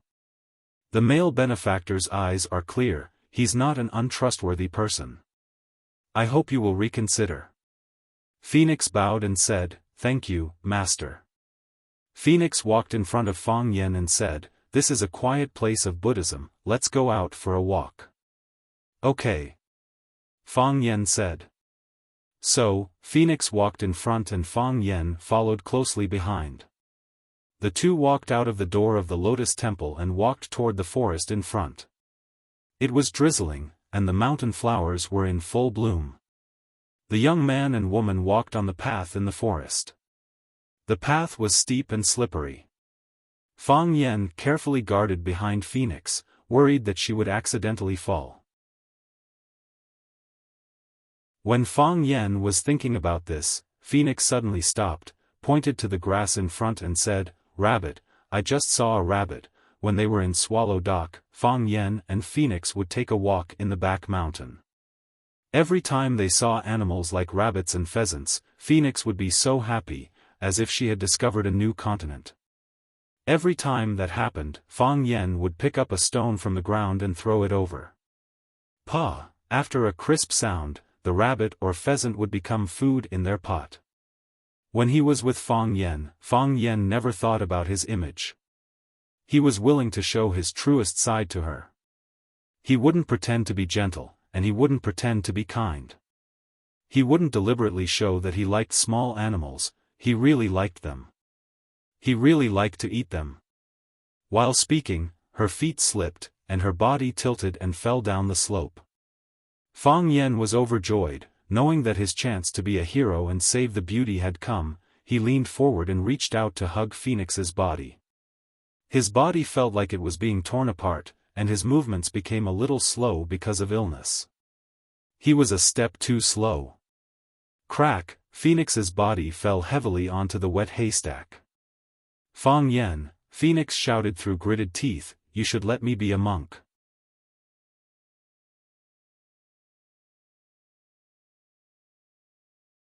Chapter 602. I didn't do it on purpose. Fang Yen crouched down and tried to help Phoenix up in a flurry. Just as he lifted the Phoenix's body, the sole of his shoes slipped, and he fell to the ground because of the moss on the stone. At this time, Fang Yen had lost control of his body. Pa! His body was heavily pressed against Phoenix's chest, and the two of them heavily collided. If it weren't for the soft flesh below, the wound on his chest would have been torn open. Phoenix was pressed under Fang Yan's body. She didn't struggle, nor did she scream. It was as if she was lying on a big bed at home. She looked at Fang Yen with bright eyes and said, "Is this what you've always wanted to do?" "No." Fang Yen quickly denied. After a pause, he said, "I wasn't very sensible before, so I had some unhealthy thoughts." Phoenix sighed softly and said, "Yes. You weren't very sensible before, so you had these unhealthy thoughts. After you became sensible, you began to have unhealthy thoughts about others. Now you want to do this kind of thing to Iro? Unfortunately, you can only think about it. You can't beat her anyway." Phoenix looked at Fang Yen and said, "Although I didn't refuse, are you going to keep lying on top of me and chat like this?" "No, no. I'm going to get up after a rest," Fang Yen said. He got up from Phoenix's arms and pulled Phoenix up from the ground. Phoenix's back was soaked by the water stains on the grass. Her red hair was also wet and messy, like a red flame. Phoenix's personality had always been arrogant and domineering. She was like a thorny rose, a woman who always existed like a flame. But after this incident, this flame was completely extinguished. She lost her original spirit and vitality, and her eyes began to become timid and evasive. That incident hurt her too deeply, and it would be difficult for her to recover in a short time. Phoenix looked around and pointed to a big stone in the forest and said, "Let's not go. Let's sit there for a while." "Okay." Fang Yen nodded. The stone was a little wet, so Fang Yen took off his coat and spread it on the stone. The two of them sat shoulder to shoulder. They had a lot of things to say, but when they sat down together, they didn't know how to start. It was a pus scar, a scar. Even if you wanted to open the wound and apply medicine on it, it would be the most painful when you applied the medicine. Fang Yan was afraid that he would say something wrong and once again hurt the sensitive nerves of the phoenix. From the beginning to the end, they never talked about Bai Xiu. They never mentioned that name. Because it was a curse that could not be undone, but one that he wanted to forget forever. Fang Yan, you shouldn't have come. Just as Fang Yan was hesitating about what to say, Phoenix took the initiative to start the conversation. I told you, if I didn't come, I would regret it for the rest of my life. Fang Yan said with a smile. He pulled out a sugarcane grass from beside his feet and gently sucked the sweet juice from the grass root. This was something they often liked to do when they were young. Phoenix also pulled out a sugarcane grass and put it in her mouth. She said, "Before you came, I was hoping that you wouldn't come. Because I was afraid that after you came, I wouldn't know what kind of expression to use to meet you. I also wouldn't know what to say to you. I don't want to say sorry, but I really did wrong you." "There's no need to say sorry, you didn't do anything wrong to me," Fang Yan said. "Even if you did, you've already paid it back. What could be more valuable than using your life to make up for it?" "I wasn't making up for it. At the time, I thought, just dying like that is fine," Phoenix said in a low voice, "because living is too tiring." "I understand," Fang Yan nodded. "The past is the past, we don't need to talk about it anymore, but you have to go back with me." "Go back?" Phoenix smiled and asked, "Go back to where?" "Home. Or anywhere else," Fang Yan stubbornly said, "but not here." "Fang Yan, don't force me." "Don't force me, okay?" Phoenix looked at Fang Yan with a pleading expression and said, "I can't go back, and I don't want to go back. Where can I go? If I go back home, how will I face the way my family looks at me? If I go back to Swallow Dock, how will I face their comments about me? Go abroad." "Go abroad," Fang Yan said. At that time, Li Yun had wanted to send Shangxin abroad, but he intercepted her and brought her back. From Fang Yan's point of view, it might be a good choice for Phoenix to go abroad. After all, no matter how dissatisfied the Yin family was with this woman, they probably wouldn't kill her to keep her quiet. "No matter where I go, they will be able to find me. I can't escape, and I don't have a way to escape. Even if they can't find me, can I live a safe and sound life and pretend that nothing has happened? Fang Yan, it's not that I can't get past others, but I can't get past myself. I have too many distracting thoughts in my mind, and the guilt in my heart is too deep. I will be tortured by these thoughts until I go crazy." Phoenix's eyes were bloodshot as she spoke, and she looked like she was about to go crazy.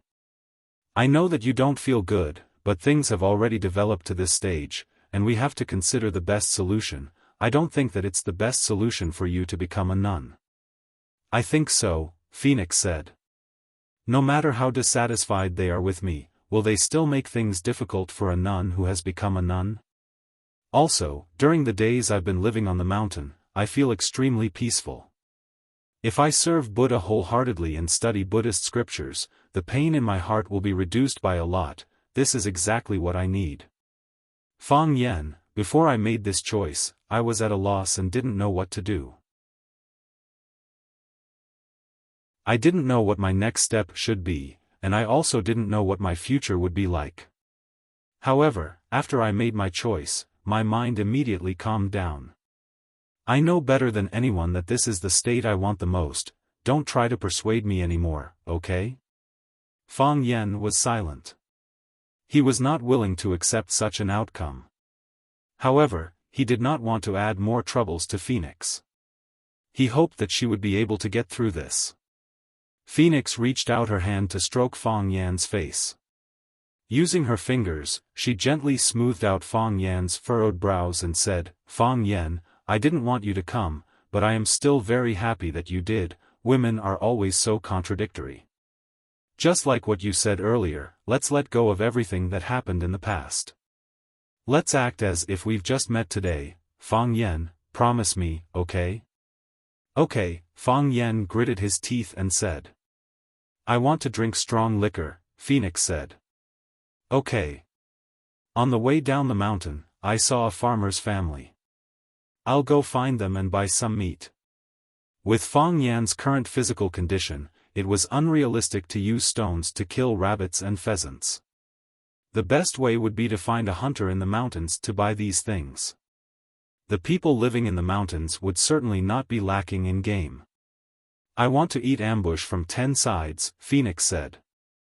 Okay, I'll borrow a pot from them and make ambush from 10 sides for you.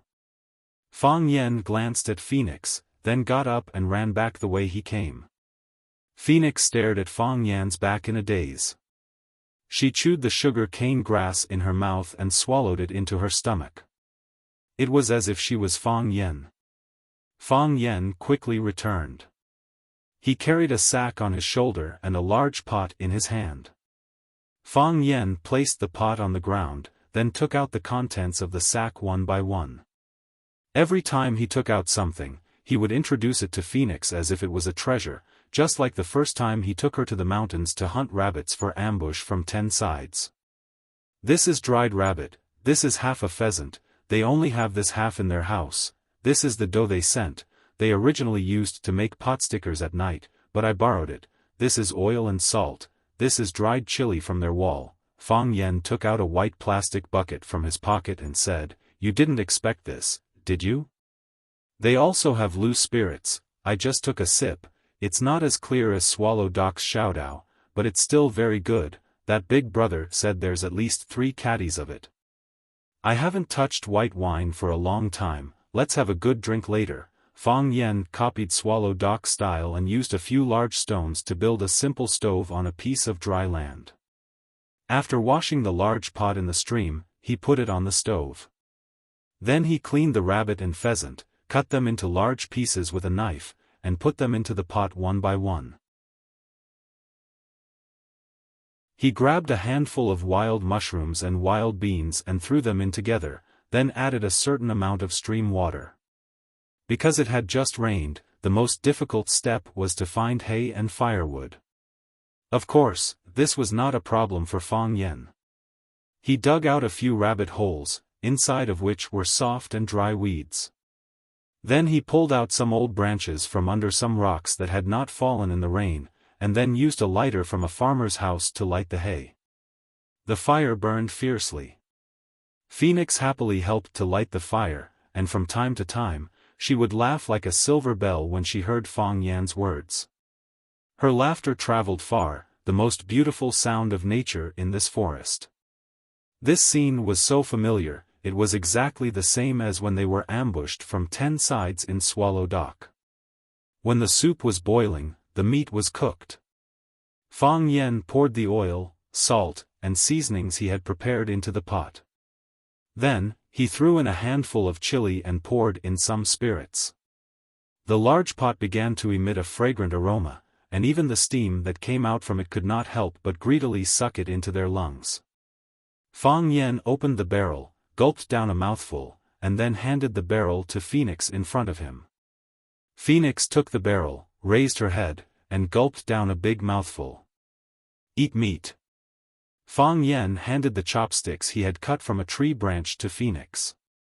Phoenix took the chopsticks, picked up a rabbit leg from the pot, and began to eat. The rabbit leg that had just come out of the pot was too hot, and Phoenix ate it too quickly, so she would occasionally spit out her tongue to blow out a breath of cold air. However, she still greedily ate without a care. She chewed the rabbit meat in a sorry state, and big drops of tears flowed down her cheeks. From now on, there would be no more Phoenix.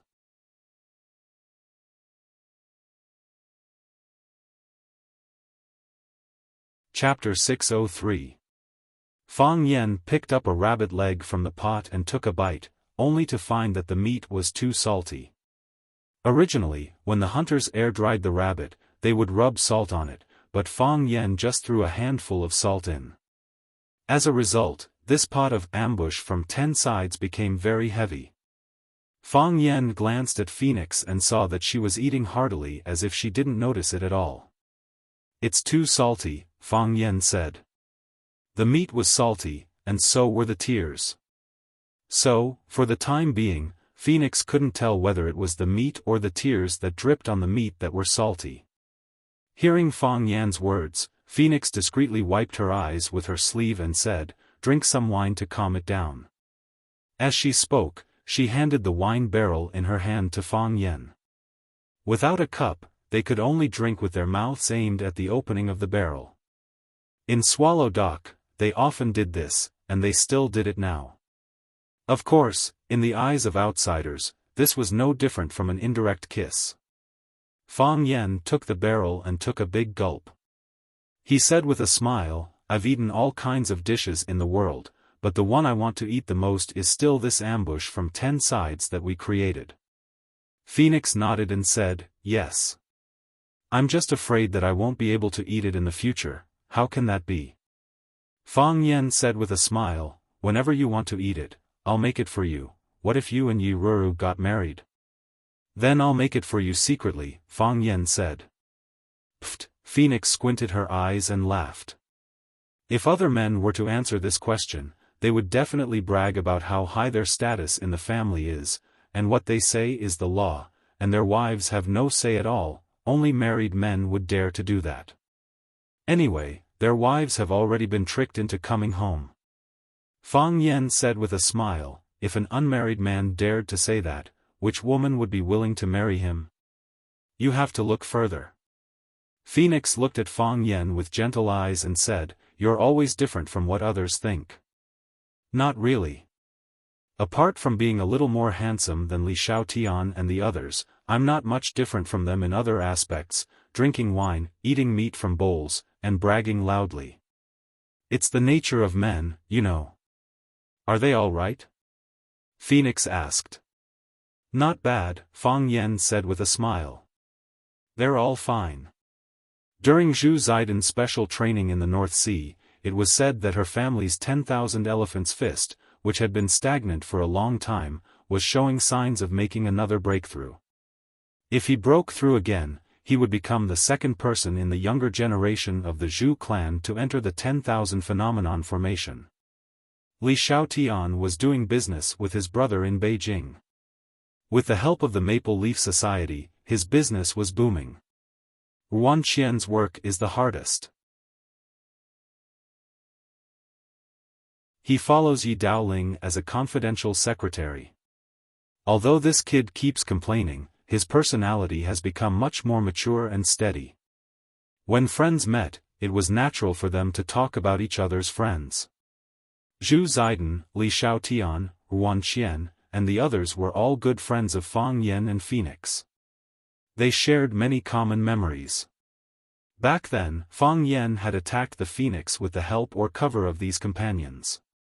The offensive was fierce, but in the end, the Lone Ranger by Xiao took down the Phoenix. This made everyone feel a little sad and disappointed. Later, everyone went to the back of the mountain to drink a dozen liters of shadaozi, ate a pot of 10 noodles ambush, and cried for a while. After watching Fang Yan brag for a few hours, the pain in their hearts lessened a little. "I haven't seen them for a long time, I really miss them," Phoenix said with a smile. "If they know that I've become a nun, will they be shocked?" "And Xiao," Fang Yan shouted angrily. He didn't like to hear Phoenix talk about this topic. "They will definitely be shocked. Especially Ruan Qian. His personality is the softest, and he likes to cry. If he knows that I've become a nun, maybe he will cry. No one wants to hear this news." "Fang Yan, just now at Lotus Temple, you said that you owe me a face-to-face confession, and I owe you a face-to-face rejection. Now, can you confess to me one more time?" Phoenix looked at Fang Yan expectantly, her right hand tightly gripping the rabbit's leg, afraid that Fang Yan would refuse her rude request. Fang Yan looked at Phoenix seriously and said, "I like you for many years. For a very, very long time, I felt that I couldn't live without you. I liked you until I saw you in Bai Xiu's arms, admiring the snow in the village. After seeing that scene, I decided that I didn't like you anymore. But when I thought about it, I liked you for many years." Phoenix's eyes filled with tears again. She sobbed and said, I really don't want to refuse. Then, she shook her head desperately, shaking off the ripples in her heart. She said, but I still want to refuse. Fang Yan, I'm sorry. I can't accept you.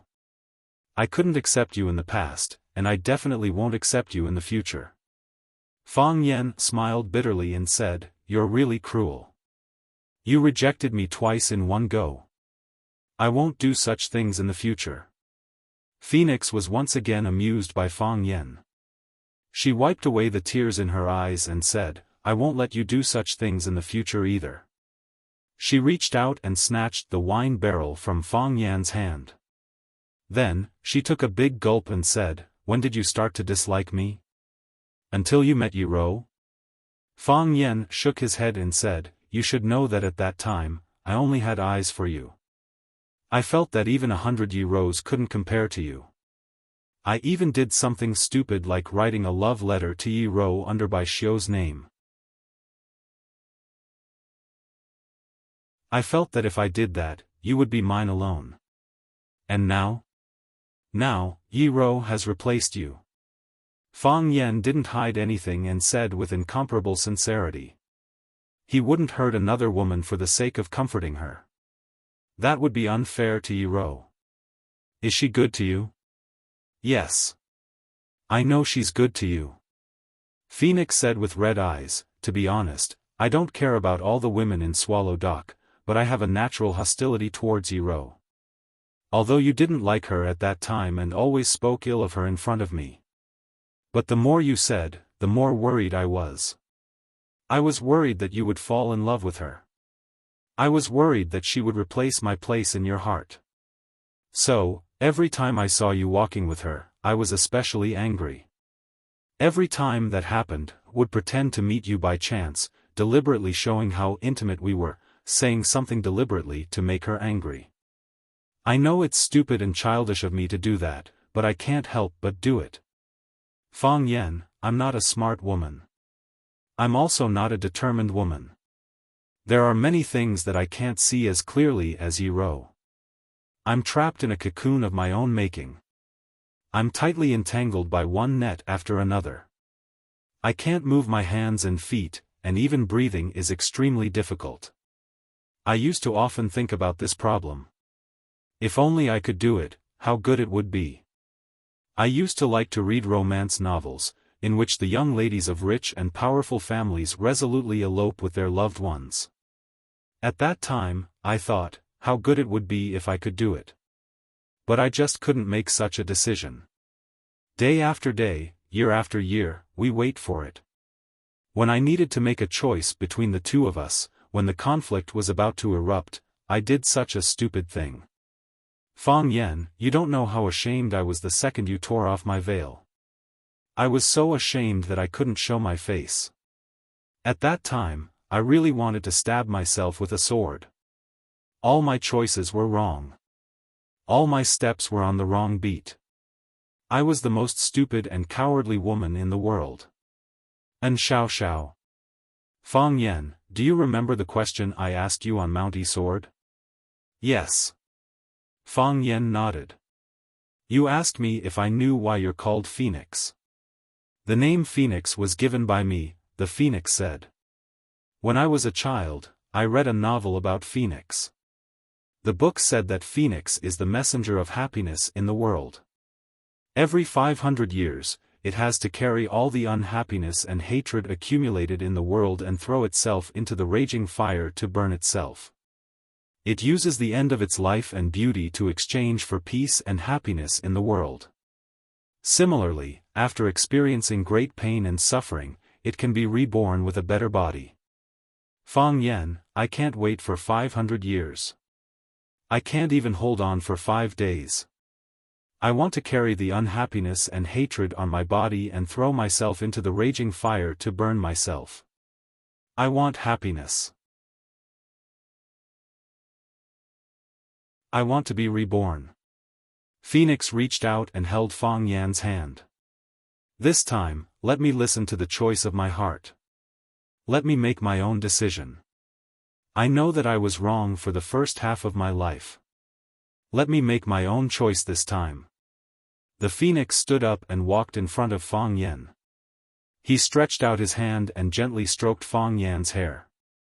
He said, I will burn incense and pray for you in front of Buddha every day. I will bless you with a lifetime of happiness. Phoenix left. The firewood was still burning and the meat soup was fragrant. The 3 liters of liquor had been emptied. Fang Yan held the empty barrel. After pouring out the last drop of liquor, he threw the barrel far away. Clang! The plastic barrel hit a rock and bounced back. It fell into the stream and flowed downstream. It was unknown where it would end up. In the beginning, I only believed. What was great was emotion. In the end, I was powerless to see. What was strong was fate.